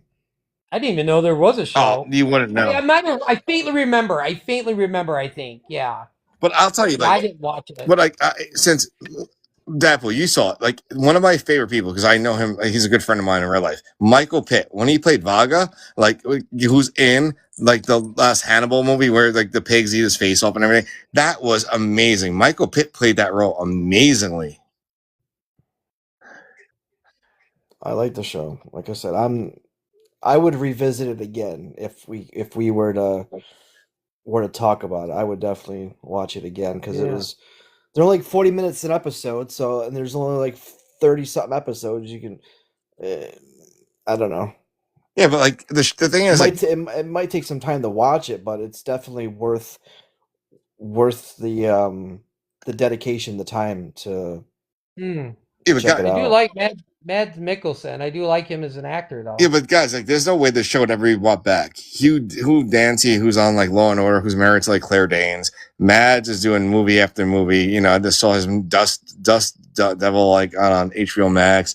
You got too many big actors on that show that were on that show. Gillian Anderson is going to be a part of the new X Files again. Like, you got too many people who are gonna. You can't do a show like this ever again. This show was made at a great time where you put a perfect cast together.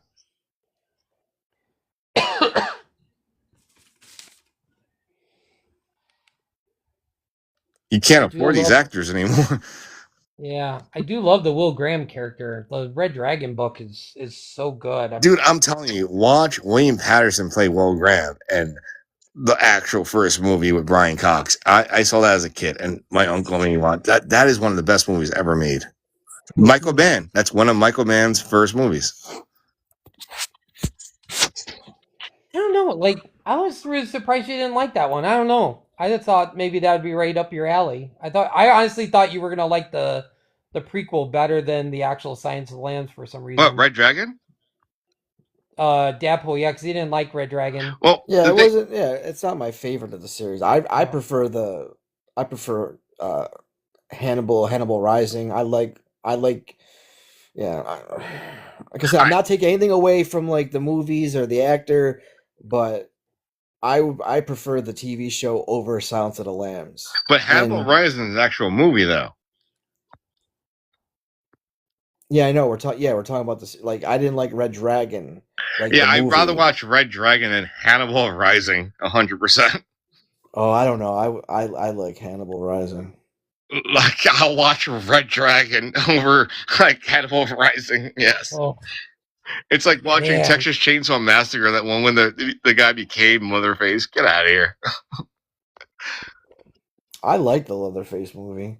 Not to The change subject, but the I one like when the they young were all kid. locked up in the like insane asylum, and then they all went there. Yeah, yeah, I liked it because you didn't know who was gonna be Leatherface. You thought it was gonna be that big goofy kid Dude, that that guy was. was way too good looking to become Leatherface. Come on.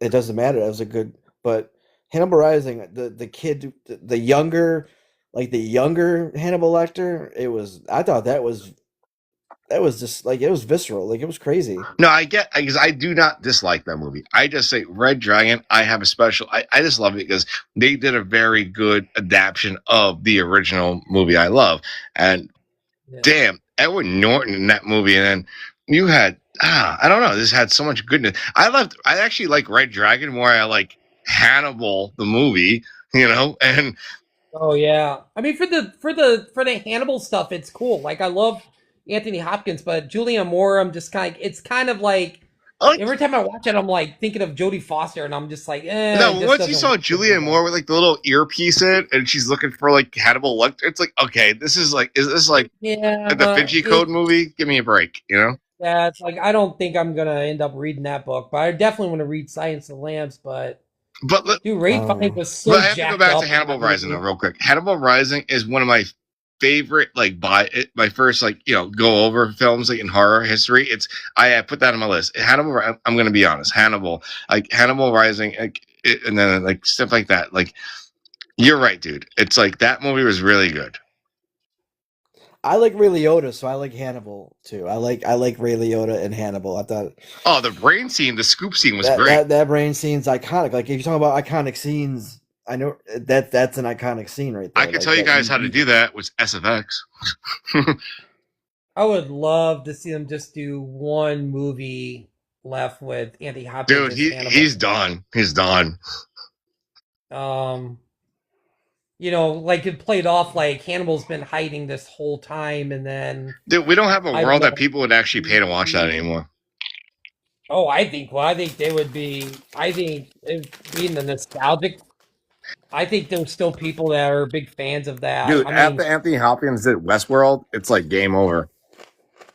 the Fathom event, the show I went to of Science of the Lambs on Sunday, it was sold out. There was not a single seat in that whole. I think people really appreciate that movie and that character. I think it would do money. Don't keep it a small budget. Oh yeah. But like, this is the thing. Why do that when some great writer like me and people I talk to can write something even better? And why keep making the same property over and over and over and over again? Like, what was the people who want to see the same Nostalgic movie over and sells. what you said sells, right? Nostalgic sells. I mean, this is the thing, dude. Are you a billionaire? Do you have a yacht? I'm asking you. Do you have a yacht? Do I have a yacht? Yeah. No. Neither do I. Do I give a shit what sells? I do not. I care about supporting real movies. I mean, I'd love to see iconic characters come back. I mean, if they make sense, yeah. But I think that it makes sense if it's a good script. Dude, other characters need to be invented. Other characters need to be invented and created for people to love now. That's what A24 is. A24 is definitely a lot of like original stuff. I swear to God, dude, can I get on the stock in A24 with you? Dude, I love A24. Like, dude, can I get on the stock? Like, how much do I have to put in for the stock market for like A24? Yeah, I mean, probably could make some money off of them. No, what I'm trying to say to you is, dude, it's like if you really love film, create film. Like, I'm gonna start my own production company with somebody I'm working with, and that's gonna be the same thing as Radio Silence did. I'm not like A24. I love, but again, I told you, A24 opened a big theater in New York City, which is it's basically it's just they're making money off. And it's a bank. It's a cross off. It's like they're not showing any movies there. They know how to make money, dude. A24 is not what you think it is. Blumhouse, as much as people shit on Blumhouse, like they actually are very helpful, and they have people that go to film festivals and actually try to buy small little films and give them like a good chance. Oh, I just like a lot of A24 movies. Mid-90s is fantastic. Good Time's great. Really enjoyed the drama.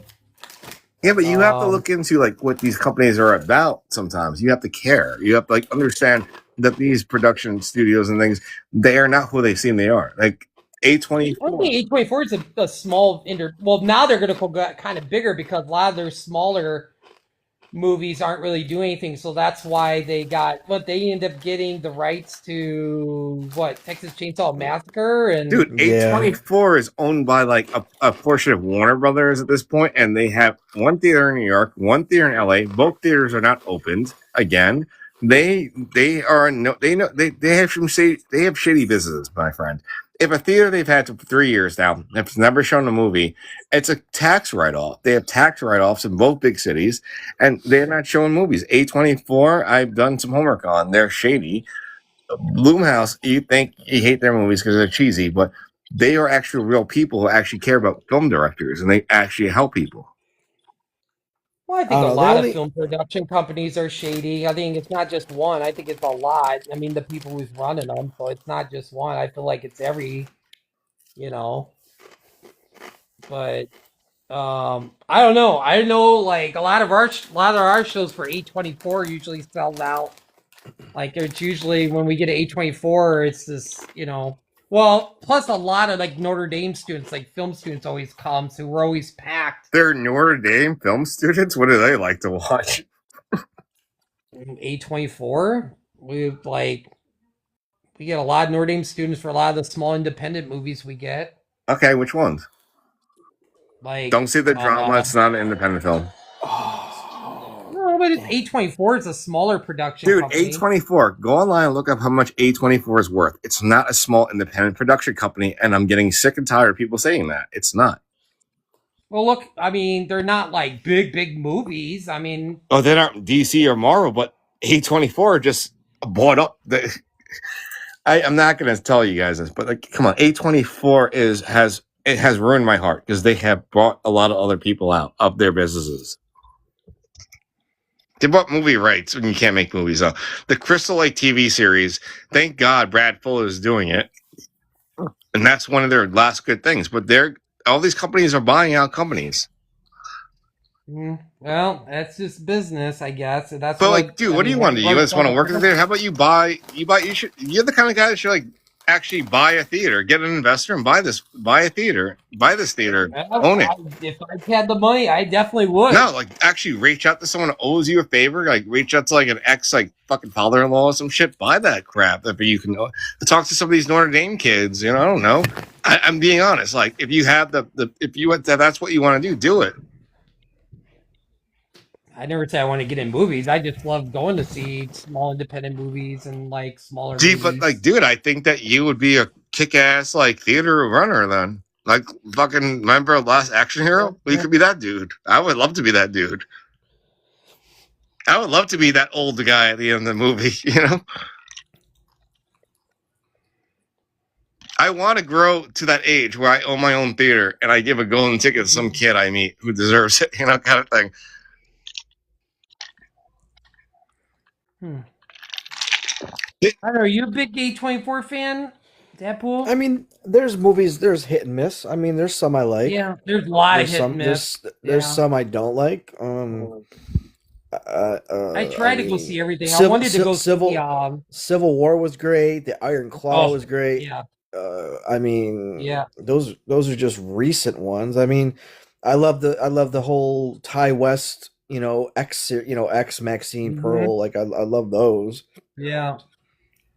I don't, but again, I don't think they're independent anymore. I think they've started out as that independent status, but I wouldn't consider them independent anymore. They're mainstream Hollywood now. Yeah, I think they've gained a big audience now. So, but they feel kind of almost like indie films. Some of them, a lot of the older ones do. Maybe the earlier A24 movies. I was gonna go see Mother Mary this afternoon. The new I want to see that damn movie, but I didn't get around to see it. But don't spoil that movie if you see it. I want to see that movie. I didn't get around to see it because I had too much to do today. So and then. But it's today though, dude. It comes out Friday. It's okay. You'll have time. No one else is gonna see it.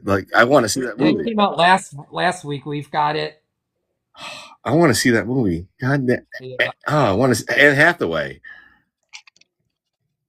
I'm trying to think. It's probably online somewhere. Just saying. No, not yet. I'm trying to see if there was any other. Well, by the way, Deadpool, thank you again for that. Because I've seen almost everything I wanted to watch. Those are my go-to apps. I gotta tell you though, again, Michael, I had to turn that one off. I was like, give me a fucking break. Man. Oh, I watched this movie that's on Netflix, right, dude? And guys, both of you, it's it came out 3 years ago, but it's from Spain, but they. When they dub it in English, people's it's so bad how the English, how they're speaking English. It's so bad. It doesn't make it, how they dub it. And it's on Netflix. It came out 3 years ago. Killer Book Club.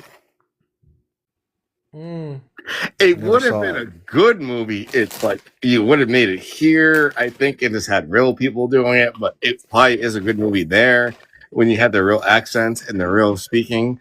It doesn't translate. They don't do the lines the correct ways, and doesn't. I wanted to go back and see Michael last night, but we had a huge thunderstorm. It was crazy, so I'm probably going to see it again. Probably tomorrow night. I might go see it again, in Screen X. They should release Phantoms at your movie theater with Ben Affleck.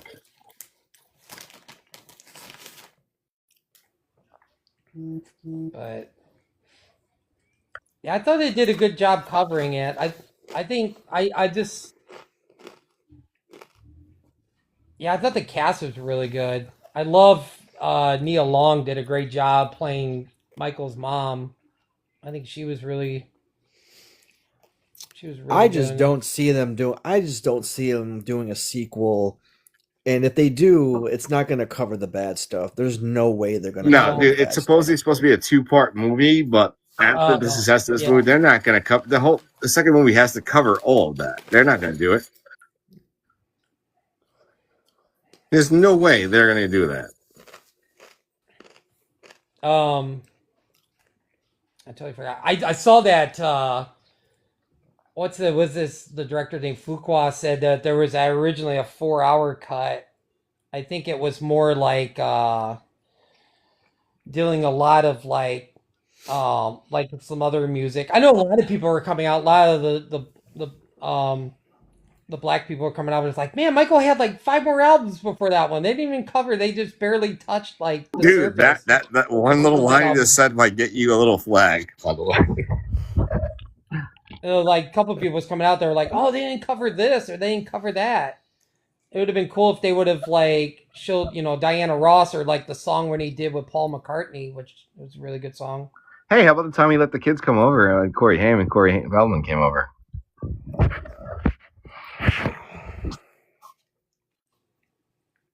Sorry, buddy, but got nieces and stuff, and I know the real story, and I kind of don't really respect the fact that that movie doesn't show that. I don't know. I kind of don't. I don't know. I don't. I think Corey Feldman is a storyteller. Oh, I'm sorry. I don't the fact that he's blaming Corey Haim and everything. Yeah. Oh, but he's just. I don't. I just. Oh, I don't know.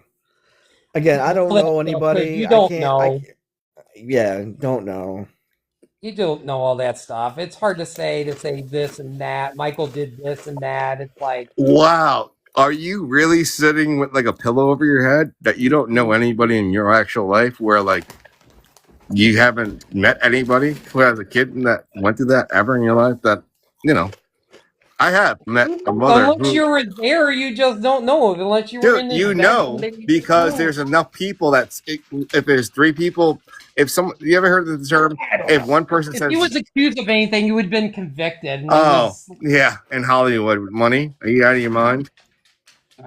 I don't know. I like Michael Jackson as a person. He's a great musician, and he's like one of my favorite musicians, like growing up in the '80s. And I know. I thought the movie was a good love letter to him. I thought the music, and I don't know. I thought it was a good biopic. Yeah, that's why I don't think. That's why I don't think a sequel is going to work, because I feel like if this was a way. And I'm glad I'm not the only one. It did 96 million, so I'm glad other people. But dude, you keep mentioning money. This is the problem with you with film. Money does not mean a film is good. Oh. Money doesn't mean shit when a movie is good or bad. Okay, a bunch of morons went to a theater to see a fucking big movie. Who cares? Who cares? That's your opinion. I don't want my movie to make. If I make a movie, I don't need a bunch of people to drool over. Oh my god, I put a bunch of action sequences into a bunch of lies, dude. I'm asking you, bro. That's my opinion. But your opinion, you like good movies, movie guy. Like the money. That's your opinion. You like good movies, but think about Michael Jackson did all this. But you don't need a $96 million budget to like make a movie look good, though. Do you think that? But I think.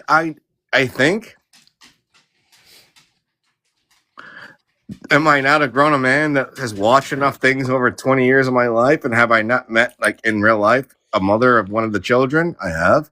And have I not seen what the kid looks like these days? I have.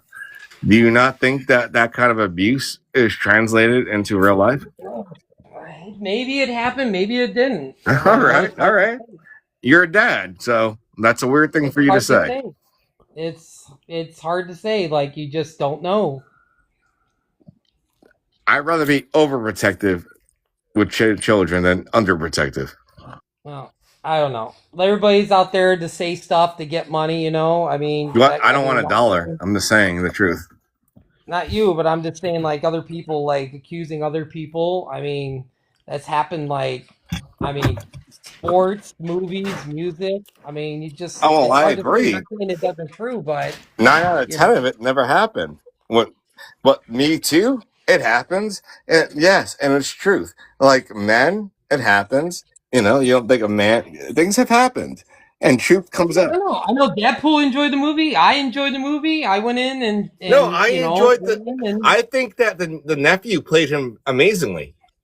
yeah. I I think thought it was a great movie. It's my second favorite movie this year. I thought it was a I don't. great movie. I thought it I was don't cool. I agree. didn't really know too much about how he got the Bloods and the Crips to work together. I didn't really Yeah, know that that, was like interesting. that was Yeah, interesting I to find mean, out. I didn't know I, that. I, I thought gotta say that was an Antoine Fuqua. Like he really made sure that was shown in the movie, and I respected that part of the movie. That look part of the how movie was the best part of the movie.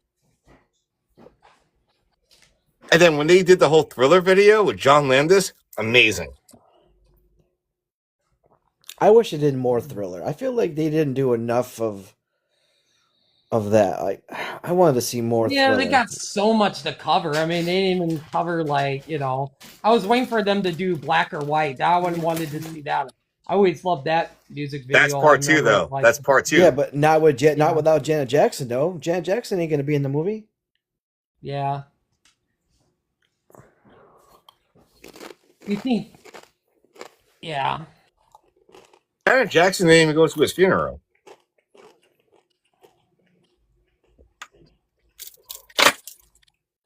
I feel like that's hard to believe. No, they said that she left. Like she left. Look it up. She barely was at his. She has a lot of like resentment against the whole family. I think she probably was so hard to see her brother. I mean, that was a big hit to everybody I for would the whole love to. I would love generation. to like have your mentality in life, my friend. Like that, you wouldn't think that like being at a funeral and that's so hard seeing your brother in a coffin and then she left. Like how like Dude, have you What ever what seen? what if wait, hang on, let me just what that if probably affected her a mind blown. lot. What if when at the end of the movie when it says his story will continue, what if Michael Jackson really didn't die and that he comes out and it's his second movie is him now Oh my in real gosh. life? Let me just tell you, that would be wild.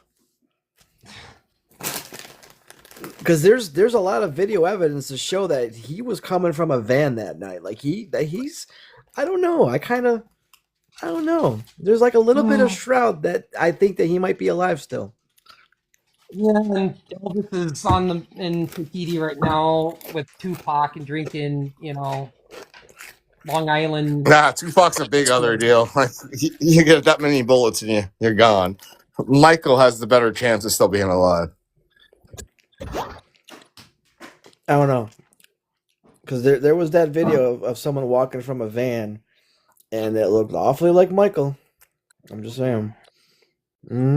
Dude, imagine this: you see some video of Michael and Elvis walking around together, and like say like Santa Monica together in Nowhereville. I could believe like an old Elvis and a Michael Jackson still are alive somewhere, living in Nowhereville, like in New Mexico. It's sad that the Madonna Julie Gardner thing got scrapped by I think it was Universal or something, but I guess like she played her in the studio in season 2, I guess. So I feel like that should be like the next one, I bet. I Well, think that one needs what about his marriage to Priscilla Presley? Maybe that might be Nope. explored. That's not her family does not allow it. Oh, for real? Yep, that can't be in the movie.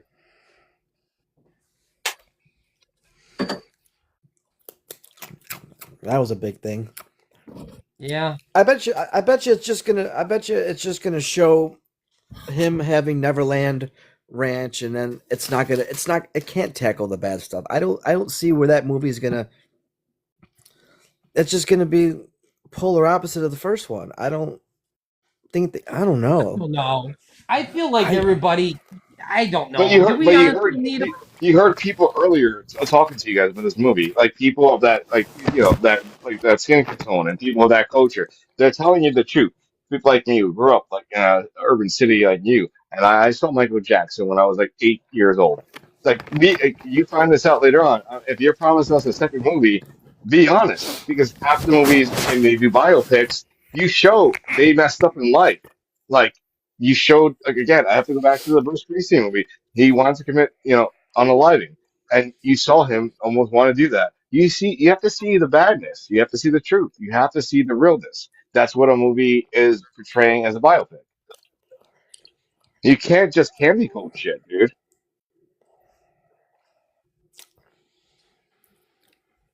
Hmm. So like people like say your grandkids and stuff growing up, they're gonna like, oh, Michael Jackson movie is that's Michael Jackson. He was amazing, right? Amazing, but they're never gonna understand that they have this world of who he was in the real life. Yeah, but I can separate that. It's just like Michael Vick. I love Michael Vick. He's a great Yeah. football player. What he did off the field with like the dog stuff, yeah, it sucks. I love animals, but like I can't it doesn't cloud my thought of him on the field. I guess the same like his music is great. His personal stuff sucks, but that's like with anybody though. Well, Like any but athlete, dude, I know what you're saying, Michael Vick on the field, and that's Michael Jackson with the music. I love Michael Jackson's music, but I'm sorry, but you decided to do a biopic about his life. You have to show the whole life. He's gone now. You have to show the entirety of his life.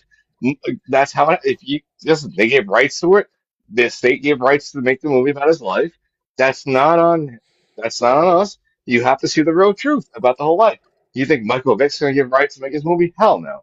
But you can love somebody for what they do, but when you have to do a biopic, the same thing when you do a reality show. All bets are off. You cannot say all bets are off. They are. They're not off ever. You have to show everything. It's just truth. You have to see the truth. I don't accept that anything less. I don't know. Yeah. Like I said What? So earlier, you can't really spoiler. You can't really. There's no spoil. Like what got me Yeah. is like when this movie came out, people were like, "Oh my god, spoiler!" Like, no, it's not a spoiler. Like, man, it's this life has already happened. Like you can't. There's no spoiler in a life that already happened. It's not like you're talking about the ending of Doomsday. You're talking about someone's life. It's already happened. Like, stop Yeah. getting mad. Like every biopic, people get mad because you're releasing stuff about it or talking about it. Like it's not like an original story, or something. like, dude, did I get mad when I watched Blow and I saw George Lang's like his life? Like, yeah, he never got to see his real daughter grow up in real life. I I don't know. love I love. I biopics. love. Yeah, I love. I like. Bohemian Rhapsody is probably still one of my favorite. Oh, Human Rhapsody, beautiful I like movie. Rocket Man. Rocket Man I'm too. sure I there love was stuff Rocket Man. about Queen that they didn't show that was dark and stuff, and so What? like, About who? No, they They showed showed everything everything, about. dude. They Yeah. showed, dude. You ever watch this movie Control about one of my favorite performers of all time, like Ian Curtis from Joy Division?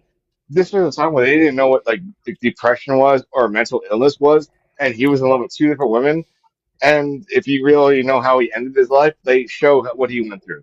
That was a movie that shows you the good, bad, and the ugly. You want to see the good, bad, and the ugly in every biopic you ever watch. I'm telling you, I'll compare a truthful biopic to your biopic, and you'll watch my biopic. Watch Control about Ian Curtis, and you'll understand that as much as people will not like that this movie is made about him and shows this truth, they did it because they had to respect the truth. At that time, do you like the fact that he had a wife and he cheated on her with someone else he was equally in love with? No. But he had manic depression, and nobody knew what that was at the time. And he didn't know. He loved both women, and he had to do something that ended his life. And he was the biggest performer in London that created New Order afterwards. How do how do we even get on this topic? I totally don't I have I no don't remember. know, but idea. I just said Michael biopics Jackson would was a have been good a great movie. thing. Oh. I don't know. I just Again, it's just like Interstellar. Some people like God, how do we get Interstellar. back to this stuff? They get back to well, Christopher like Nolan. every Some people biopic blazes over. They don't show all the sometimes in a 2 hour movie and stuff. So I'm sure there's stuff that we don't even know half of the people that hasn't even come out or anything. So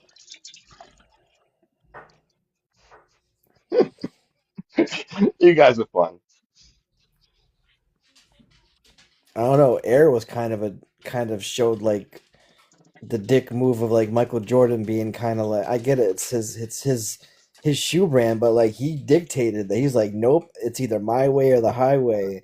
A lot of people didn't know that. Dude, Air was That fucking badass. that I loved I Air. mean that was I'm I mean sure that was like once they do like a Lady Gaga biopic, I'm sure there's gonna be stuff that comes out that Dude, we don't know about. first of all, you just like crossed a big line with Zach over here because Stephanie's one of my childhood friends, and if you think that she's got any dirt that you think you're gonna make fun of, she said already said it in real life. You not see like that dumb movie with Bradley Cooper? That's her real life. Her father's Italian. Her family would actually unalive you for even making that comment in Brooklyn, New York. They all drive limos, and the mother runs the restaurant. I'll tell you everything about her. She went out with one of the guys that ran this bar lit in New York City. She got a contract. She dumped him. She went out with a model, and then she became Lady Gaga. That's Stephanie's one of my best friends in life. I will never sell her out, and I will only see her once a year, but never think you are going to say something bad about her. I don't think he said anything bad. He just No, said she doesn't have any. She has nothing. No, nothing. She's an there's open book, dude. She's been an open book, everybody dude. has dirt though. Everybody She has Yeah. dirt. has. She's literally told like I interview her how many guys she's banged in New York City. She has literally went on TV and said she's banged this many guys in New York City and who she's banged. Like it's where do you go after that? Like she's honest. Like people like from New York, we have to tell all our demons right out of the pocket. The only thing I'd be curious about is who gave her the idea to play Harley Quinn, because I want to know why she made that decision to make Oh, that can movie. I tell you who gave her that idea? Bradley Cooper. Yeah. Bradley Cooper gave her the idea. Are we gonna get a jump into that talk, Deadpool? Oh my god. We could go for another two You know what she was hours. supposed to do in that movie? Write the song. You know who said she should do the movie? Her shitty fucking friend and a shitty other friend. Now her manager begged her not to do that movie. That What did movie we was do? shit. That do you see how Todd Phillips? I have an actual interview on my wall. Todd Phillips is like Joaquin Phoenix kept rewriting the script, and that movie wasn't my movie anymore. Then he plays Joaquin Phoenix on that movie, 100%. Oh, this game is killing me. Oh, Hmm. Like honestly, What's your favorite? come on, that What's your movie's bad. favorite Lady Gaga performance, Deadpool? my favorite Lady Gaga, Yeah. American Horror Story, Oh yeah, American Story Hotel. I thought that was the dude, best. fucking hotel is great. I don't care Yeah, what people say. I love House Kabuki. dude, Hotel with Wes Bentley was in that series. Like Chloe Lady Savini. Gaga, like that was a great season. Like I stopped after 84. Colt. What was Colt the last one? I think Listen, no, it was 83. Colt is the most No, offensive 83. series of all time. Oh, Colt was terrible. I I love dude, American Horror Story. And they're we redoing. They're coming back. They're coming back too with with Sarah Paulson. everybody. I don't know how they're Everybody, gonna put yeah, Evan I, Peters and Emma Roberts together to end the show again because I think it ran its course. yeah. I don't any Roanoke think it wasn't. was there too Roanoke much. was Roanoke was okay. Like, yeah, I don't Yeah. know. Oh Roanoke wow, we could go the on for found hours. footage the found footage like that didn't go anywhere show season. Mm. Man, we could talk about American Horror Story. I remember my friend Brittany told me about it like years ago. She's like, "You need to watch it." Dude, I never binge watch a show so faster than oh my gosh. Like I love Asylum. Yeah. I think 83 is probably one of my favorites because I love it 84, like the 84. 84 or 84, yeah. That's the last show I watched. I stopped after that. I didn't watch anything. I love the Twisty the Clown one. I like that one with Naomi Grossman. That was so Oh, good. wasn't that The Carnival one, whatever it was called. Carnival, yeah. Oh, Circus was it called? man, Yeah, Circus. Yeah. Yeah. Yeah. I I really need to like get you guys in a horror class for me. I think like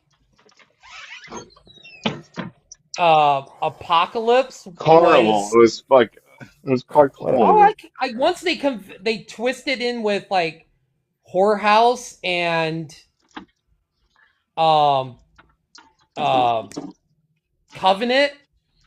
Yeah, the witch one. I was Yeah. like, oh, this was kind of cool how they Well, combined that. I liked the that new that part. season's a continuation of the Covenant whole thing because it was the most successful Oh, plot line they had. So yeah, it's going to be the fact that you get Emma Roberts and Evan Peters together, who were married at one point, who I met in real life. She's fucking nuts. She used to beat the shit out of him, and they're going to be in a show together again years later. I don't understand how that's working, and it's going to be that whole like coven situation now, and they're filming it in New York, which is like freaking me out. Like, why are you filming it in New York? What's it got to do with New York?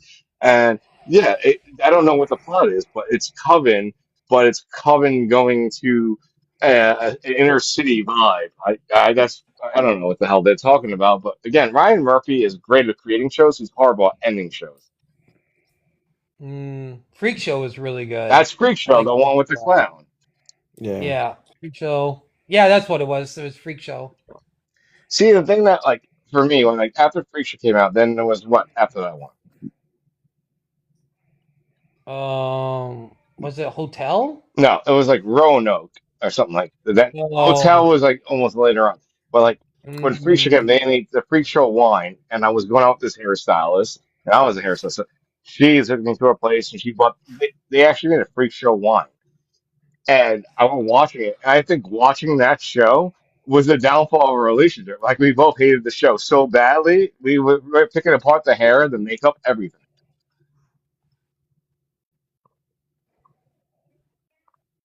It's like some of his shows just not they're not for a lot of people. Like he does not have a perfect record of shows at all from American Horror Story.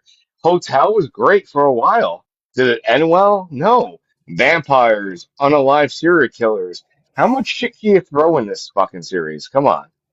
oh, I loved Elizabeth Taylor. Okay, great. But the series was in a whole was it great? No. Oh, I loved I, Hotel. I think as a whole, American Horror, like if you take it as a whole, I think it's an epic series, like as a whole. So Hmm. you're As a taking the whole, good as a whole. So you're taking the good season and the bad season. I think it's a series as a whole to watch. Like it's really good. Like the good I weighs think out the bad. the good drowns out the bad episodes. That's Because there's exactly just how to. way too much more good stuff than there is bad stuff. I mean, there is So bad you're Yeah. both for seasons, saying but you watch every single season of American Horror Story. yep, up to 84. All right. Yep. Yep. That's how we Yeah, last season I watched all the way up. 84 was the last season I watched, and I just kind of was like, I just kind of fell off of it. They did American Horror Stories, which was so fucking annoying. But that was during COVID, and he made that show. I was like, there was a bunch of bros that lived in a frat house, and like that. You ever see that series, American Horror Stories? That was like a No, I spin-off. They No, had he like did. that. Yeah, They had American Crime Story and then American Horror Stories. Yeah. no, but like no, that was his. That was the American Horror Story franchise thing. But then he did. That's to that. The other shows don't count. Like, the American Crime Series that doesn't count. Like that, he stuck to that. He was waiting for people to come back for American Horror Story to remake that show again. Too many people were not available. Nobody wanted to like. No one had time to do it. That's why it took so long. They got a good bunch of the original cast though to come back for that though. I'm looking at it like Big pretty ass much. money, my friend. Big ass money. I don't know. I think that show just like the name alone, like it's just Ryan Murphy. Like I don't care, like hate him or love him. I think Ryan Murphy is. If you're gonna say Christopher Nolan is like an epic director, I think as far as TV goes, I think Ryan Murphy is like the king of the king when it comes to TV shows. I think he makes everything he yeah. makes. Like he did that. He did the show of Aaron Hernandez. That was Oh, peak. That was so good. And dude, Oh can my I? god. dude, that And dude, that was can I compete with fucking your conversation of the King crazy. of Kings of television? I would say Taylor Sheridan is the king of television. Taylor Sheridan is the king of television. Okay, you want to make money? Work with Taylor Sheridan. Yellowstone, Mayor of Kingstown, Tulsa King, Nola King, uh, Madison, everything he's done turns to gold. Work with Taylor. Don't work with like Ryan Murphy. Ryan Murphy has flopped many of times. Okay, you What? work with someone who's got hit after hit. Taylor Sheridan. You see Ryan Murphy. I know all Ryan Murphy's work. I study Ryan Murphy. Ryan Murphy we call as he's a good opener. He's a horrible ender. That's what we call him. Tell me one season finale of American Horror Story after season 2 that you could say is a great ending. Tell me. It's not going to happen because he has ruined until he did 1984 that he didn't direct that episode. It was somebody else. That was a great ending with Brooke, who is found away and she's lived this whole life away. I look at all these aspects. Ryan Murphy knows how to create the show. He doesn't know how to like actually complete a show. You need someone who can complete a show. It's been years since I've seen it, so I can't really give you an accurate answer. I haven't Yeah. seen him in so long.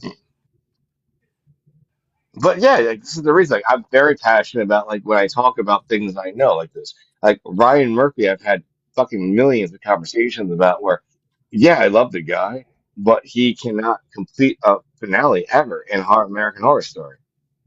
And just Yeah, the fact that he created cult. but you can't linger on one like No, I don't linger on one. one series like Nip Tuck. Nip Tuck was opening to the season finale, a perfect TV show. Yeah, but that was Ryan Murphy before he was big. That was Ryan Murphy. It doesn't, but it's Ryan Murphy. It's still like that's what propelled him to be the superstar. Because if that show failed, there's no American Horror Story. There's no Glee. There's no 911. Like there's none of that stuff. No, I agree, but like, Yeah. Ryan Murphy, after like Nip Tuck, he went to American Horror Story. He was actually involved with 911. He's not involved at all. He's just a producer. All these other shows, he's not involved with. He's a producer. With American Horror Story lately, he's not written. He's actually come back to write this next season. He hasn't written the Right. last few things. American Horror Story, he didn't write. He hasn't written American Justice, whatever the shows we watch. He's not written any of that. He's not writing any of it. He produces it. So that's But his name. he wrote and directed and created The Beauty, which is a great show. You mean The It's Substance? it's well, I mean, it's whatever. It's better. It's better. But It's better yeah, than I mean, I love The I just Substance, but hope I they have a mean, season 2. They better have a season 2. well, they should. Like how many actors you had Bella Hadid in the first episode like that? Like, come on. Like, do you understand that like, having Bella Hadid appear in the Beauty in the first scene that was like so important. But it's just like these directors that get this, just like these directors that get the same cast because they do But something Ryan right. Murphy didn't direct any episodes of the Beauty though. It's he gives his work. I respect that. He gives it to somebody he trusts, and yeah, he produces it. It's from the writer No, who wrote the books, and it's from his people. It's not him. He did not do any of the episodes. he directed the pilot, and then I think he directed the finale. He directed the pilot, but he co-wrote the. No, you have to look at it again. He's not involved with much of the shows anymore. He gives these people a chance to do their shows. That was a book that I read the book, and a lot of people would love the book. He gives people a chance to make that show. They made the show great. Ryan Murphy endorsed them, and when you get Ryan Murphy's endorsement, you make a great show. Yes, he did And write. he did the John F. Kennedy Jr. stuff too. Like that was a great Dude, show. I love that show, but I will swear to God right now, he did not write one episode of that show. He I endorsed remember that the show. last thing I liked of Ryan Murphy was the Jeffrey Dahmer series. Yeah. On Netflix? That was the last thing. Well, he did, Yeah. he did the Ed Gein one too, and he did the Melendez brothers, which oh my the god. Menendez brother. Oh, But again, guys, he season two was the Menendez brothers. or Melendez, and then Oh, season 3 was Ed Gein, which was Charlie Hunman. oh, I have to check that Netflix. out. On Netflix. Yeah, it's so good. Like it's really good. But on Netflix, though, again, he produces it. He doesn't direct it. He picks really great people. And I'm going to say this really nicely. He gives people chances. He gave a lot of great up and coming directors to make these moves and do these things. Right, but it's still He's a producer. He's not he's like a got director. his but he's got his stamp on it, which Yeah, Yeah, that's called. gives it yeah, credibility, he's and involved. he's involved. Like yeah, Yeah, so like me, when I create my production company and I'm like this part, like we want to be involved in anything, we have our stamp on it. Same thing. I get what you're saying. It's like, yeah, that's what we want in life. We don't need to direct and write everything. We get people that we trust to write and direct it, you know? He's not just gonna slap his name on and be like, okay, go make this. You know, he's gonna have involvement. Oh, not like M. Night Shyamalan. So he's got a new show coming out, and I think Jacob Elordi is he's gonna be like one of the main characters. He's What? Like, developing a oh show boy, called The Shards, oh, the Shards. I heard about this. Yeah. and I yeah, I'm love gonna. Jacob Elordi. I'm a big Jacob Elordi fan. You mean Frankenstein's monster? I mean Nate Jacobs. I love Nate Jacobs. Like Euphoria is my favorite. I don't know. Euphoria is making it like really tough to be like my favorite show of all time. Like Dude, I it's gotta only tell you three. the truth. It's like, do never go to like take kids up from school. Be like, hi, mom, my favorite show is Euphoria because you will be creeping people out. That Euphoria is kind of I, creepy. Yeah, it's in I some could. people. I don't. It's great So writing. I think it's so fantastic. I Yeah, but remember. Euphoria is a very dirty show. Like my mom's like, I know you watch Euphoria. When Maddie when it has a birthday party, do not talk to the moms about Euphoria. I'm like, I know, okay. it's like I'm not afraid to say I love The Housemaid. Like that movie is Yeah, a sleeper hit of 2025. It it's a great movie. it was That housemaid can really suck my balls. dude. It was Oh, so good. oh Oh my my god, god, that like dude, that first hour and then the twist and then the second hour, dude, the twist. incredible. There was like more than one twist. I was like, oh Yeah, my yeah. god. I was like, All right, did you guys watch fucking Dolly yet? Oh my, I would rather like paint a house than watch Dolly ever again. dude, I would watch. I would just You saw Hmm. watching. you saw Dolly? What's No, that? I know it's a big hit or something, Dude, but it's this. It's every horror fucking. It's all these horror people who are like they want to get fan bases and they have to like it. I'm not someone's gonna have to like anything. That movie is generic as crap. You put Sean William Scott in that, from American Pie. He's got a backstory. He's got a kid. He's going out with his girl. He's gonna propose to. He's unalived within like 10 minutes of the movie. The rest of the but movie is in bad spirits. It's a bad spirited movie. It's not a good movie. I don't like it. I don't think it's even on my list. I'm glad I didn't want to watch it Dude, without don't knowing watch it. what happened. I don't think you're gonna like it, dude. It's a bad spirited movie and it's really like Uh, are we still making movies like this? Really? We're still making movies. I love bad spirited movies No, because but this I love Human Centipede. I uh, mean, this what can, this is not human centipede. This is like okay, fine. Watch this movie. It's really like it's more twisted as a man, if you want to know what I'm saying. the trailer is like Grindhouse. Like it's very Oh, the like trailer is well Grindhouse. done by Shudder, yes, but the movie is it's it's the girl is played by an actual it's a trans wrestler from NWA, and you could tell that. I could tell, you could tell that. And it's so weird, and the storyline has no soul, it's got no real good plot. The father is played by Ethan Suplee. It's I don't know. you're not gonna like it. I mean, watch it, please. Watch it for yourselves and tell me what you think. But I'm not even putting any list of my favorite horror movies. No. Euphoria because it's got really interesting characters and the drama's interesting and it's just I don't know like it's you really get attached to the characters like oh my god like I remember watching I'm like what's even gonna happen in the next episode with Kat or with what's her name that was Fezco. Or Fezco. I mean, Dude, Fez Fez. is so yeah. God, I miss Yeah. him so much. I think he could have been. Uh that's just sad. What happened to him But see, with the Euphoria, actor? I've loved Euphoria since season one. I love season. I kept going into it.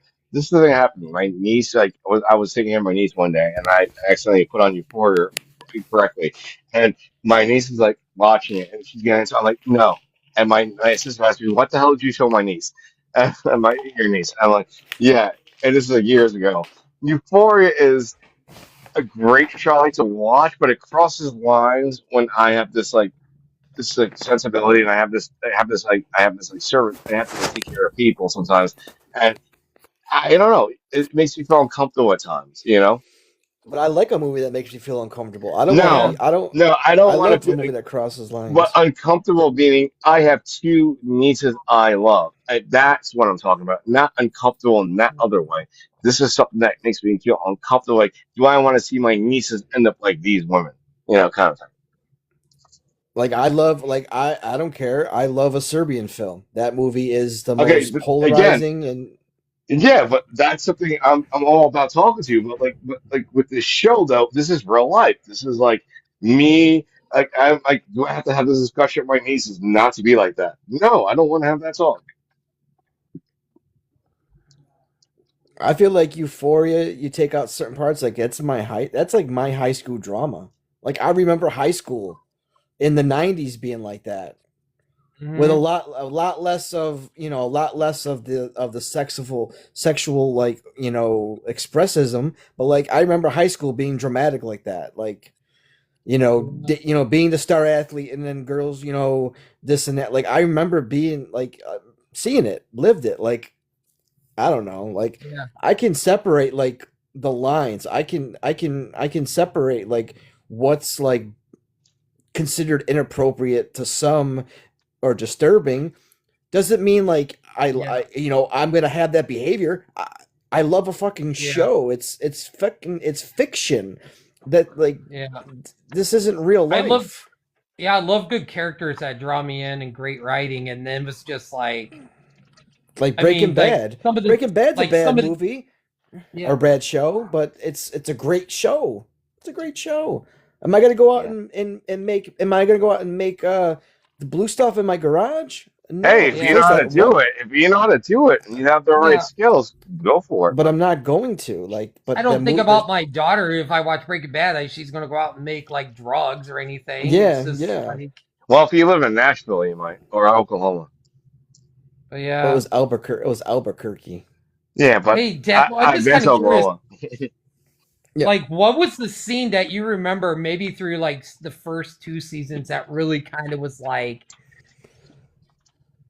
like fuck, they like were what, just like like, like since we're it, talking about, because I know I don't really want to talk to you about it since I haven't seen season three and I want to go back and do a big giant yeah. rewatch No, before you're it. fine. But what scene it was like that really made you like, holy shit, that was like crazy, like something that somebody said or like did or anything I like think what it was was like the a first. memorable It was the first season. Eric Dane, like hooking up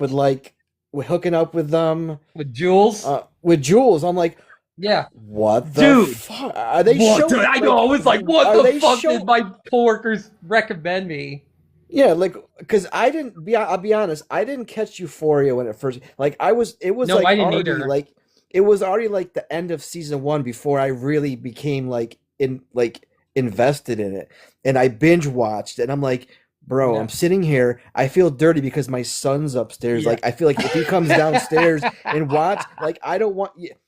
And then Dude. the second season was like, oh my god, like Sydney Sweeney's like in the bathtub and this dude's taking a shit and everything's there. I'm like, Yeah. what the fuck are they doing? I felt uncomfortable. Dude, I will remember where my friend Michaela and my manager Cassie was walking down the hallway at work and they were talking about it. I'm like, what is that? And then they mentioned like, dude, Shane, you gotta check it Yeah. out. Try watching the first episode. And dude, after like the first episode, Yeah. I I was hooked. And Yeah. then like for me, I think the scene like in Euphoria was like when I forget Zendaya's character, where she was looking for her drugs, and then you just hear the voice in the living room, like, "Oh yeah, I flushed them." I was like, I was like, "No way, Oh fucking yeah, her Jules mom. flushed Yeah, her her mom. drugs." Yeah, Oh I my like the music. god. I like the music in the show. Like the music Oh yeah, is the songs are awesome. fantastic. I Yeah, almost bought the vinyl because it's got great music, but or the scene. I think the two other scenes that really stand out for me is when like when what's Zendaya's character's name? Rue. Yeah, Rue. When she's like Rue. running from the cops and she's running through all these like the backyards and trying to get away from Yep. the cops. I thought that was great. And then the scene with Maddie when like fucking Sydney Sweeney's character is like, and In she's the back. like, and no, when she's on the stairs and Maddie's like, Cat, shut the fuck up. And she like, what'd she say? Because she finds out that, like she Oh, was because hooking up with, Rue goes, "How long you been yeah, fucking Nate Jacobs?" yeah, how you, Rue, and she's like, Rue what? I was like, oh my what? God, what the fuck? I was like, what? But dude, it just kind of drew me in there. That's what I love Yeah. about shows sometimes. It's like Yeah. characters and drama like that and great writing. And that's like The Housemaid, it was like, unless I saw the trailer, I was just like the trailer was like one of those things like I said, I went there and watched a movie and I was like, wow, that trailer looks really great. Not just because Sydney Sweeney was in it, but I was like, oh shit. And then you just thought that Amanda she Se- was the crazy one. Amanda Yeah, and then Seyfried it's was the like crazy one. Amanda Yeah. Seyfried was great, and then it was like, holy shit! And it was like two But twists. Amanda Seyfried, she was amazing in The Dropout. The Dropout's an But amazing miniseries. dude, who would not want to sit with Sydney Sweeney at 2 a.m, like in her Anybody underwear of with a cuff age, shirt, anybody and of then age. watch Family Feud? I'd be on that sofa right so quick. Oh my god!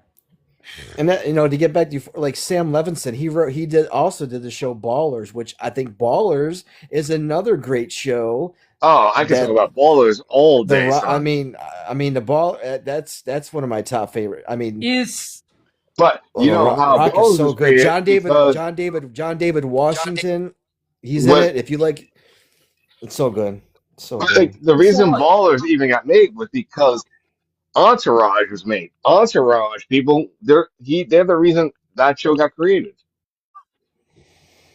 because it's on Max, so they do No, weekly. So Entourage like, was created, and then these people they then met people and they created ballers. And Dwayne the Rock Johnson. I was never an Entourage fan. I don't But think if I've there was seen never an more than. Entourage, there'd never be a ballers because some of these producers went on to produce ballers.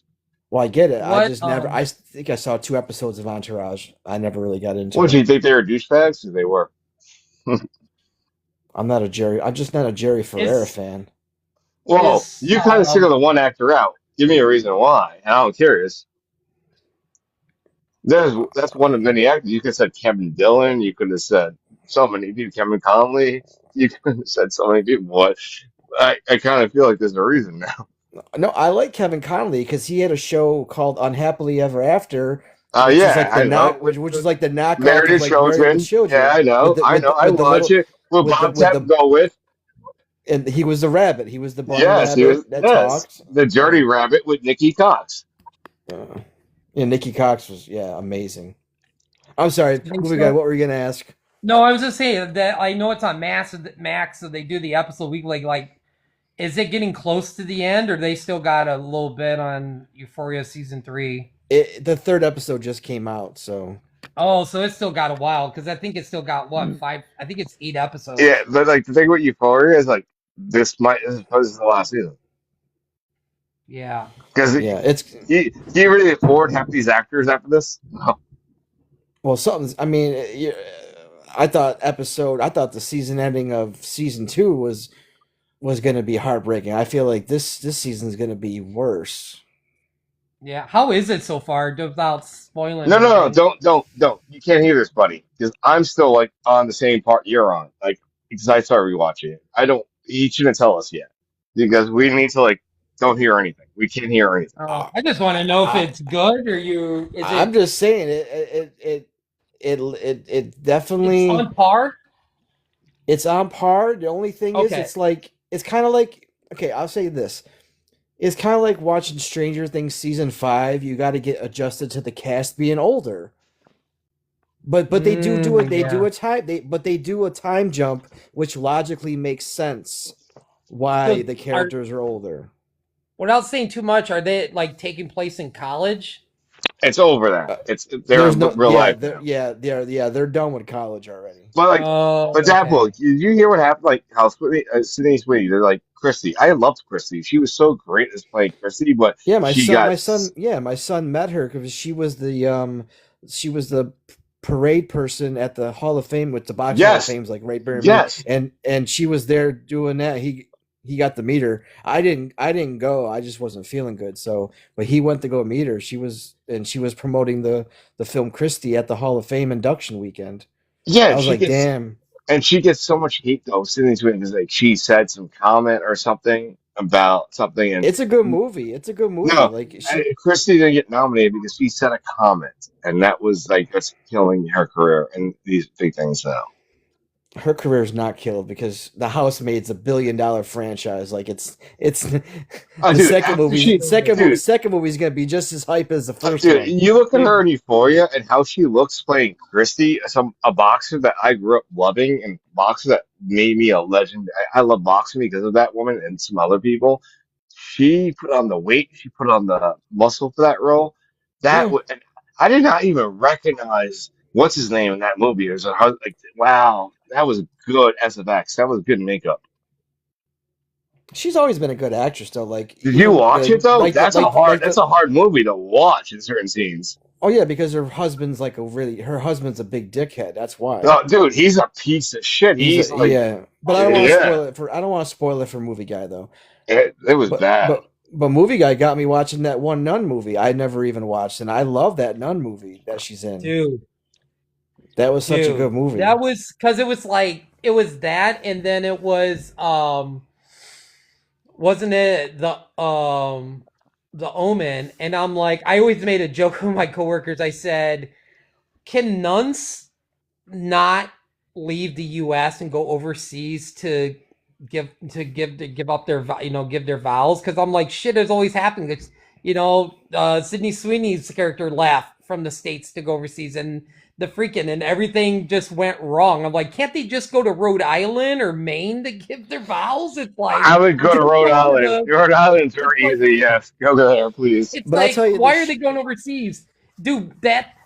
That it was like a 2 minute scenes where she's like giving birth and she's like the drool's coming out of her mouth and she's just screaming. I was like, oh my god, that scene was just crazy. And then you know what? I don't want to spoil it because you didn't see Immaculate, but god damn, that I was saw him at crazy. yeah, I saw him at yeah. But Yeah. the thing that introduced me to Sydney Sweeney was White Lotus season 1. And it's only because my Oh, former damn good boss season. when I went to Delaware, me and my son went to go to Delaware to visit her, and it was the first season was just coming on, and she got me hooked on the White Lotus, and I did like a whole rewatch.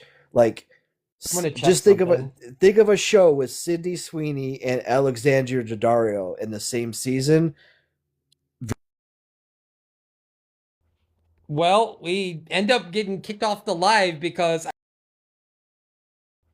Well, we end up getting kicked off the live because I think we were running so late. That's what happened last week. We just were running so long that the live was like, okay, you guys need to go to bed. This is it. You still there, Deadpool?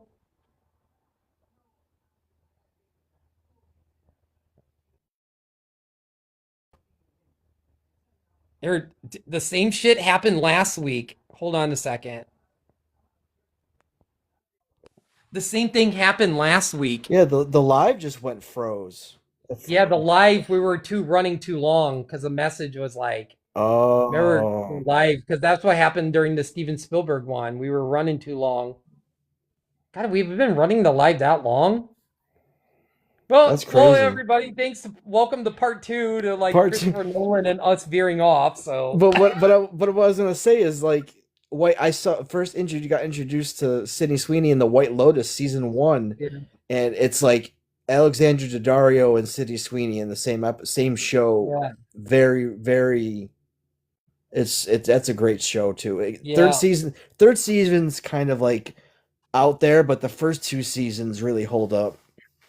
Yeah. But no, Immaculate was a great movie. You put me on Yeah, I Immaculate. enjoyed it. It was, it wasn't great. I think I put it either just okay or it was good somewhere, but I did enjoy it. I didn't hate it, but Yeah, um I don't know if I'll upload this part on Spotify because we're just rattling, so yeah.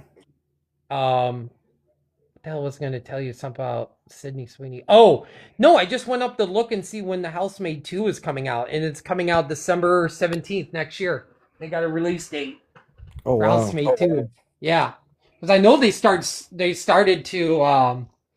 started to film or something. I heard they were like getting ready or something. And I'm like, oh my god, literally, I don't care. That's going to be in my top 10 most anticipated movies of next year. That's how much I love The Housemaid, and I appreciate that you love The Housemaid too, because I feel like that one we would have been at odds. I'm like, no, Deadpool, you don't have the right to hate Housemaid, but No, whenever it's on, like I'm whenever I'm so surfing, glad. whenever I'm surfing through like the pay channel, like the movie channels, I'm always if I see The Housemaid, I'm stopping on The Housemaid watching it. Like it's Oh, I'm fucking buying that as soon as I have the money. Sometimes I'm definitely gonna pick that up on Blu-ray. That was, yeah, dude. That it's not was. it's not for like all the reasons people may think. It's just Mhm. it's a great thriller. Like trust me, the Yeah, story. I mean, there's 3 books, so you know they're gonna at least make 3 movies. yeah, yeah. If you don't mind, like, what was the budget? I'm always curious about that. I like when a movie does better than the budget and stuff and everything. I don't care, but I always love to see because if a movie does well, we're gonna get a sequel. What was the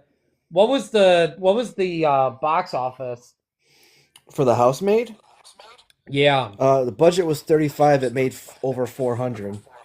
Mm, that's awesome. See, that's what I love. I love not just even movies I hate. I always love to see a movie successful. I never want to see a movie fail, because I mean, Hmm. all the hard work that people do, you know, every movie wants to be a success. I'm glad it did. I had a feeling it was going to be huge because I remember us just always packed for that movie. But That's a good one. yeah, yeah, Amanda Seyfried is, yeah, And she's had a lot of like up and down movies, but yeah. I'm gonna check something real quick. all right, all right. I don't think the live will go away.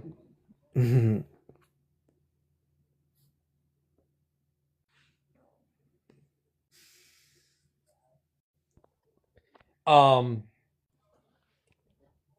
I'm not going to.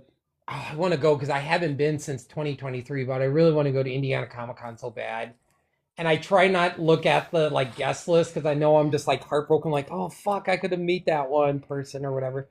Like Amy Smart's gonna be there this year down in Indianapolis, and I'm like, Oh, and I'm trying to tell people on the post, I'm like, please, somebody, for the love of God, ask Amy Smart when the hell Crank 3 is coming out. I want Crank 3 so bad. Dude, I fucking love those movies. Those movies are so fun. I'm like, no, I don't want the Beekeeper 2. I want Crank 3, damn it. I want to see. But, She was awesome in Road Trip. Like she's fun. She's a good. She's a very good character actor. Like if it's such a mhm, thing for like like female, like she does her yeah, thing. yeah, yeah. But Crank, yeah, the Crank series is just a wild, like Those are so wild. Oh my God. especially the second one when he's like going against the Yakuza. Like it's just Oh, it is wild. so crazy. I love those movies. Oh my god. Mm. Um, yeah, I'm like I got to meet Bai Ling too. Oh, nice. Um, at Star Wars Celebration, when it was down in Indianapolis, and um had a picture signed because she was in episode 3, but they cut her part because she was part of one of the senators when they were forming the Rebel Alliance, because I think they cut her part because at that time she posed for a Playboy. So I think Hmm. George Lucas cut the part out. That's was the rumors and stuff and everything. So, but I should have took the Playboy and had her sign it. That would have been cool, but Did you like the butterfly effect?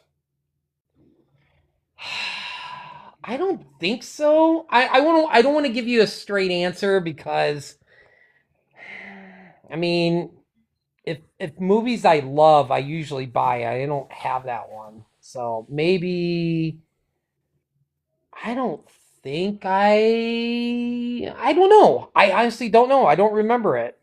Like I I remember think the the scene first one from was good, but then they made like a bunch of crappy oh sequels. yeah, the one they had what's his name from the '70s show. Yeah. Yeah. No, I don't remember. I don't remember. Even her part in like Starsky and Hutch was, oh my god, so Mm. she always plays those sultry characters. And Oh, Starsky and Hutch yeah. was so good. Like when they meet the cheerleaders, when they have to go do the investigation and they meet the cheerleaders. Mm-hmm. What's the I don't know if we've said this like during our sequel talk or whatever, so I might remember it or whatever.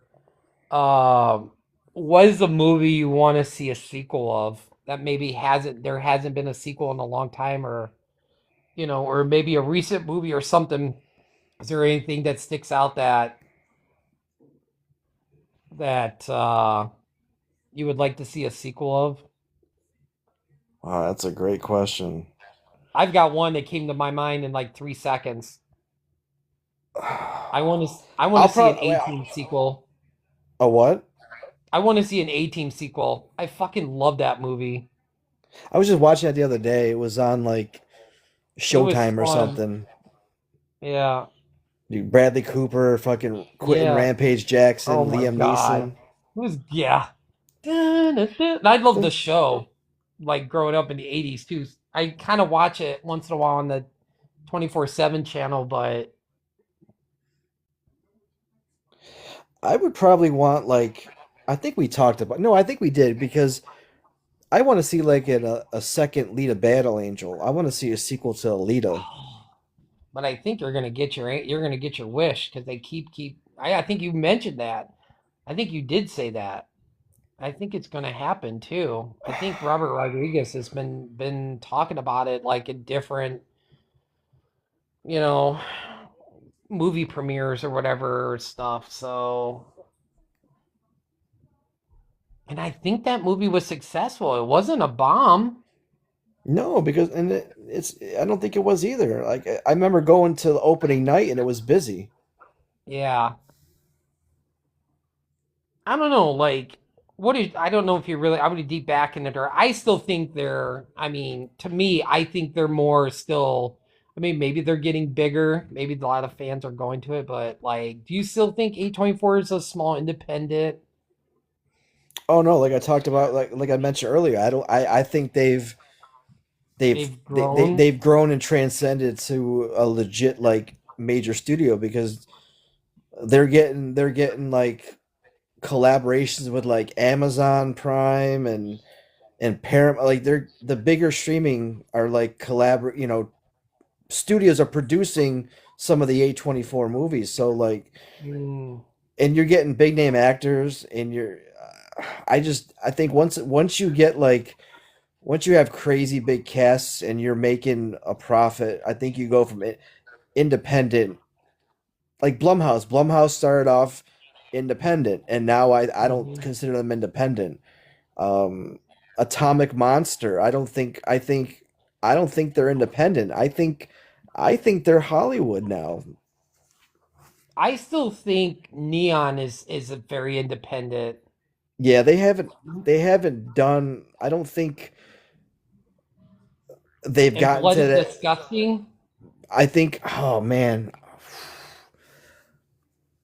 I think Terrifier 4 might put them over the top. If I think they're involved with that. Well, yeah, because Terrifier was a small independent. I think I'm just gonna go to 2. I'm gonna go to 2. I know I always love talking to movies with you, so I'm Yeah. just still kind of interested. And I'm kind of at the point where I'm like, fuck it, I don't care if I have to work and worry about it. I don't care. But yeah, I think Neon still. Bloody Disgusting. What Um, what's your favorite neon? oh god, dude. Oh god. So when I get to this late, my brain just kind of like goes in like shutdown mode. Um, wasn't was it Long Legs Neon? Long Legs was neon. Yep. That was like the recent one The that I monkey. Well, the really. monkey was the most recent. Oh yeah, but I'm like one that I liked. Oh, I I Tonya. wasn't really. I was disappointed with the monkey. I Was really it did not care for it. wasn't Ferrari neon? Oh, the one with Adam Driver? Yeah. Hmm. Maybe? Maybe it was? I know we talked about this on the Oscar show, but like Parasite, I like Parasite. Yeah. I remember when I was like, oh, Parasite didn't deserve word best picture, but I went back, I actually watched it, and I was like, you know what? I don't think I loved it, but I was like, okay, this is I think it was a good movie, but I don't think it should have won like movie of the year. Like I don't know. Like I don't feel like Parasite I kind of need to was. rewatch Anora again. Dude, oh my god, Honora. Oh my god, that was Terrible or good? dude, so good. I think it ended up my top 3 best movies of that year. What, 2 years ago? Yeah, it did good at the Oscars too. Yeah. I think it swept this. I think it won a. I want to say it won at least 3 or 4. Yeah. But Yeah, did best director and best uh actress, right? mhm. Mickey Mickelson, whatever her name is, right? Mickey No Madsen. wait, Mickey Mickey Madsen. Madsen, yeah, Yeah. dude, yeah. I feel like your brain is starting to shut down too. We can't wait. What's that one girl's name that was in that one movie? Like, I feel like Lenny from freaking Memento. I'm having short-term memory. Jeez. Yeah, I definitely. Oh my god! Like, I feel like that's a movie, Memento. Like, I'm watching it for the first time, like tonight. I feel like that's a movie I'm gonna like. If I decided to keep watching, it's just gonna keep getting better and better and better. Dude, I was like, I loved. I'm not the biggest Guy Pearce fan, but I really loved. Oh, bro, what the fuck? When he was at the bar and the dude spit in the cup and she spit in and he spit him and then went back to the scene and gave her the cup, like she gave him the cup. Oh my god, because he knew he was gonna forget. I was like, bro, what? Don't drink that. Oh. I was like, don't drink that. Oh my god, dude. Oh, Oh my god. Yeah. I think The Machinist is a movie that grew on me, because I'm not like I love Christian Bale, but Mm, that movie, yeah, that The movie was. Fighter. We were talking about boxing movies because I was telling my friends at work before we opened, I said, hey, me and my friend AJ might be doing one on Clint Eastwood. And if we do Clint Eastwood, I'm going to watch probably $1 Million Baby. I haven't seen that. A lot of my Mhm. friends was like, oh my God. They're like, oh, that's so depressing. I was like, don't tell me. I was like, don't tell me. Don't tell me. If we do a Clint Eastwood one, I was like, I don't tell me. I mean, dude, we'd be up. There's so many movies. That'd be a long live. Yeah, that's a long movie. He had another movie too with Casey Affleck, where like he plays the brother of Casey Affleck is like this underground fighter. Mm. Oh, it's Out of the Furnace. Yeah, it's got Willem Dafoe, Woody Harrelson, Casey Affleck, Forrest Whitaker. That is a great movie. If you haven't seen Out of the Furnace, that's a definite recommend to watch. Mm. Because it's like Christian Bale plays the older brother, and he's trying to Mm-hmm. look out for like the younger brother, which is Casey Affleck, and it just that's I a think I've seen heartbreaking that. that's a heartbreaking movie. Was that the one with Woody Harrelson? Yeah, where like Woody Harrelson's like he's like a fight promoter. Yeah, I did see that. I did see that one. Saw they were in my friend's house. We had a movie night and we watched that. Zoe Saldana, like it's got like crazy cast. Do you like Jake Gyllenhaal? I do, Jake. Dude, I'm telling you, I love watching Nightcrawler. That movie grew on Dude. me. That movie grew on me. Dude, when I went to go, because Memento was on Tubi, so I watched it on Tubi, and I saw Nightcrawler was underneath it, and I was just like, oh my God. I was like, man, that was a crazy ass movie. There was a movie that he was in. Oh my god, I'm trying to think of the name of the movie. Prisoners is fantastic. Prisoner's good. Oh, What is man. this movie? Where he plays like he plays a cop. Is it The Guilty? Oh, it's with what's his name from Ant-Man. They're cops and he does like they videotape the whole thing. Oh, that's End of Watch. And to watch. No, this one is called The Guilty, where he's like a troubled police officer, and he's forced to do like a 911 call center, and he gets this 911 call, and then it's Yeah. that He is plays the such 911 operator. oh my god, that movie is like fast, it gets your heart going, and Yeah. that movie, that ending, so good. Yeah. And I just stumbled upon that movie. I never heard of it until I was just Yeah, I flicking through did the too. channels. I do too.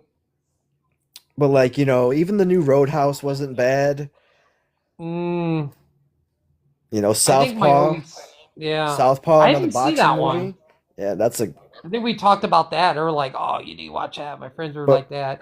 but My Prisoners with Hugh yeah, Jackman. Oh my god, fuck that movie. That's a movie that if you're a parent, fuck that. Like, yeah.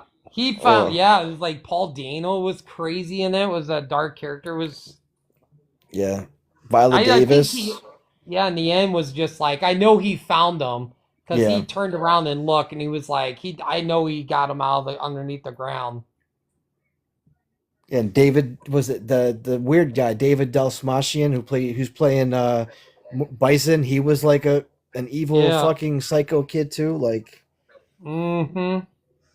But my always good go to Jake Gyllenhaal movie is The Day After Tomorrow. I don't know. I always have a love for that movie. That's always my good Jake Gyllenhaal movie go to. you can't go wrong with Emmy Rossum. I mean, she's gorgeous. It's always my go to movie. I always love that. I haven't watched that in a while. That's a good. That's I a like my tearjerker. I love my traditional um disaster movies once in a while. Bubble Boy's funny though. I mean, Mm. that's a great movie. Donnie Darko, another great movie. Oh, dude. Oh my God. I just watched that maybe 2 years ago. Dude, that was a wicked ass movie. For the first time? Mm-hmm. Oh man. They made a sequel, Yeah. They made a sequel, S Darko. But not with Jake. Not with Jake, it focuses on his sister. Oh. I might have to rewatch that again.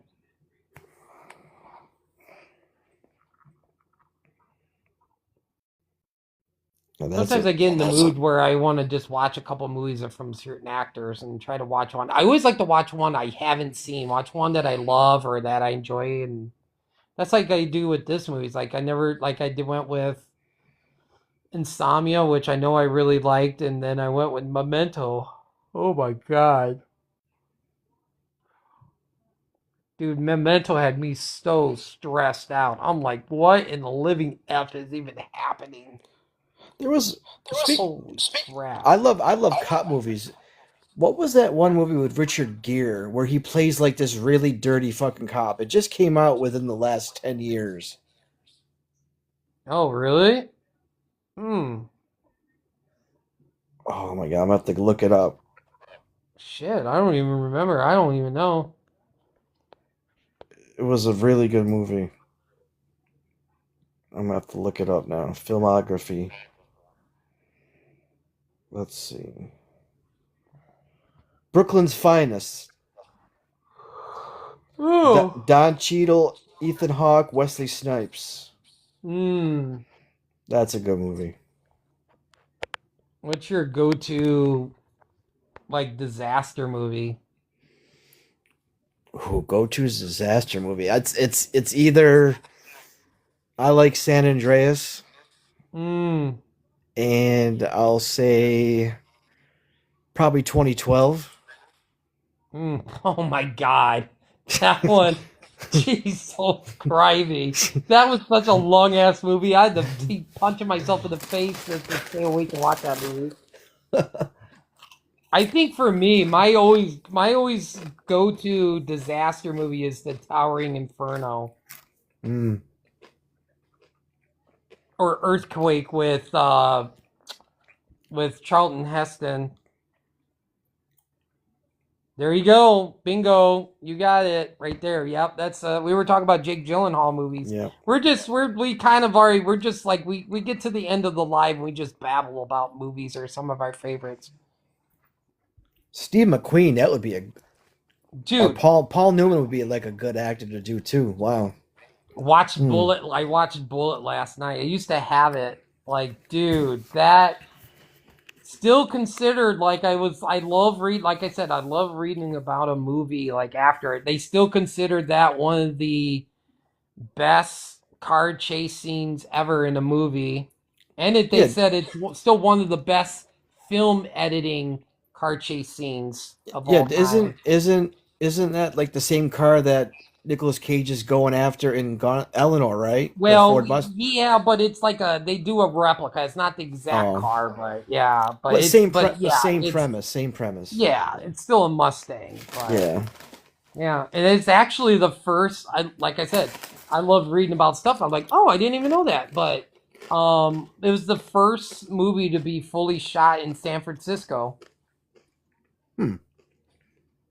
I don't know if you saw my review on it and stuff and everything, but it's crazy too. I also read that like Steve McQueen, like it changed hands. The car actually changed through so many hands, and I guess back in the late '70s, Steve McQueen tried to get the car back, and then like they wouldn't sell it to him for some reason. I'm like, what the fuck? How do you not sell the original car to fucking like Steve McQueen who drove it? But yeah, dude, the car chasing was awesome. I was gonna try to do a double feature of that and The Getaway with Steve McQueen because I remember I loved The Getaway Yeah. too. That's a good one too. But Yeah, I kind of agreed. Like somebody gave the movie. I sometimes like, somebody goes in depth and talks about a movie. It was like, okay, I was like, I read some reviews on Letterboxd. I'm like, okay, this is exactly what Deadpool would say about a movie. When I read it, goes in depth. It's like a story, like a full review. But like one review I really love was like, it was simple. It was like, how did we not get five more movies with Steve McQueen as James Bullitt? And I'm like, I agree. It was a great character that he played. I'm like, how did we not get any more sequels of that? Like, You know his son was the one in the Karate Kid, right? Oh, really? Yeah, he was Bobby Dutch Hmm. in the Karate Kid. Hmm. Yep. Chad McQueen. Interesting. Yep. Yeah. I mean, he looks just like him. If you watch the Karate Kid and see the character, you're like, damn, that's Steve McQueen.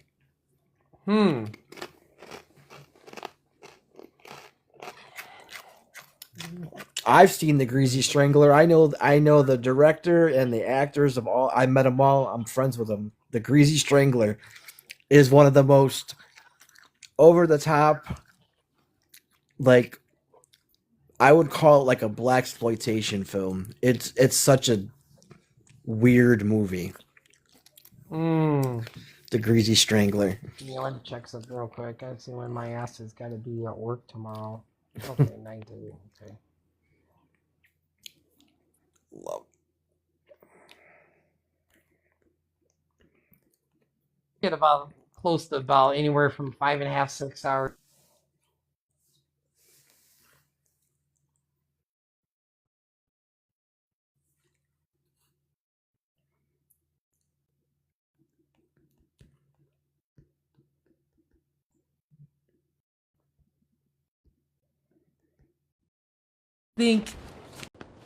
I think.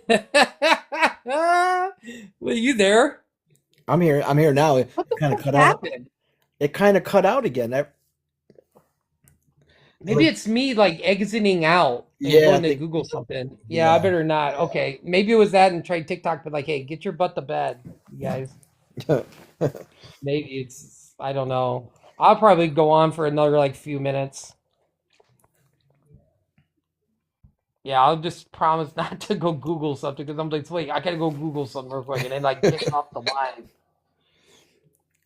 And TikTok's like, we don't like you when you have a live and you leave it. Like, You leave it exactly. Yeah, it was definitely an interesting live, to say the least. I'm sorry, man, but like that movie really got me amped up for an anti-Chris Nolan. Oh Like, my it god. really. I'm telling you, it really affected me. I don't know if it was just buildup of everything, and then I saw Maybe that it's movie and I was like, "Fuck this maybe movie." it's the same way about me and like Quentin Tarantino because the same thing where like everybody hyped up like Pulp Fiction and I'm like I don't see it. Like I don't see it with this movie. Like this movie is not good. Or even like Inglorious Bastards. Or I was like I didn't like that one either. And I'm like it's not. So maybe I know I feel how you feel and you're just like you're crazy. Pulp Fiction. Blah blah blah blah blah. And I'm like yeah. I'm just like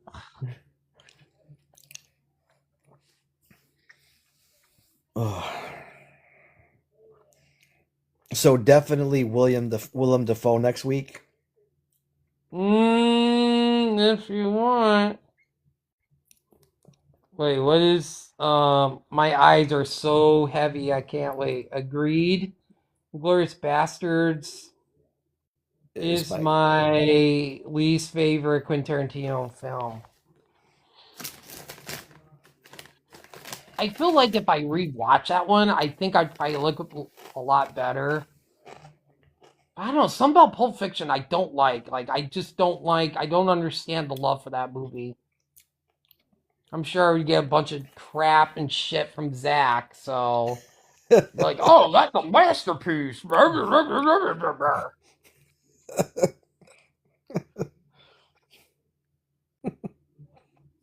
That's funny. You even like movies? Like, well, come on, movie guy, you like everything.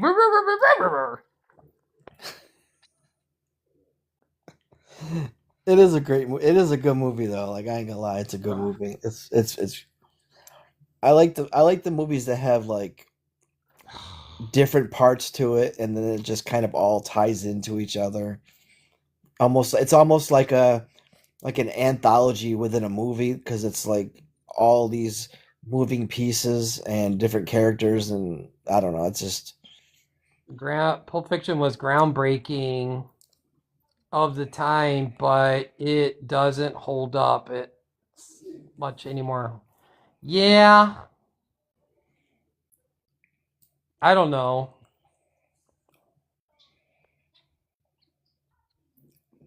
I I don't know. Does even Quentin Tarantino even hold up anymore? yeah. I think Tarantino holds up. Weapons has a Pulp Fiction vibe. Yep. I actually liked Weapons. I need to watch that again. I wanted to see that more than once in theaters, but I just never got around because I think it was a time where so much was coming out. Sometimes it's hard to go back and see a movie multiple times, but like I said, if I'm not tired, I'm hoping I'll go see. I don't know. I might just gonna wait until my daughter gets into town, but I really want to see it in Screen X because it's Michael Jackson's leaving Screen X um for Devil Wears Prada on Friday. It's gonna be in Screen X. I'm like, yippee. So I might go and see it tomorrow night at 10:30, I think, and I won't get home till like 1:30. So it'd be no different than like going live with you being up. Yeah. Wait, let's see. The fact that Weapons wasn't nominated for Best Picture and Sinners was atrocious, I think. Yeah, I think Weapons should have been nominated a lot more.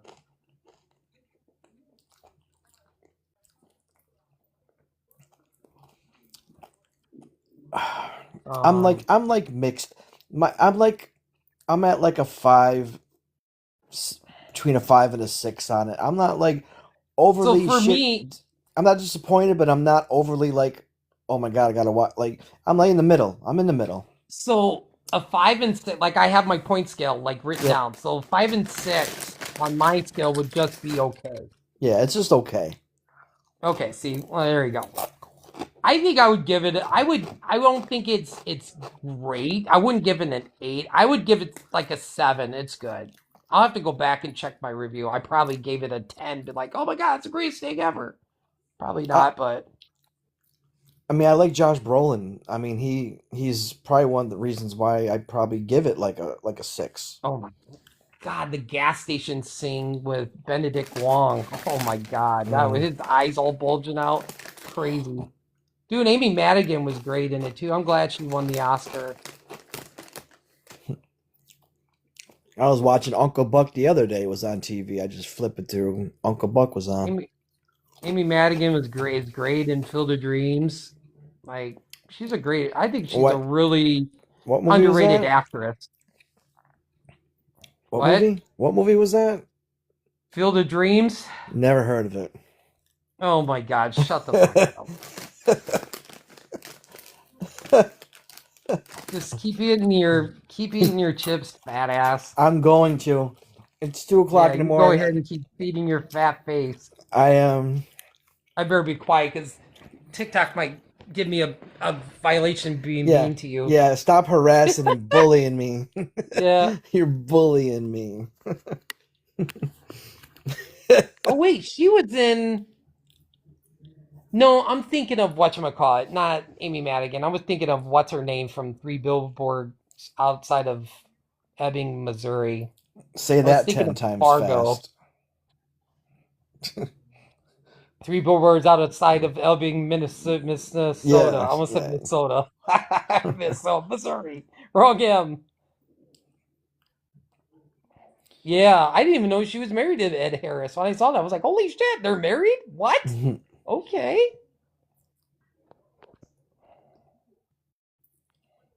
Oh, I was just about ready to probably end the live because it's like after 2 o'clock and I got to get some sleep here. Oh my gosh. That's why I didn't bring up Zach because I was just like, it's already late, and I know like he would say something and it would just go on for 20 minutes. I'm like, dude, I've already reached my peak of argument with anybody, so I'm like, I'm already burnt out. I've already reached my limit. I only can take so much. Oh my god. All that I want to ask. All that interstellar talk. It's probably Oh the my most. god. It had to. I mean, you can't lie. It was probably the most spirited and interstellar debate you've ever had.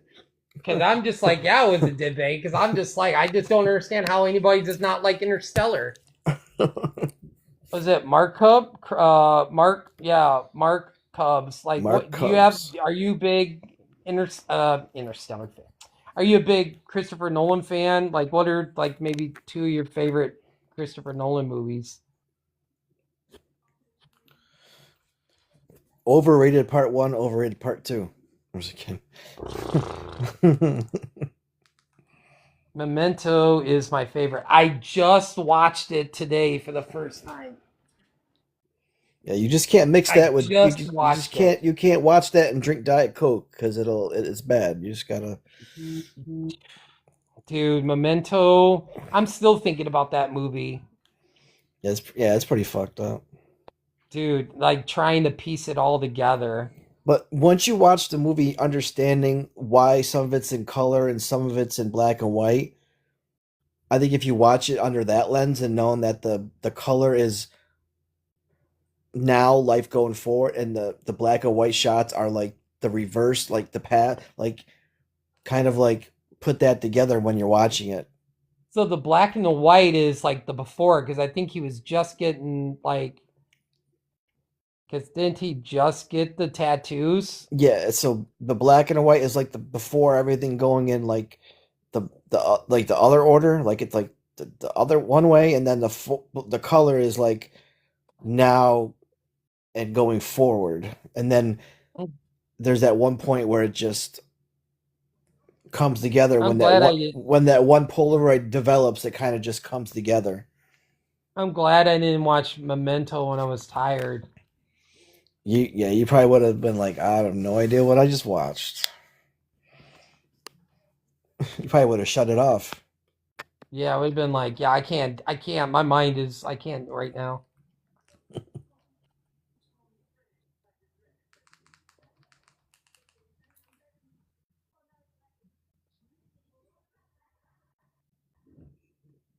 Yeah, Guy Pearce. I mean, he's had a couple movies that I know that I liked. I liked the Time Machine. That was really good. Like,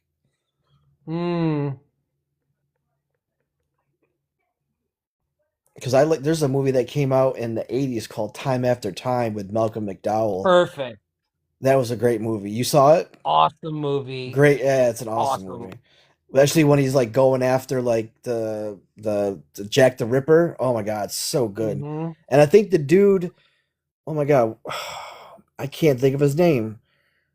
The guy, well, he was in Scream 2. He was the professor, or he was the one that David Warner. Yeah, he's the one that was in charge of the play. Yeah, he was Jack the Ripper. Yeah. So good. That movie, Time After Time. I think it's on Tubi. It's an older movie with Roddy McDowell. Yeah, Malcolm McDowell. Malcolm McDowell, not Roddy McDowell. Roddy McDowell is from Werewolf. Fright Night. Sorry, Malcolm McDowell. Dark Knight is my favorite Chris Nolan movie. Hey, you know what? I can't argue with that. A lot of people say it's overrated. I don't think it is. Like, it's not my favorite. Like Batman, like I still love Batman Begins. It's my favorite, but you know.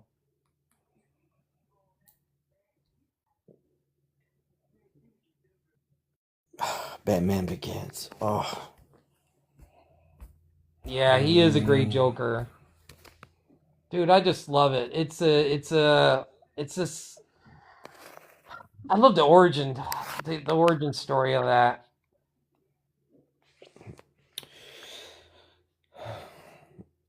But the Batman is better than the entire Dark Knight trilogy. Yeah, it's my favorite. I can't, but like it's still up there for me. Like I mean, Batman Begins and The Dark Knight. And that's what baffles me to know that Clayface takes place before Superman and it's in that DC. Like that just drives me so fucking nuts that Clayface should be in the Matt Reeves Batman, Yeah, I do not too. in the James Gunn. It seems so out of Hmm. place. I don't know. Yeah, yeah, Frig. But I'm yeah. not James Gunn. If James Gunn has a plan, it better be a good one. Do you see The Authority got canceled? Yeah, so that kind of like makes me wonder like if they're gonna because they were part of the Gods and Monsters like the first that's what James Gunn's calling like the first part of like the DCU.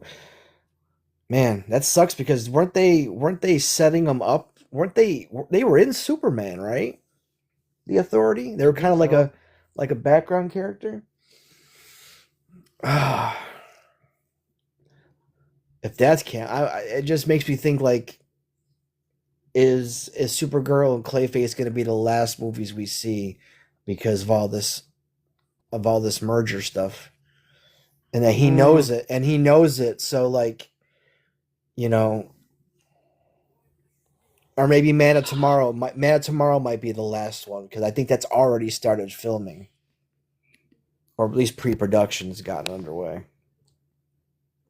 yeah, Clayface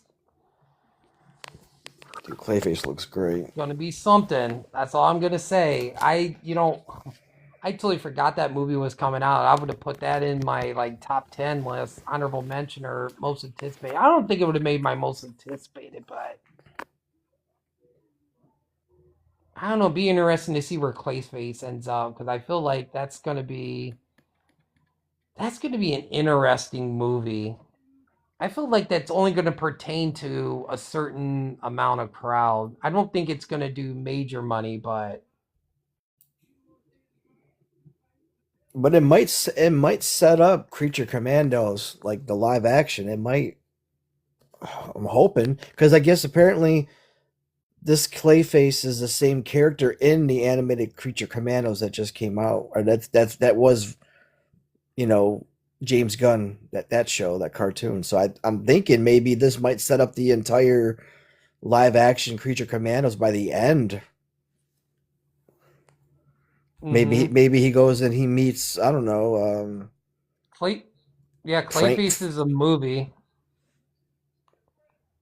Yeah, But yeah, Clayface is a Clayface is movie. a movie, but Creature Commandos is a TV show. But it's like think of it as like a horror version of like Suicide Yeah, Squad or something. You know, I heard Creature Commandos is really good.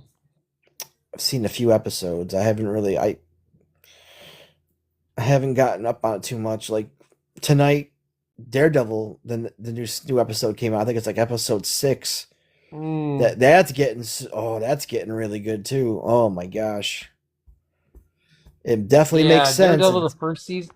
Oh, See, for makes me, I keep calling it season 5 because it's the 5. same universe. I know it's like reborn or whatever, blah blah blah. It's the Yeah. same universe as the Netflix thing, so I'm like, I still call it season 5. But at some point, I'll definitely get to watch it. Like I said, I'm still behind on stuff. It's definitely setting up brand new day. Hmm. I'll say that.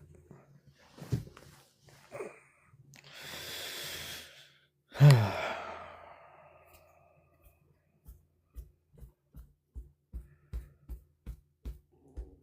don't know. Yeah. Well, I think I'm gonna call it a night. I am getting super tired. So. Yeah, it's been over 6 hours. I think that's. Oh my God, has it been that long? All right, Mark Cubs. Hope you have a great night. Thanks for popping in. Yeah, Mark Cubs. I'll drop you a follow, buddy. Yeah, let me see. I think I already follow you. I think I do. Wait, maybe I don't. Oh shit, I brought you up. Oh my God, why did I bring you up for? Oh my God, I made it so. What's up, Mark Cubs? Hey. Yeah, we've been on for 6 hours. 6 hours. Oh my God. Yeah. 6 hours of talking about movies. Yeah. Yep. Oh my gosh. It's like when we record the Cinescare podcast, it's like after an hour, it's like my throat is like dry. Yeah. Oh, the first hour of this episode was it Christopher Nolan, right? Yeah. Yeah. It was pretty dramatic. It was you guys are killing me. I want to listen to you guys, but it's like I'm at work. It's like I'm a bartender. There's nothing I can do. Oh, nice. So I can't. I could use a drink after tonight's live. Huh? Jeez. I could use a drink after tonight's live. Holy crap. Jeez. It was so, I could if I had any hair left on my head, I just lost it all. Oh my gosh. It's like, I don't think you have any hair at all, actually. No, I don't. I just shaved my head this morning. So did you really? Oh my gosh. By the way, movie guy, it's like, man, it's like the commitment you have of just like watching nonstop movies and TV series. I'm like, I would be absolutely exhausted. It's like the passion you have for entertainment alone is crazy. Yeah. You got football, you have wrestling, you have White Sox, which makes me want to freaking puke because I'm a Chicago Cubs fan. Because I mean, I bleed Cubby Blue. So every TikTok video you do with the White Sox, I'm going choke on it. I actually went to one. My really good friend is a Cubs fan, and he had an extra ticket because somebody couldn't go, and I was like, "Do you want to go?" And I was like, "To a Cubs game?" But the only reason why I went, it was Ryan Sandberg's last game. Oh, you were there for that? Yeah, so we went, and they were playing the Marlins, and it was kind of weird because Andre Dawson was on Florida at that time. He was on the Marlins. So that was kind of weird to see Andre Dawson in a Marlin. Yeah, but I was like, yeah. Oh my God. He had tickets for Sandberg's last game. So I was like, it'd be kind of cool. I would like to see go in Wrigley Field at least once and see what it's like. God, how does your brain work? It's like, how does it retain all of this knowledge that, it's exhausting to see your videos. I was like, I know. Does this man sleep? And you work at a movie theater. Jesus.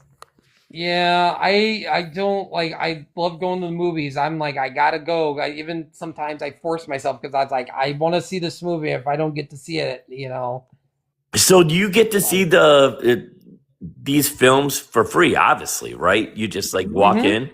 No. Yep, I grab my pass and my name tag, swipe it, and get passes, and some movies I'd probably pay for. Obviously, Spider-Man when it comes out, or Avengers or Dune, because I know it's going to be packed. I have to buy a ticket, but oh, that's so hard. Oh, I'm so sorry. Yeah, it's all right. Yeah.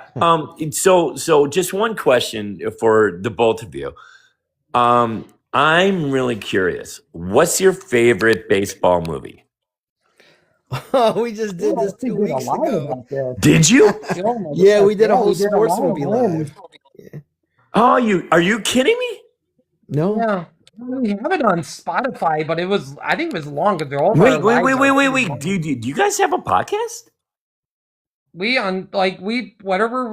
download the live and post it on my Spotify. Yep. What's the name of it? Dads. I think it's just the Movie Dads. If you search the Movie Dad, you probably will see one of the animated, pictures we that I did make. Marvel, we did DC, we did horror. What else X-Men, did we do? X-Men.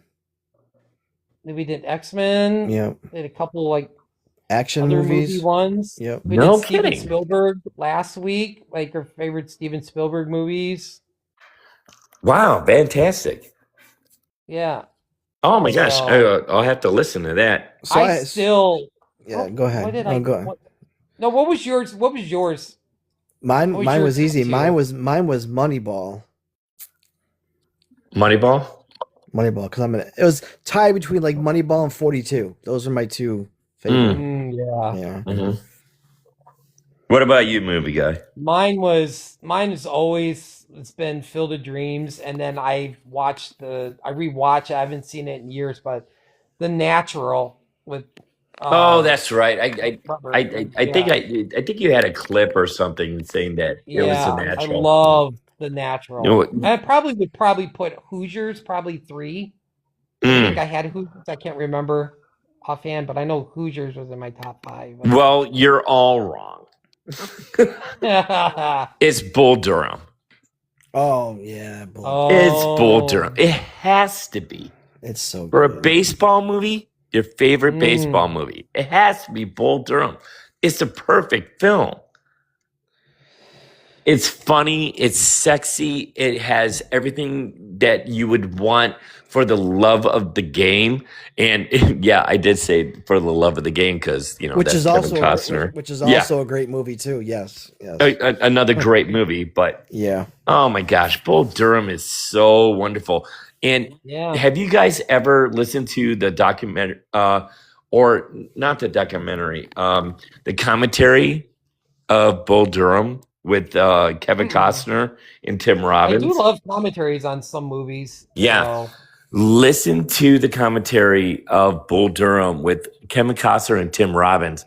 Tim Robbins, of course, is married to Susan Sarandon. And listen to how awkward it is at the love scene between Kevin Costner and Susan Sarandon. It is so awkward. There is silence. It is. Yeah, they're like, oh, we can't talk. It's just so. It is such a cringe moment. It's wonderful. It's wonderful. Yeah, because they didn't think Kevin Costner was going to do another baseball movie because right after that he filmed Field of Dreams. Yeah, but he was like totally go for it, loved the script. So yeah, absolutely. Do you live in Chicago? I did. Well, I used to live in Chicago. I live in the northwest suburbs now. Oh, okay. Yeah, I grew up in Chicago though. South Side, believe it or not. Love Chicago. Yeah. Me and my daughter's gone up, took the South Shore train out of South Bend. Yeah. And just go up and do a day trip. So we're gonna do it again. That's like our summer thing. We always go. At least we go 2 or 3 times a year. Yeah. In the summer. Yeah. No. It's. I mean, I love Chicago. It's great, but God. So like on the podcast that I'm on. It's like my Chicago accent is absolutely ridiculous. It's like I can't even like pronounce words or anything like that.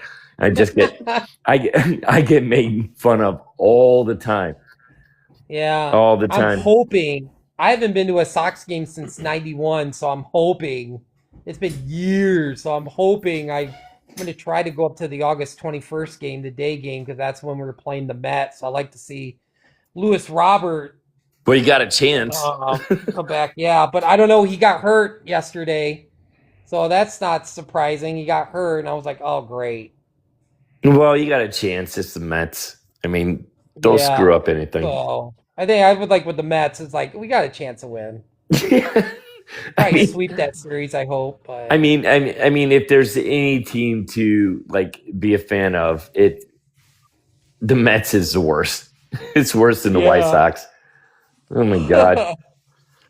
It was crazy. I just looked last week and the Cubs were in last place and now they're in first place. I'm like, wait, what the hell happened? I was like, what? Yeah, but yeah, I'll let you guys go. I know you guys are tired. Oh yeah, sorry, I didn't even know. I thought I was like, no, sorry to bring you up, but no, it's fine. It's fine. I'm very self-aware. yeah. So yeah, 6 hours. God, you guys are Yeah, I know. nuts. Once me and Deadpool gets going, that's our like average. That's like 6 normal. hours. That's normal. Start at 8. I know. Sometimes it's like the ends alive because TikTok cuts it off. We're just like, oh my god. Because we usually start at 8:15, and then we'll do like the main show, like whatever topics we have, and then we'll just like start just like veering off there towards the end and being like, oh yeah, what do you think about this movie? Or what's your favorite disaster movie? What's your favorite, whatever? It's like, Deadpool, am I following you? I don't even know. I'm following you. Am I following you? It says we're friends. So yeah, we're friends. Cool. All right. Cool. Movie Matthew. I've seen every Christopher Nolan movie, just not the ones before Batman Begins. Oh, so he's never seen Memento? Dude, I just watched Memento today. That's crazy. We pick also when we do I think we're doing William Dafoe next week. So we're gonna go through. We're gonna pick. We always pick 2 movies of I don't know. We just randomly, I like to try to do one I've never seen before, and then do one I love, and then we talk about it. Have you ever seen? Here's a. By the way, it's William Dafoe. Oh, Dafoe. Yeah. Dafoe. It's actually William Dafoe. That's how it's correctly pronounced. I saw an interview when he was a young actor, and the casting director said, "And your name?" And he said, "William Dafoe," and then he switched it to Dafoe. Oh, that's interesting. Yeah. But have you guys ever seen? I'm sure you have. But have you ever seen Wild Things? Oh my god, I haven't David seen Lynch? that in ages. Yes. Oh my gosh. That's a fucking film. That is. Oh my god. That is a film. Sorry for cussing. No, you're fine. Wild Things is such a gem that not many people know about, and William Dafoe is. God, that one scene with Laura Dern is close to the end. It is the creepiest. When think about maybe try watching that one again. Oh, it still rocks me. What other films has William Dafoe been in that I think the one I'm gonna go with is I've never seen Shadow of the Vampire, and I really want to watch that. That's a good one. I mean, it's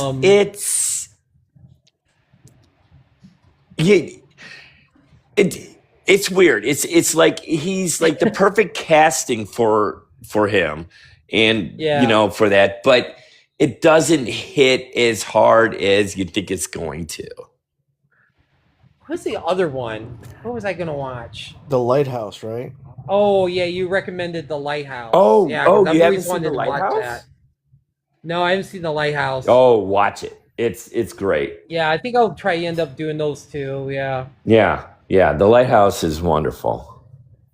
I mean, everything this director does. I mean, The Witch, The Lighthouse. Oh God, it just came out. The Vampire.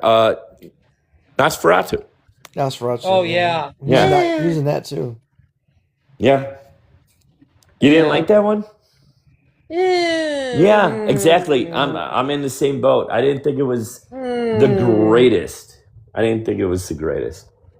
After I saw that one, I was like, because I knew he's doing Werewolf, Robert Eggers. And Yes. I'm kind of worried.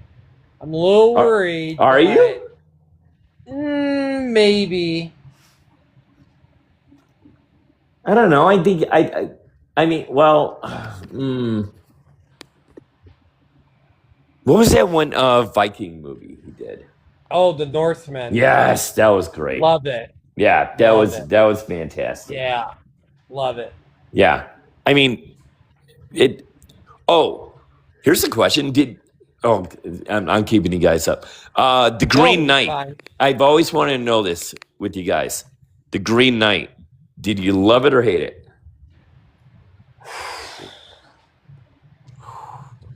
That was. That's a movie I need to rewatch. I'm kind of walked out and I'm like, I don't know if I hate or love this movie. I loved it. No, I actually didn't see it in theaters. I actually saw it on. I think it when it released the streaming.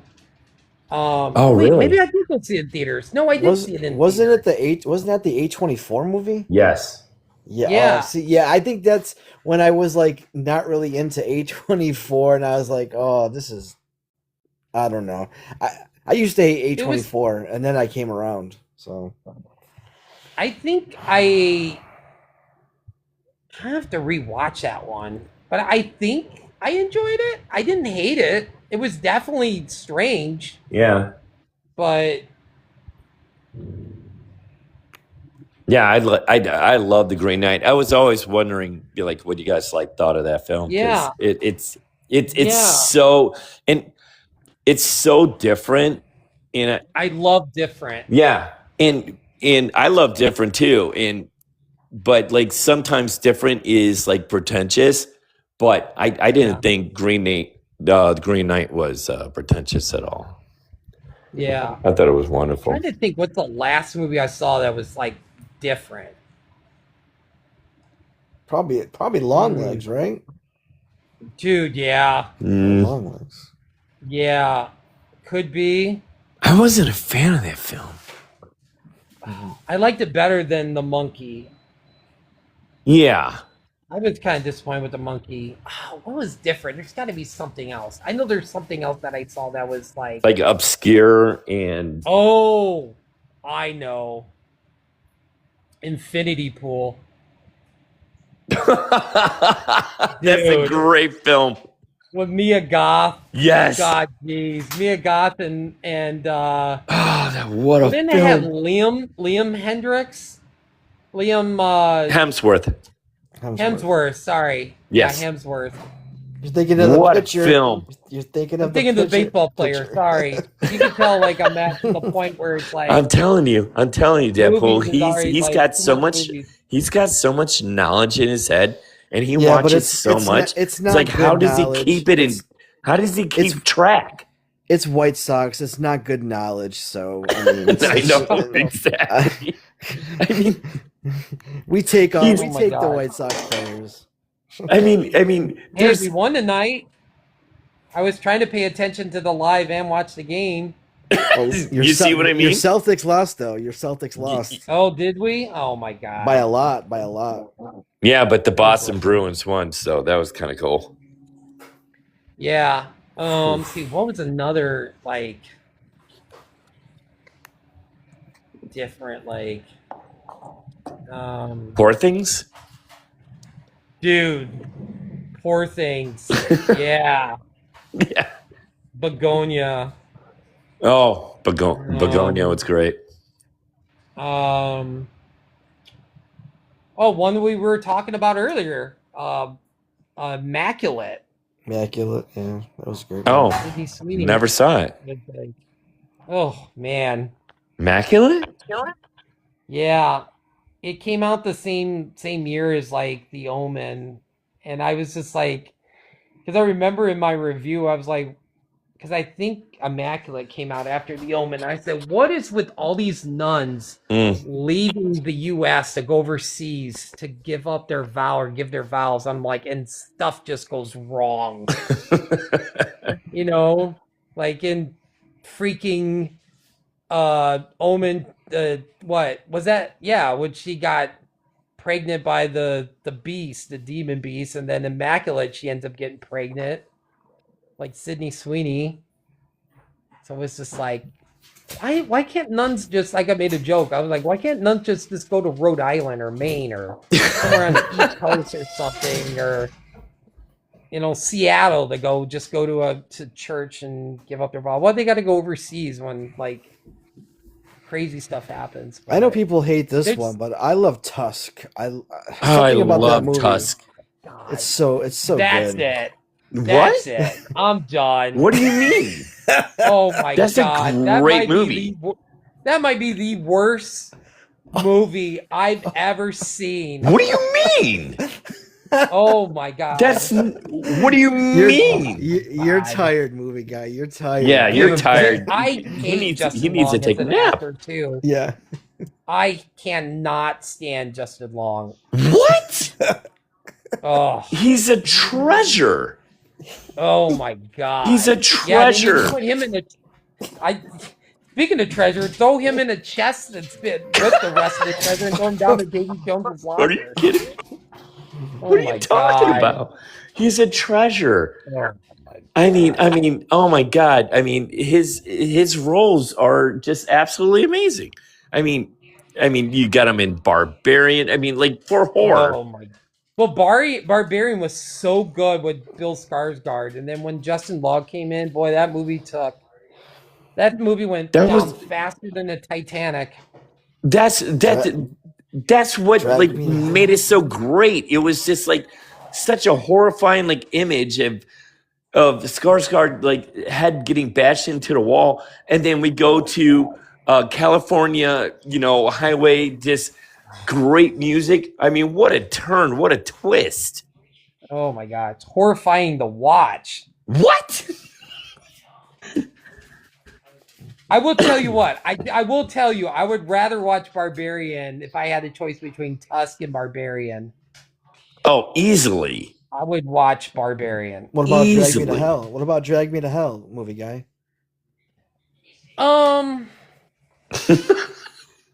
Easy. This is Sam Raimi. I didn't hate it. I feel like I'm just kind of in the middle with that one. Agreed. I was like, meh. Agreed. Yeah, it was okay. It was okay. Yeah, it was. I think it was okay. It was Sam Raimi's like return to horror, and after all the Spider-Man movies, and yeah, I'm not a big Seth Rogen fan either, but no, neither am I. I will say that I don't even think I can say it on the live. So Zach and Miri make a porno, a movie. Yeah. Sorry. I will say the scene where the Justin Long scene, I will say that was hilarious. Sure. Where they at the reunion, I thought when Seth Rogen's talking to him, like I will say I do like that. And I also like Seth Rogen, and I think the first Neighbors movie is really funny. I'm not really a Seth Rogen fan, but I am a fan of what was the Apocalypse? This movie? Is the End. This is the end. Oh my God! So that is a good film. That's a great movie. Yeah, great movie. It's wonderful. That and the Christmas one with Joseph Gordon-Levitt and Anthony Mackie, where they're like it's like Christmas Eve. Was it like called like the Christmas before? I think it was called like the Christmas before or something. The night before. The night before. Was that the one where Joseph Gordon-Levitt had cancer or something? He like broke up with his girlfriend, and like they go on this adventure for like they lose their marijuana and they have to get their drugs back, and then they're going to this party. Oh, that's definitely not the one I'm thinking of. Yeah, no. Yeah, the night before was like New Year's Eve, right? Oh. Yeah, it was like around the holiday season. No, never saw that one. I try to avoid Seth Rogen. I mean, I love his voice. Yeah, that one was not good. Oh, As Alan this and was the end. Invincible, but other than that, it's like I don't know. He's got a series that is winning awards or something, right? Yeah, the studio. Yeah. I think. Yeah.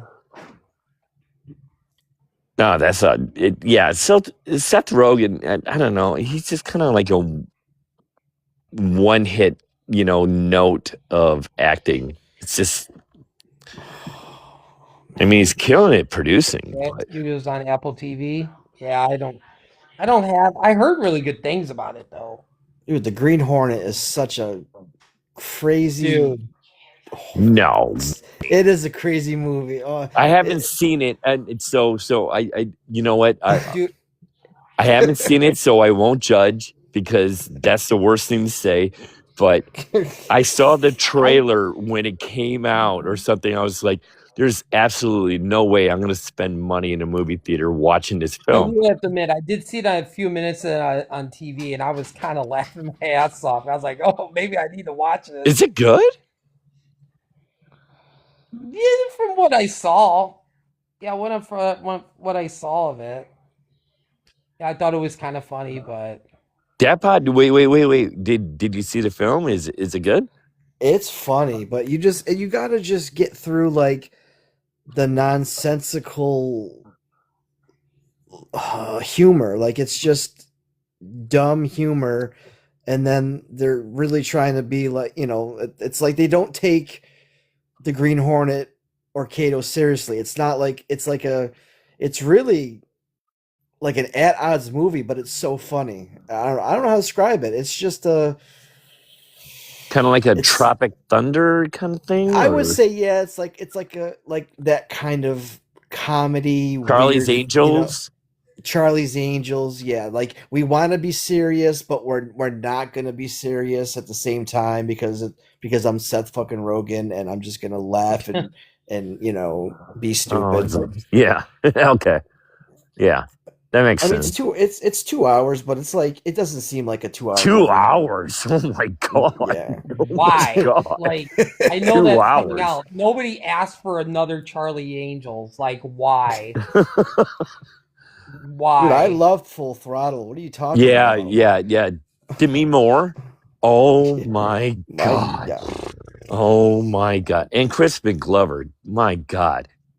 He's something. Wait, was Christopher Glover in the second one? Or did he die in the first one? I don't know. He was in the second one. Yeah. Christopher Glover is a gem. Oh yeah, he played the guy in Hot Tub Time Machine that had they were praying that he was gonna lose his hand when they went back in time. He was like, he's gonna lose it, and they're like, no, it didn't happen. Oh, Crispin Glover, man. Oh my god, she's so tight. I don't remember her being so tight. Who? Demi Moore? No, like in Hot Tub Time Machine comes out, he's like, oh my god. Oh, he sees his girlfriend. Yeah. He's like, oh my god, I don't remember her. He's like, he does the drugs. He's like, it's like Terminator 2 and it goes back. Oh my god. Oh my god, that movie is so fantastic. Oh my god. Hey, I've been invited on this podcast. It's called Real Beans. REEL Beans as BEANS. So he talks about films and coffee, and he invited me on this podcast, and we're going to be talking about Top Gun. Do you have any? I know. I'm like so ready, but it's like I don't know like where to start with this freaking film. It's like because he's never seen it. I haven't either. What? You never seen Top Gun? No, you what? didn't. Stop it. That's not. Stop that's a it. lie. No, I've never Stop seen it. Stop No, it. I've never seen it. Because a lot of my friends growing up in school, like they kept talking about in grade school how awesome Top Gun. I'm like, dude, I don't want to see this movie because this is all you talk about. Oh my God. You're like a squirrel. You're like a squirrel hoarding like films. They're re-releasing Top Gun's 40th And Maverick. anniversary. Yeah. Yeah, and I think I'm gonna go see it the week. It's gonna play for a whole week, so yeah, you have to. You have to watch it back to back. I will. I will. Oh my God! How we talked about this too. What? We talked about this. Well, yeah. Remember, I was telling you, like back then, I wasn't a Tom Cruise fan. I really didn't like him as an actor. You're not a Tom Cruise fan? And I came around on him. So when did you come around to becoming a fan of Tom Cruise? Mission Impossible 3. No. No. It was before that. Stop it. Vanilla Sky? It was Vanilla Sky. Yeah. Vanilla Sky made you turn around on Tom Cruise? Well, I loved Rain Man. Okay. I loved Rain Man, but I still wasn't like, but maybe Vanilla Sky, but like I said, I was never a big Tom Cruise fan. Who are you? Who are you? Who are you? You've never seen Top Gun. This is wait. His title is The Movie Guy. Oh wait, yeah. There is some movies I haven't seen. Trust me. Oh my God, what? Yeah, I'm going to go see it though. Trust me. Are you serious? And I will tag you. I promise I'll try to remember to tag you out of my review. No. Here's the thing. I don't think you're gonna like Top Gun. I hear a lot of people said Top Gun, like Maverick, is better. Yes, it is better. But if you haven't seen Top Gun yet, it's gonna be so campy and cheesy. You're not even going to have the nostalgic. But you're not going to have the nostalgic. No, I think it will for him. I think the soundtrack will save the movie for him because, like Footloose or something. No, like the Kenny Loggins soundtrack. Like he does all the songs on Top Gun. So I feel like because we did an 80s action movie and we did like best music or soundtrack, and this was my favorite 80s soundtrack was the Top Gun soundtrack. And that's what he originally told me. He never saw Top Gun, and I'm like, it's probably Val Kilmer. He steals the roles though. He steals the movie. Like Val Kilmer. Val Kilmer does. I think Val Kilmer steals the movie. Val Kilmer is as Iceman is like amazing. He goes Val Kilmer goes method in this. But he goes method in this huge blockbuster, which is absolutely crazy to even think about. It's, oh my God, Movie Guy, what are you doing? What? Yeah, I just got sick of it because a lot of my friends were like, dude, you're like shoving Top Gun in my face when I was in grade school. I'm like, dude, I don't want to see Top Gun. No, I'm so sick of telling a couple of my friends, I was like, I'm so tired of you seeing it. I don't even want to see it. Like, I know you've seen some of the characters, like some of the side characters in the movie. One of the other pilots, he was like in Die Hard, he was like the computer guy trying to break into the vault. Sundown. Yep. And then and then Val Kilmer's co-pilot buddy. If you ever seen the movie Roxanne, he was the firefighter that was like in Roxanne, like Slider, yeah.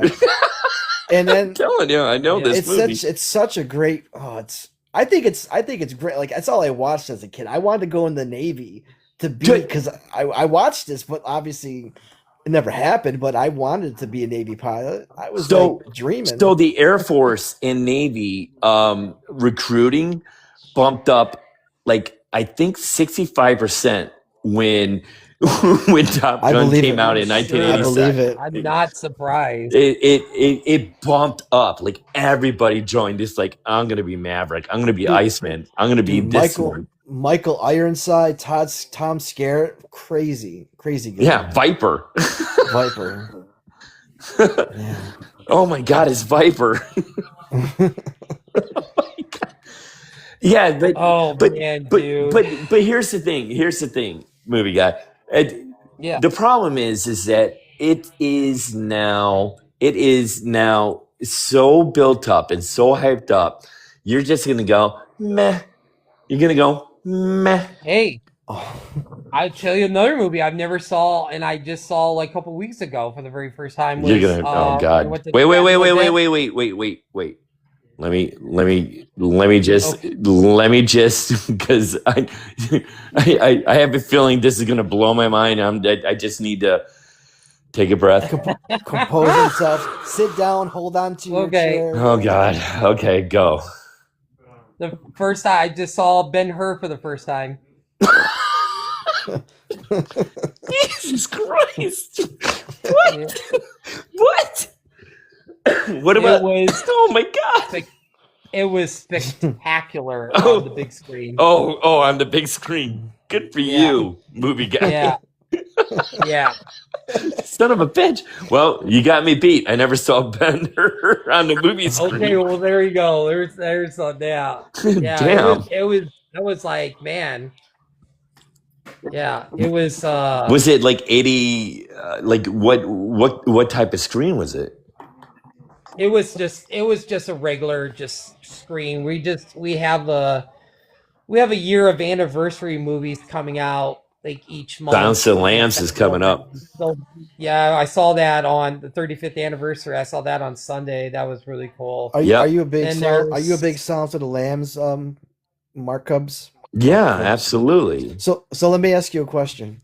Yeah. So have you seen the Hannibal TV series? I watched the first like 3 episodes and I stopped, and I don't know why, because it was amazing, and I don't know why I stopped. I just want to know, like, what are your thoughts on Mads Mikkelsen portrayal of Hannibal Lecter? I mean, his portrayal was okay. I mean, like I said, I only watched like 3 episodes, but what I did enjoy was the camera action and just like the editing of him cooking food. Okay. It was just so precise, and it was just so like beautiful to watch. And that was like the one thing that like really stuck in my mind, is just, the camera, angles, and just how pristine and how he like prepared food. Mm-hmm. And so that was a while ago. That was like what, over 10 years ago or something like that? Yeah, 2013. Yeah. No, Zach, I am just because I'm trying to find the time to like call the live, because it's like I gotta be up at 8 a.m. I know. Hey, should be up at movie like guy, 7:30. Movie guy, you brought me in on accident. Yeah, I know, and that was a big mistake. But it was great to have you up, but that was a big mistake to be like, I was just about to end the live and I hit bring you up, and I was like, oh shit, here we go. Yeah, here we go. No longer. Here we go. All right. Well, take care, guys. What days, Cubs, are you like? Do you have available? Like, what day would you be able to do a live? I'm just curious. Well, so I work every day except Sunday and Monday, and every other Monday I record my podcast, Cinescare. So. Yeah. What about Sunday night, movie guy? We could do a live and get him involved, and maybe do something. Maybe we could do something. Yeah. I don't know if I could do 6 hours, but I could join in. Yeah. No, you're fine. Yeah.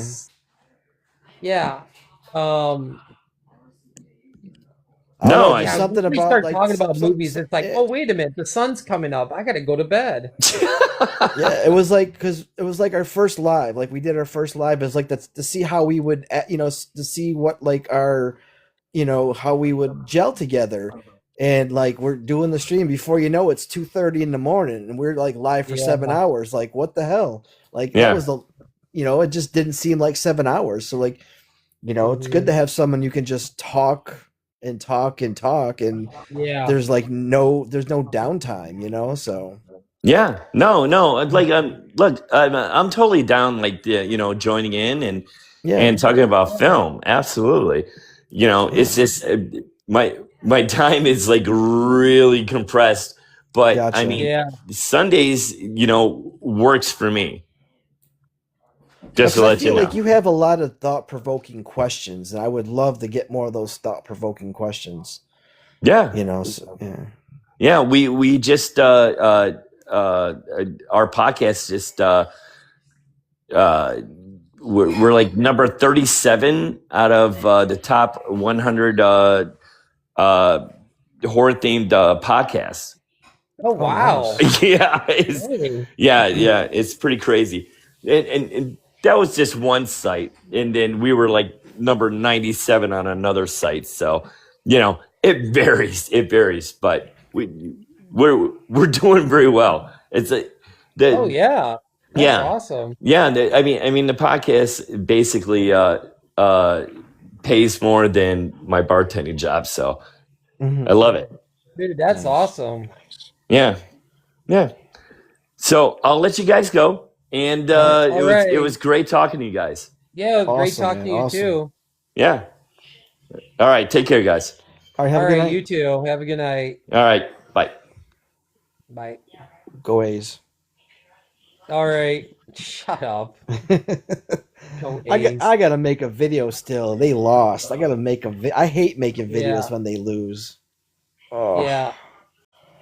Okay. All right. I am calling it. I'm trying to throw in the white towel like Rocky's trying to throw in the white towel to Apollo. Throw in the damn towel. Throw in the No, towel. don't throw the towel in. I'm like, yes, I'm gonna go to bed. Dude. Oh my God. Like fucking Interstellar. I can't wait to go. I can't wait to go to work. I can't wait till I get like work for a lot of my friends. I'm like, dude, you gotta fucking hear this shit. Dude, I can't wait. I need to bring my people up from work and be like, maybe Yeah. like, man, that Zach and AJ dude's a fucking idiot for not liking Interstellar. I'm like, yeah, see? Idiots? No, I'm just playing. That's all right. No. I mean, I can see for some people, I guess,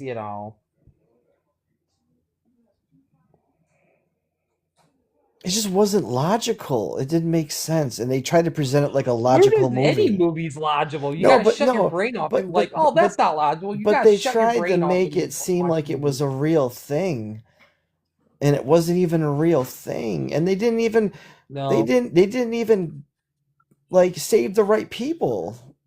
Like they went to the Yeah. wrong planets. I'm like, oh my gosh, Yeah. stop it. When I go to the movie, like if I go see MJ again tomorrow, I'm shut my phone off. I'm forgetting how many bills I gotta pay next week.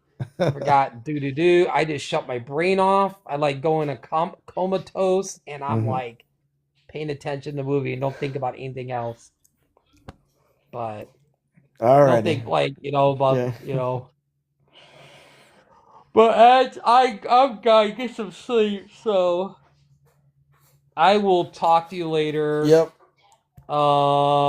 Thanks, movie Matthew, for popping in. Hopefully you'll pop in again next time. Next time we're on. Yeah, next week, either So, Monday, Monday or yeah, Monday or Tuesday. yeah. We'll have to get set in stone what we're doing. Yeah. I like the Willem Dafoe though. I like the Dafoe. That could be a fun one. Willem Dafoe. Yeah, Willem Dafoe. Yeah. I think I probably shocked Mr. Cubs, Mark Cubs, that I didn't see Top Gun. I just didn't see it. Like I just was like I'll go see it. I'll try to find a day to go see it when it's out. I think you'll like it. But I think you'll compare it to Maverick and be like, it's probably you'll have it lower than Maverick. But if you saw it when it came out, like back in the 80s, I think you'd give it a higher number.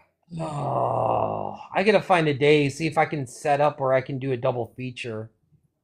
And see if the time's lined up. Maybe like a Tuesday or something. not a Tuesday, but like a Sunday night, maybe. I don't know. I have to figure it out. So, all right. I am heading to bed. So you have a great night, Apple. You too. All right, TikTok. Take it easy. I'll talk to you. Yep. Yep. Bye. Good night, everybody. Talk to you later.